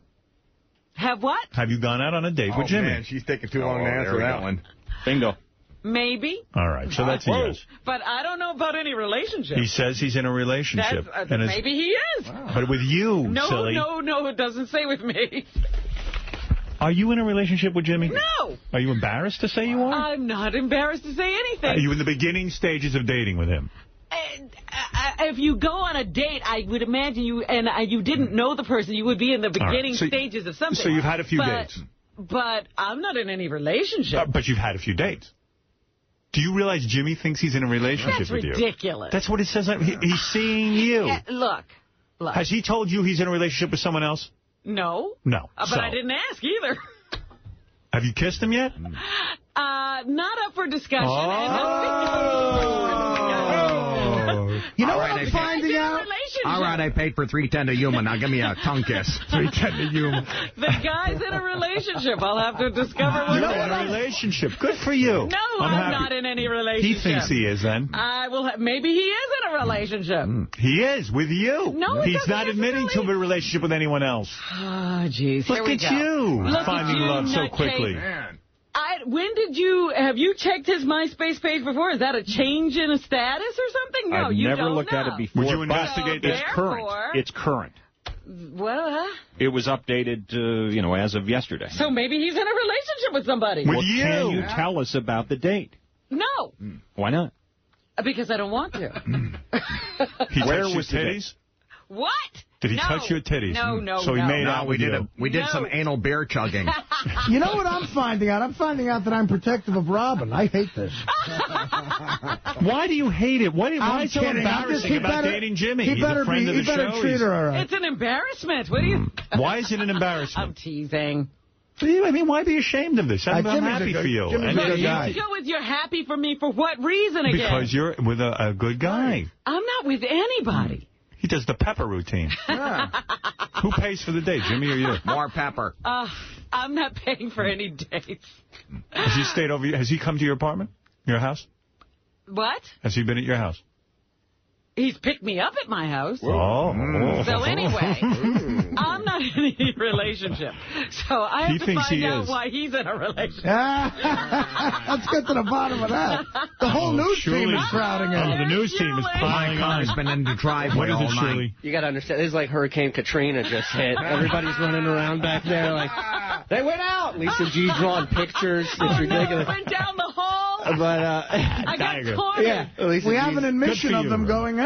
I like that Jimmy considers this a relationship. No, so there's nobody something knows going what on. he's considering a relationship. I do. On his He MySpace. could be in a relationship. Who knows? She is killing our show, Miserable Men. I want to state that for the record. He's going to be happy. Jimmy used to comment. We're guys. We talk about everything. All of a sudden, he's like silent. He won't talk about certain Right, because things. he's got a relationship. Well, with you. Yeah, with you. No wonder you're beaming every day. He's dating a famous broad. When you date a famous broad, you get walking pay. You get, you get ordered. When you said you were ready to date again, I never figured. I never said I was ready to date again. No, you said you were ready to. No, I didn't. This Sunday, I asked him point blank, I go, have you gone out yet? And he just looked there. He goes, so what are we talking about on the show tonight? Like, he just totally changed the subject, and he's never done that before. Thanks, Robin. Boy, she pussy whipped him. Wow. Oh, my God. Like, overnight. He wants it. He wants guys you. are ridiculous. He wants a relationship. At least you know he's into you, Robin. And he's not dating anyone else, evidently. How do you know? Because he's in a relationship. He's exclusive. Exactly. He's off the Me market. and whoever he's in a relationship Robin, he's in a relationship. You're not, but he is. Wow. You don't consider him your boyfriend. Oh, stop it. Do you consider him your boyfriend? I don't have a boyfriend, no. Okay. All right. So you're not in a relationship. I know. No, I'm not. She say how many dates? Just one? Or She didn't say numbers. Come on. How many? But he picked her up at her house. Get out of here. And I dropped her Get off. out of here. So would you date other people right now? If let's say a guy walked in here you were attracted to and he says, Robin, I want to go out with you. You would go out with him? If I wanted to go out with him, sure. You would? I would break Jimmy's heart. Why would you do that? Oh, my God. We shared Good Luck Chuck together. All right, did you Robin. see a movie? Yeah, she did. And what movie did you see? She loves movie dates. Because then she doesn't have to talk. There you go. What movie did you see? What movies has she seen recently? Look at you. You're just trying to pinpoint, aren't you? No, I just want to know. I'm curious. If you dragged him to like a Under the Tuscan Sun type... that or a Broadway play, he's off the show. Right, because Jimmy is so adamant. What movie did you see? I'm curious. What movie, Robin? I want to see what... I'll know by what movie how into you he is. I'm not talking. Hey, Robin, want to see Mr. Bean's Holiday? If you were at evening with Florentine, he is pussy whipped. Did you hold hands in the movie? I'm not talking anymore. That's a yes. No, it's not. You beat him It's off in the not movie. funny. I know your MO. You beat him off in the movie. Right. Jimmy, this popcorn is... I got a whole lot on the bottom there. Yeah, now, Florentine will do that trick. Some extra butter for you. Imagine Robin reaches the popcorn and Jimmy's dick is sticking through there. Surprise, there's my balls. Gotcha. That's a couple of extra kernels that didn't get popped. That's funny. Hey, Robin, you dropped something in the bucket of popcorn. Reach in there and grab it. There's a Twizzler in my pants. Was it a comedy or drama or what was it? The movie? Come on. What movie? The movie you went to with Jimmy. I got to know the name of it. I want to know if you went to like a girly movie. I don't know what you're talking You about. got to understand, Jim is like the most anti-Broadway musical guy on the planet. Like, he's totally not into that. He'll go with her. Florentine, did you go see Chicago? You know, Robin is a goof. We got to get you to, like, take him to the shittiest play on Broadway and make him sit through it. That's funny. What the hell are we doing at this fag play? No, he'd be like, oh, I love this play, Robin. Next stop, lot 666. Dun, dun, dun, dun. The flag. Well, that song Howard was just saying sounds like it could be from a show. When I see Robin smiling. The Beth song. The Beth song. It's a Broadway tune. Did you tell him to put in a relationship on his MySpace page? Shut or up. did he do that on his own? Jimmy, I saw on your MySpace page it says you're single. Dominic, what is it? Well, I don't want to break a confidence, but Jimmy called me and wants to know what's the most he can get under a prenup. All right, we got to get to anything else in this newscast besides Robin and her boyfriend? Oh, here he is. No, his MySpace page. Yeah. Also today, High Pitch Mike, gaining an international following with his Take No Prisoners commentaries on Howard 100 News. Stern Show fan and Sirius subscriber Ava Lovelace in the Netherlands, writing in reaction to High Pitch Mike's latest rant criticizing Howard for opposing the president of Iran's speech at Columbia. American expat Lovelace writing as, quote, awesome. High Pitch Mike is right on the money. It restores my faith in America to hear viewpoints like this. The USA needs more people like High Pitch Mike, smart, well-spoken, and honest. All right, High Pitch Mike obviously scoring big with the audience. She likes a serious opinion and a very high voice. Yeah, she likes when a guy with a serious opinion sounds like Mickey Mouse. What else you got? Anything? Finally, SternPolls.com, up for sale on eBay. The current bid at $510. The creator of SternPolls.com saying he no longer has any time to operate it, declaring this site has huge potential. A portion of the profits, he says, will be donated to the North Shore Animal League. Very nice. I like that. Stern News, you know, to the Howard 100 News tip line 877-33-SIRIUS. Choose channel 100 or email us, especially if you see Robin and Jim out at Howard 100 News at Sirius-Radio. Great news. I got tickets for Mamma Mia. That's great.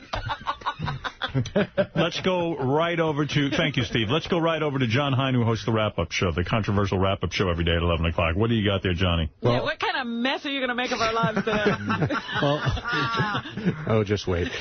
Only Howard Stern could find out that the greatest wide receiver to ever play in the NFL was a self-proclaimed nerd who didn't do well with the ladies.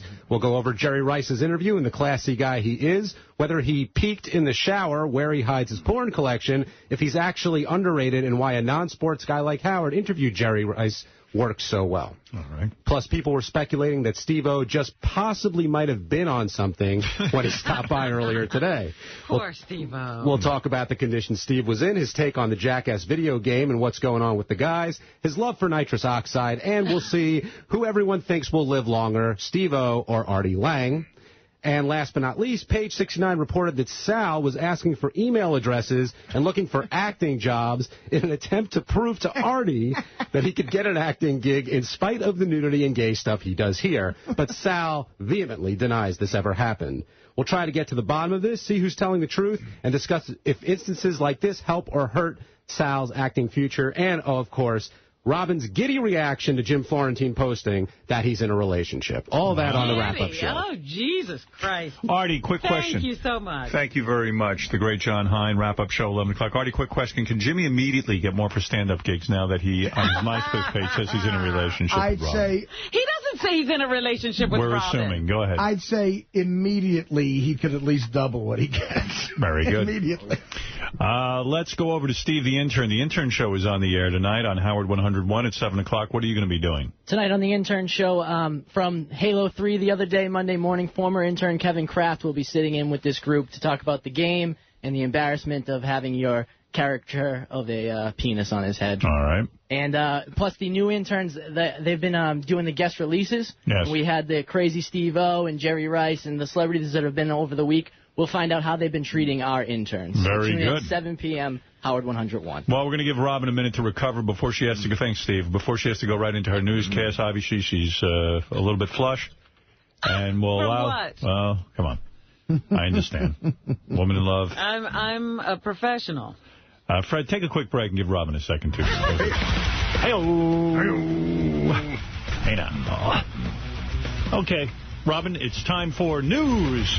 They're created by man. We can solve them by man. Right. It's time for news. I'm waiting for Fred. All day I dream about Robin Q's luscious brown boobs. Then on my penis I'll pour some shampoo. Then I stroke my cock and shoot my Maniac. All right, I just have to point out, Jason pulled this up for me. In the same spot on Jimmy's MySpace page where he says he's in a relationship. Of course, you refer to comedian Jimmy Florentine, who it's been rumored that you two are a couple. Go ahead. He says he is black of African descent. Yeah, so you're thinking that maybe someone is It's spoofing. a joke. Okay. Why, you don't think Jim's black? And of African descent? I don't think so. I think now that he's dating you, he thinks he is. All right, Robin, besides your love life, what's in the news? I mean, Jesus. Concentrating too much on myself? Yeah. You chuckers tight vagina. The Department of Justice is moving as quickly as possible on an XM-Sirius merger, according to Justice Department officials who are talking to Congress. Well, that's comforting to hear because this is wild how long it's taking, and really it's a very simple matter. It says here that they want to get this done as quickly as possible, but they also want to get it right. They want to have the right answer. But these companies need to... Well, why didn't anybody get really super concerned when the oil companies merged? And, it's easy to come to the right answer there. I see. He made the comments during a House Judiciary Committee hearing yesterday. The $4.6 billion merger also needs to be cleared by the FCC. I mean, these companies do need to get on with business. It's and this NAB, they're spending so much money to prevent it. That proves it's not a monopoly. By the very amount of money that they're spending, proves that we're in competition with them. Why else do they care? Then we have competition. Yes, therefore, of course we have competition. The satellite competes with a lot of different media. The consumer will be protected even in the face of our merger. I think so. I'm sure that if these satellite companies merge, people will either be able to live without satellite or go to another medium and get There's similar someplace else they can go. That's right. I believe so. I believe the Department of Justice could figure that out in record amount of time, not a record amount of long time. What is a dink? A dink? A dink is not a dunk, but it is a gunk. What is a dink? A dink is a... sexual thing? One of the guys that gets the shit kicked out of him? Well, yes, a dink in gay porn. Uh-huh. Oh, is that right? Is a gay porn term? Well, there is a dink. I thought it was a twink, maybe. Oh, maybe a twink. That's a twink. Oh. No, apparently dink. I know a clink is a colonel in the German army. Shut up, clink. I say nothing. It is... oh, yes, sir. Shut up, clink. A word that has several derogatory meanings, according to the Department of Motor Vehicles of Oregon. Shut up, dink. Well, a dink is like when your car gets dented, right? Yeah, I thought... No, that's a ding. Ding. Oh, a ding. So what's a gunk? You heard a gunk? Mm. There's a May family, I see Mrs. Rogers? There's a family that has the last name Udink. Really? And so they put, they got those personalized license plates, the vanity plates, and it was Udink 1, Udink 2, Udink 3. When they applied for Udink 4, they were turned down. Really? Because it could also have a sexual Never heard connotation. Of it. What a dink. You think fork? I've actually heard like someone say, what a dink, but I think they're saying what a dick, but they don't want to say the word dick. No, I've heard that term, too, but when I read this, I was like, yeah, I don't know what dink means, but it could also be a slur against an Asian person. I want to speak to Mrs. Rogers, and I answer to one person, and I do that under protest. That's the greatest piece of thing. So there you go. They were turned down, and all of their other license plates were rescinded because of this derogatory nature I've said what of a the dink. term dink. I've used the word dink. What a dink. But you weren't talking about Asians. No, chink was when I was talking about Asians. No, dink, I think it's like dick. What a dink. Right. They say it could have a sexual reference and also be a racial slur targeted at the Vietnamese. Really? That's gook. No, that's Korean, isn't it? No, the soldiers in Vietnam could also be would call the Viet Cong Yeah, I think gooks. they did call them dinks.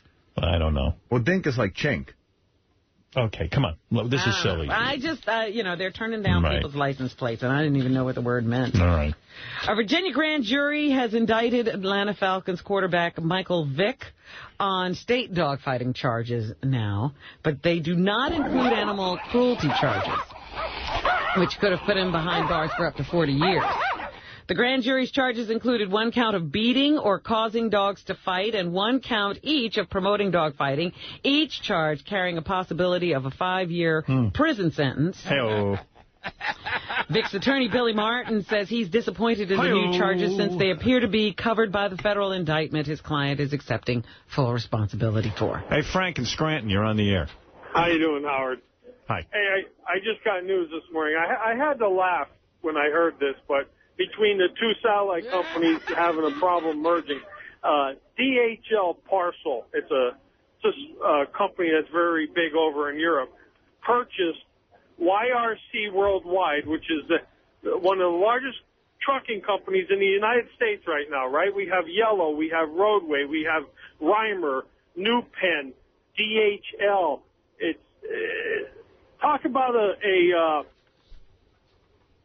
what's the word I'm looking merger. for? I don't know. A lack of monopoly. A dink. A monopolization. is the word I'm looking Right. for. There you go. And this will A go dink. through, and this is a service where every business across the United States has to use some sort of freight company to haul their goods and has to pay. Well, of and course. Then, Listen, none of this You makes know what? All any those sense, mergers Frank. slipped under the radar because of ours.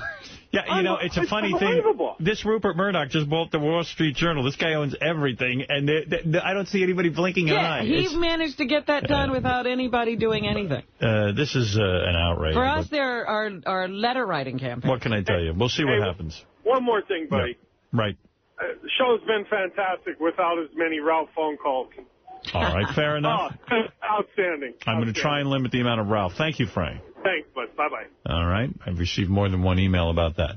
As already alluded to earlier, there's been a national recall of 300,000 pounds of frozen ground beef for possible E. coli contamination. I got it yesterday. New Jersey-based Tops Meat Company issued a voluntary recall after several people became ill in the northeast part of the country. You got it because you forget to refrigerate food for days. You actually, it's your food should be contaminated. Right. You're leaving it out on the counter under newspaper. Well, it is under newspaper. For a couple hours, it was under the fucking paper. The U.S. Department of Agriculture released a statement saying a product sample of the frozen beef tested positive for the dangerous bacteria.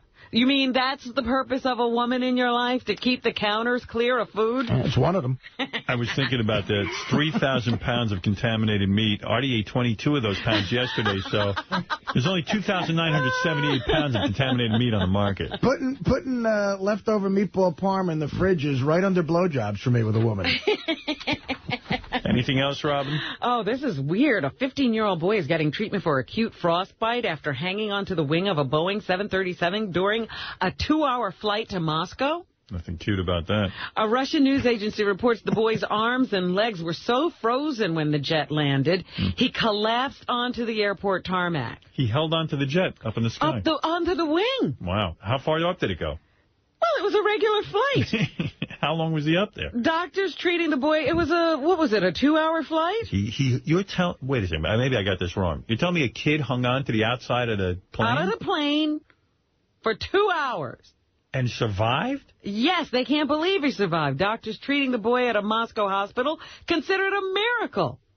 He wasn't in like a luggage... No, on the wing of the plane. God. I never heard of such a thing. I thought you would die. You would get blown off. The flight's cruising speed was 560 miles an hour and temperatures of nearly 60 degrees below zero. He was so lucky on one respect he didn't have to watch the in-flight movie, My Big Fat Greek Wedding. Maybe that's how he wound up out there. He had to get away from that. He reportedly made the flight after running away from home following a fight with his parents. Boy, his parents must really be tough on him. That's a wild idea. Yeah, that is crazy. It's, but he's crazy still alive. Stuff. Yes. Let's see what's going on. Yeah, what else is going on? Oh, my goodness. The World Wrestling Entertainment Company, WWE, has sent a letter to more than 500 former WWE performers offering to pay for drug and alcohol counseling and rehab treatment if they need it. It's very nice. You got to do that with lawyers now. Well, they're like about to come after the WWE over steroid use, etc. They don't want anybody going to testify. Right. So now they're reaching out, and they'll give you help with your drug and alcohol and or drug problems. It's tough running a business. Yeah, you're always coming under fire. Yep. We were talking about this Justice League of America movie that's coming out. First of all, I was never so high on the Justice League. Ralph, people are thrilled that you're not calling in so much, and now here you are on the phone. You're gonna ruin it. That guy prompted me to call. But that last story, come on, Robin, check that out. That's fucking ridiculous. It's on the AP wire. Superman couldn't hang on to that. You can't hold on to a plain wing. They're saying he did it, the kid. No, he didn't. I'm telling you, this boy exists. Fucking ridiculous. Let's get him on the phone. He should be in the Justice League, then. I think the boy might be Solomon Grundy. Hey, how do you know it's not Superman? Okay, thank you, Ralph. Yes, but Jessica Biel is under consideration for the Wonder Woman role. Oh, I'd like to see her in that outfit. What? I never liked Wonder Woman in the Justice League. I guess I'm a bit sexist. I do not like women superheroes, although I like Bionic Woman. I don't know. Yeah, we'll see. I hate a chick who can hear that good. I don't want that shit in my... I heard you at the game today. I believe that that's a true story. This kid survived somehow. It was on the AP wire. I mean, it sounds ridiculous. I'm telling you, it's a miracle. Was he on the wing or was he in the wheel well? No, he's in the wing. Because we were looking at another story that says he's in the wheel well. It says he held on to the wing in my story. I like it better that way. Hey, look, unbelievable things happen. You ever think Robin would date Jimmy? Please. Oh, stop it. Here we go. There you go, so. I never thought she'd kiss him. A date has finally been set in the Bahamian inquest into the death of Daniel Smith, Anna Nicole's son. The inquest will begin on October 30th and will feature testimony from at least 35 witnesses, including Howard K. Stern. So expect Howard K. Stern's name to be back in the news again in a big way in October. Daniel died last September in Nassau, just 3 days after his mother gave birth to his half-sister, Danny Lynn. What are the odds it would be another Howard Stern? And he would be involved in this shit.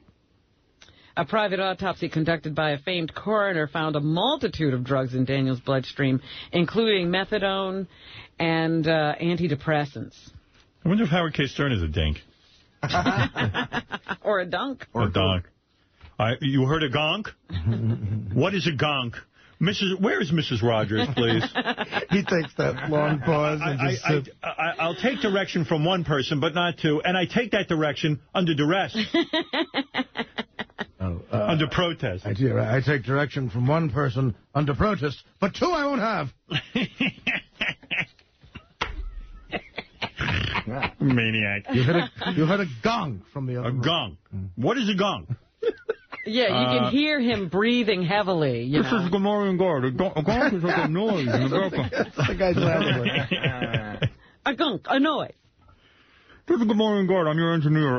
A gonk is like a noise. You heard a noise.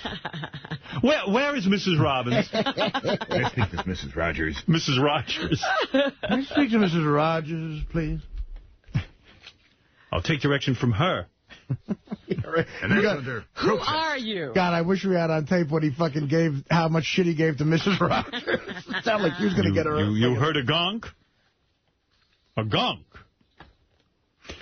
Yeah, can we do that one again? Mr. Wells, we heard a gonk. Who are you, Gamorrean God? I take direction from one person, not Gamorrean God. You nerd. Why did you go back to your Star Wars convention? Where's Mrs. Rogers? I'll go get her, Mr. Wolf. May I speak to Mrs. Rogers, please? You realize I wrote and starred in Citizen Kane? Well, I'm going to go. Nothing is more. What? Nothing is more important than the simple act of people getting together. Could I have one more go, Lawson, please? Sorry. What? Could I have just one more take of that? Sir? Why? I just did it right. Yeah. Look, I'm not used to having more than one person in there. One more word out of you and you go. Is that clear? Yes, sir. I take directions from one person under protest. But from two, I don't sit still. But who the hell are you, anyway? No, I'm the engineer. Well, why the hell are you asking me for another one? Well, I thought there was a slight bonk, and I would just like to be safe. Jesus. What is a gonk? Do you mind telling me what that is? No, a bang from outside. A bang from outside. Don't bang. I love the water boy. Yes. He's quiet. Could I see Mrs. Rogers for a minute, please? You know you're in trouble. Mrs. Rogers. Please, no, Mrs. Rogers. He's going to get arrested. This is William Shatner, and I would like to invite you to take a journey with me into the 21st century. This one's evil. So take the next few minutes and listen very closely. You'll be amazed at what you hear. Okay? Can there be a little more excitement in the beginning? I love it. Okay. All right.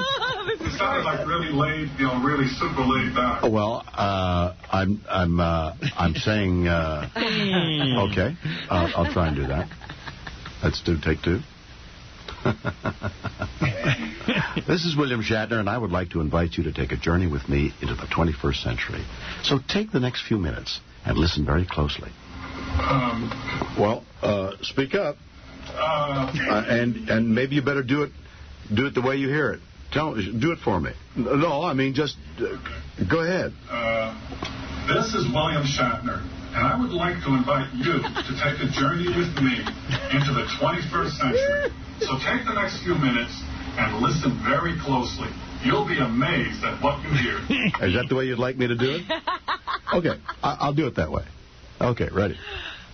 This is William Shatner, and I would like to invite you to take a journey with me into the 21st century. So take the next few minutes and listen very closely. You'll be amazed at what you hear.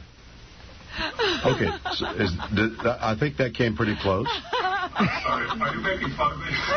No, I believe that you asked if that was about the way you did it. I wasn't jesting. Okay. I'm sorry. I don't know. No, I insist. Now, what I want you to do is is that satisfactory to you? Well, I don't know. Maybe I should have just kept my mouth shut. No, because if your mouth were open, you'd have popped some pills in them. So do the next paragraph for me so I can get an idea of how you want it. This is page 2. Well, I don't know. I really don't want to, because I think you actually have a much better feel. No, I don't think I do. I would like to hear you read the second paragraph so I can do it that way. Let me hear. I really, now that I've looked at the different things you did, I really like the first one. No, I like it better the way you did it. I insist that you show me how to do page 2. Oh, geez. Really, I mean it. Please read so I can get an idea of what you want. No, I'm going to do it the way you think it should go. No, I am going to do it the way you're reading it. Okay? I know you're here to see that I do it the way the company wants it, so I'm going to do it the way you read it. Well, but I don't want you to do it. But you're telling me how you want me to do it. Well, I'm sorry. No. I am going to do it your way. No, there's no apology necessary. You know what you want. You know what you want. No, I don't. I mean, you come in here and you don't know what you want? Well, I come in here because I know you're a professional. I mean, and you know how to do it. And I'm sorry I even said anything. No, I am going to do it the way you want. Every paragraph. And you'll send it back to town, and you'll see whether, I hope it will please everybody else. As long as I'm pleasing you, that's all that matters. Mr. Shatner, would you please, I don't feel right about doing it that way, really. Well, no, you felt you wanted something done on the first paragraph. I'm trying to do what you want. He's right. Okay, let's lay down the second paragraph. Shatner's right. The first major ball buster. The first read was great. The second read was great. And then the fucking guy is full of shit. He don't know what he wants. Yeah, but, I mean, he had put the guy in his place. Now he won't let him off the hook. Oh, forget it. Now he's just wasting time. Now he's having fun. That's a guy who's, like, torturing guys like that. But you're right. No, he did. He did it perfectly. Right. The first 2 times. All right, Rob, what else is in the news? All right, let's see. It's funny how Gamorrean Guard shows up in every one of those things. Please, Mr. Schroeder. I really don't want to. They say that James Brown's kids, and, more have come forward and proven that they are James Brown's kids since he died, are upset, not that their father is dead, but that a chunk of his money is gone. Special administrators appointed to look into the handling of Brown's estate have told a judge that a former trustee, David Cannon, co-executor of the late singer's will, may have misappropriated up to $7 million. He's been given 10 days to repay $370,000 and 20 days to pay $30,000 in attorney's fees and to produce other documents. We have a feeling those grown-ass greedy kids are going to be having a James Brown memorabilia auction pretty soon, according to the website this came from, because somebody's squandering their dad's funds while they piddle around trying to figure out who gets what. So James Brown just leaving his legacy all in disarray. Steve-O is taking care of his legacy better. Right. Under federal regulations introduced yesterday, airlines that show adult-themed movies on overhead screens would be required to create seating sections to shield children from graphic content. Now, can you imagine they're going to have to figure out where the children should sit on a plane so as not to see the movie that they're showing on the plane? They responded to a complaint from one passenger who was angered at the movie Last Kiss, in which scenes show a married architect attempting to, cheat on his fiancée or his wife in the first years of his marriage with a beautiful student. The passenger said that they had to try to shield her children from the scenes in this movie, and that's why she complained. Federal broadcast laws do not apply to in-flight entertainment, and airlines are not required to adhere to motion picture ratings. I figured that the pictures that they show on the plane are pretty innocuous anyway, but you can always offend someone, so now they're thinking of seating children in special sections. Yeah, some of them are kind of racy still. Yeah? Yeah, the movies on planes, definitely. I did not know that. Polygamous sect leader, maybe I'm just jaded, Warren Jeffs has been found guilty on both felony charges for acting as an accomplice to a rape after arranging the marriage of a 14-year-old girl to her 19-year-old cousin.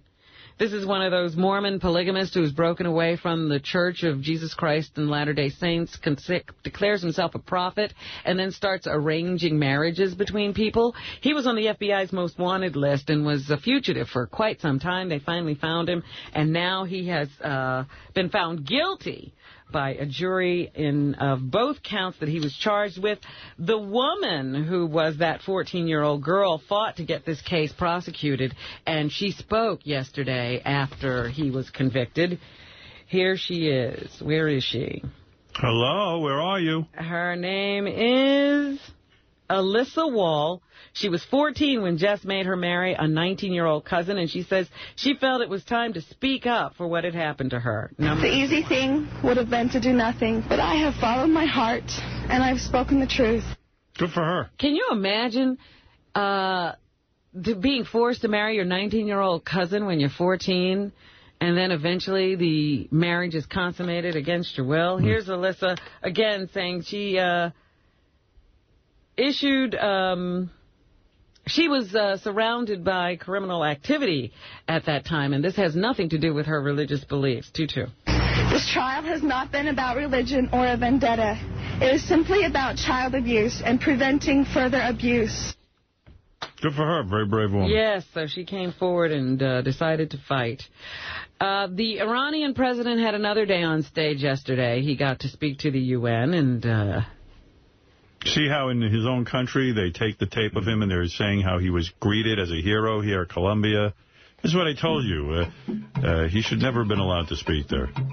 And now he's on, the world stage as an influential leader when he speaks to the UN, so I'm sure that will be painted that way, too. And taking the United States to task, not being afraid to speak up about us. Here he is saying it's time to stop talking about Iran's nuclear program. What number? Number 1. The nuclear issue of Iran is now closed. The nuclear issue of Iran is now closed. He keeps talking while the president is trying to speak. No respect for the president. U.S. and Europe unfairly imposed sanctions on Iran. They have derailed Iran's nuclear issue from its legal tracks and have politicized the atmosphere to impose their wishes. I can't believe everyone doesn't speak English. Like that shit in the background he's saying actually makes sense to someone. This guy can speak English. Listen to that crap in the background. Through taking advantage of all. The guy goes, Marshawn, he goes, to taking advantage of. It's like, how does that make sense?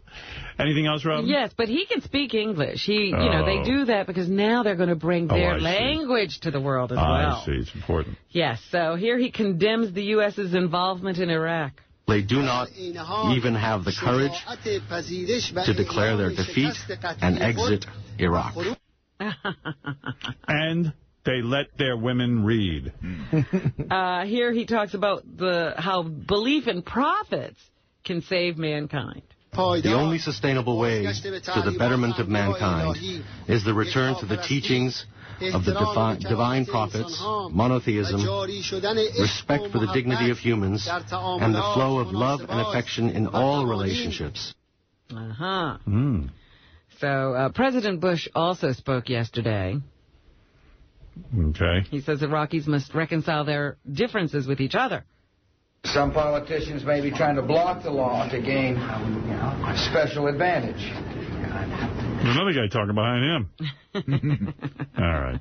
And here's the Iraqi prime minister who says they need world cooperation to defeat terrorism. The road will be long. It requires cooperation from everyone and the international community in order to uproot... These Americans draw cocks on each other's faces to get video games. Infidels.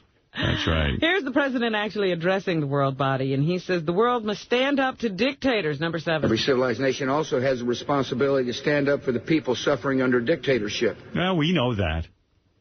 We do? Sure. We have to stand up. We're going to sit down for that. And he announces new sanctions against Myanmar. The United States... Where's that? It's a cookie. Will tighten economic sanctions on the leaders of the regime and their financial backers. We will impose an expanded visa ban on those responsible for the most egregious violations of human rights. Everyone's in trouble. And Cuba will soon be free of Fidel Castro before long. The long rule of a cruel dictator is nearing its end. The Cuban people are ready for their freedom. So he's just anxious for Castro to die because we haven't been able to do anything. While the president made his comments about Cuba, the Cuban foreign minister walked out of the UN General Assembly. Hey, Hansie, you're on the air. Hey, what's going on, Howard? Hello? Yeah, well, of course you know what's going on. I'm doing a show.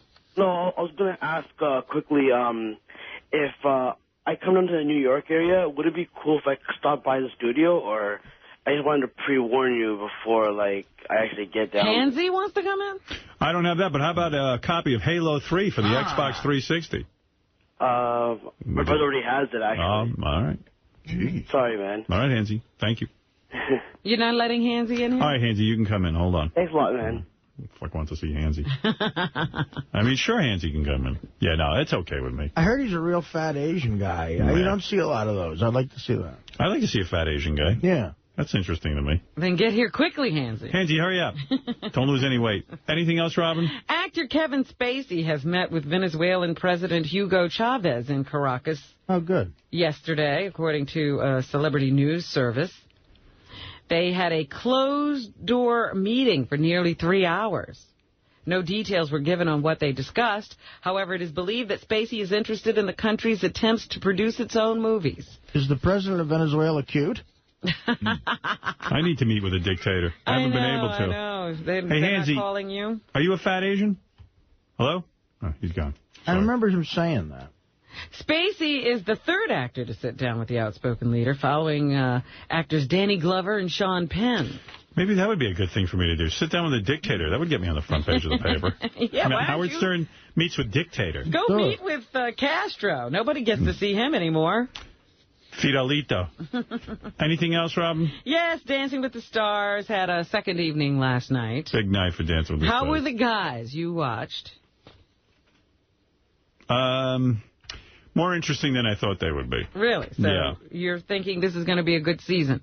Yeah, it's good. The chicks are especially good, yeah. Nobody's been thrown off yet? No, tonight we find out who gets thrown off. I see. I think. So here's Judge Lynn Goodman saying that Albert Reed had stripper-like dance moves? 2-5. All right. You gyrated, you rotated, and you pulsated. It was like watching a stripper. All right, and Dolly Parton sang on the show last night. See, I didn't see that. 2-6. I'm going to be singing Better Get to Living, the new single. And it's actually, we're going to kind of preview it on the show. And so we're excited about that. Maybe that's happening tonight? Yeah, it's probably happening tonight. All right.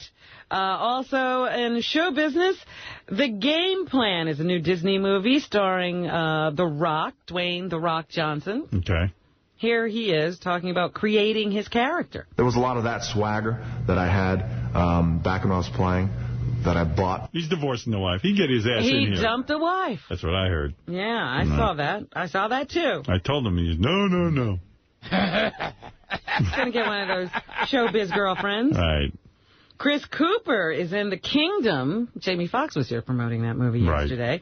He's in it, too. And here's what Chris hopes people will get from the film. I think this film handles it with respect, and that's why I said earlier on that initially I was attracted to this, because it does make an effort to go... All right, who cares? Get to the point. Yeah. Michelle Ryan, do you know that name? I certainly do, Robin. But why don't you tell us who that is? I know everything. That's the new Bionic Woman. Oh, yeah. She looks kind of cute. Debut tonight. Here she explains what attracted her to the project. I used to beat off to the original Bionic Woman, Lindsay Wagner. Yeah. I was attracted by the script, by the character of Jamie. It would be kind of cool if I beat off to the sequel. There'd be a certain completion in that. Completing the circle. A continuity, if you will. Yeah, like whoever thought when I was beating off to Jamie Summers that one day I'd be beating off to Jamie Summers, but a different Jamie Summers. I'm very excited. I felt that she was really feisty and empowered, but equally vulnerable and as lost as... Of course, nowadays there's so much better things to beat off to that you don't have to beat off to mainstream You don't have television. to beat off to TV? No. Now, do you mind that she's British? No, I don't mind. I think she's affecting an American accent. Yeah, I'm fine with that. In the film. And here's Kelsey Grammer, who is returning to His show happens to be good, I got to say. I saw one episode. It was pretty good. He plays a newscaster in Pittsburgh. It's called really about Back to You, Back and to he You. explains what the show is about. Two people that get reacquainted, frankly, and discover that maybe there's something more to what their lives were now that they're back together again. And it's pretty funny. Well, I had some good laughs. I got to be honest. Very good. All right. And finally today, just a little announcement. Demi Moore is now Demi Kutcher. Oh, my God. I can't believe he married her. Ashton Kutcher's wife he's a young guy. She's old. He's got to be nervous. Finally taken his name She's going to be like fucking in a wheelchair when he's in his 40s. But he cements... Look, he's fighting to get her to take his name. Yeah. He basically cemented himself in show business royalty forever. He'll be rich forever. He'll never not He would have been rich anyway. He had a career. Yeah, but you never know. All right. Could have went south. She has changed her last name to Kutcher on her driver's license, credit cards, and passport. That's real love. Demi did this for Ashton, according to Demi her source. Kutcher. She knew this was something he wanted, so she finally made this. What a bozo. And that's what's happening. Thank you, Robin. Yeah. And yes? Big announcement. Please. Yeah, for the New York Comedy Festival, I'm playing Town Hall November 9th. Nice. That sold out in, the guy told me, 11 seconds. Oh, my God. Look at your career. 1,500 seats. Town Hall where? So, in New York City. Wow. So the New York Comedy Festival has let me close the festival November 11th, Sunday night, November 11th at 7 at Avery Fisher Hall in Lincoln Center. Well, I will be doing a show there that night. I'm close to signing the great Greg Fitzsimmons to do it with me. So Avery Fisher Hall, November 11th at 7. Cool. NYComedyFestival.com or Ticketmaster. Marty, big that's announcement. Be a big triumphant night for you. Congratulations. That's amazing. Congratulations. We'll have to celebrate with cheeseburgers from McDonald's. There'll be food there. Well, you will have to go to first Burger King and then McDonald's. Friday night, September 28th, it's King Norris at JD's Place, 158 Fulton Street, Route 109. That's Farmingdale, New York. 516-547-6649, the number. See a real man, Gary Dell'Abate, at the Sapphire Club in Las Vegas, Friday, September 28th. And also hosting a party at Body English at the Hard Rock Hotel in Las Vegas, Saturday, September 29th. September 28th, see Sal, Reverend Bob, Shuli, Yucko, Beetlejuice, and the Iron Sheik at the Cubby Bear in Wrigleyville, Chicago. Go to Ticketmaster.com. September 29th, see Sal, Reverend Bob, Shuli, Yucko, Beetlejuice, and the Iron Sheik at the Agora Theater in Cleveland, Ohio. Go to Ticketweb.com for tickets or KillersOfComedy.com. October 5th, see Bob Levy, Florentine, Sal, Shuli, Beetle, and Iron Sheik at the Headliners Music Hall in Louisville, Kentucky. Go to Ticketweb.com for tickets. October 6th, see Bob Levy, Florentine, Sal, Shuli, Beetle, and Iron Sheik at the New Daisy Theater in Memphis, Tennessee. Go to newdaisy.musictoday.com for tickets or RevBobLevy.com. November 2nd, see Richard, Sal, Levy, Yucko, Beetle, Shuli, and the Iron Sheik at the Edmond Town Hall in Newton, Connecticut. Call 203-268-5857 for tickets.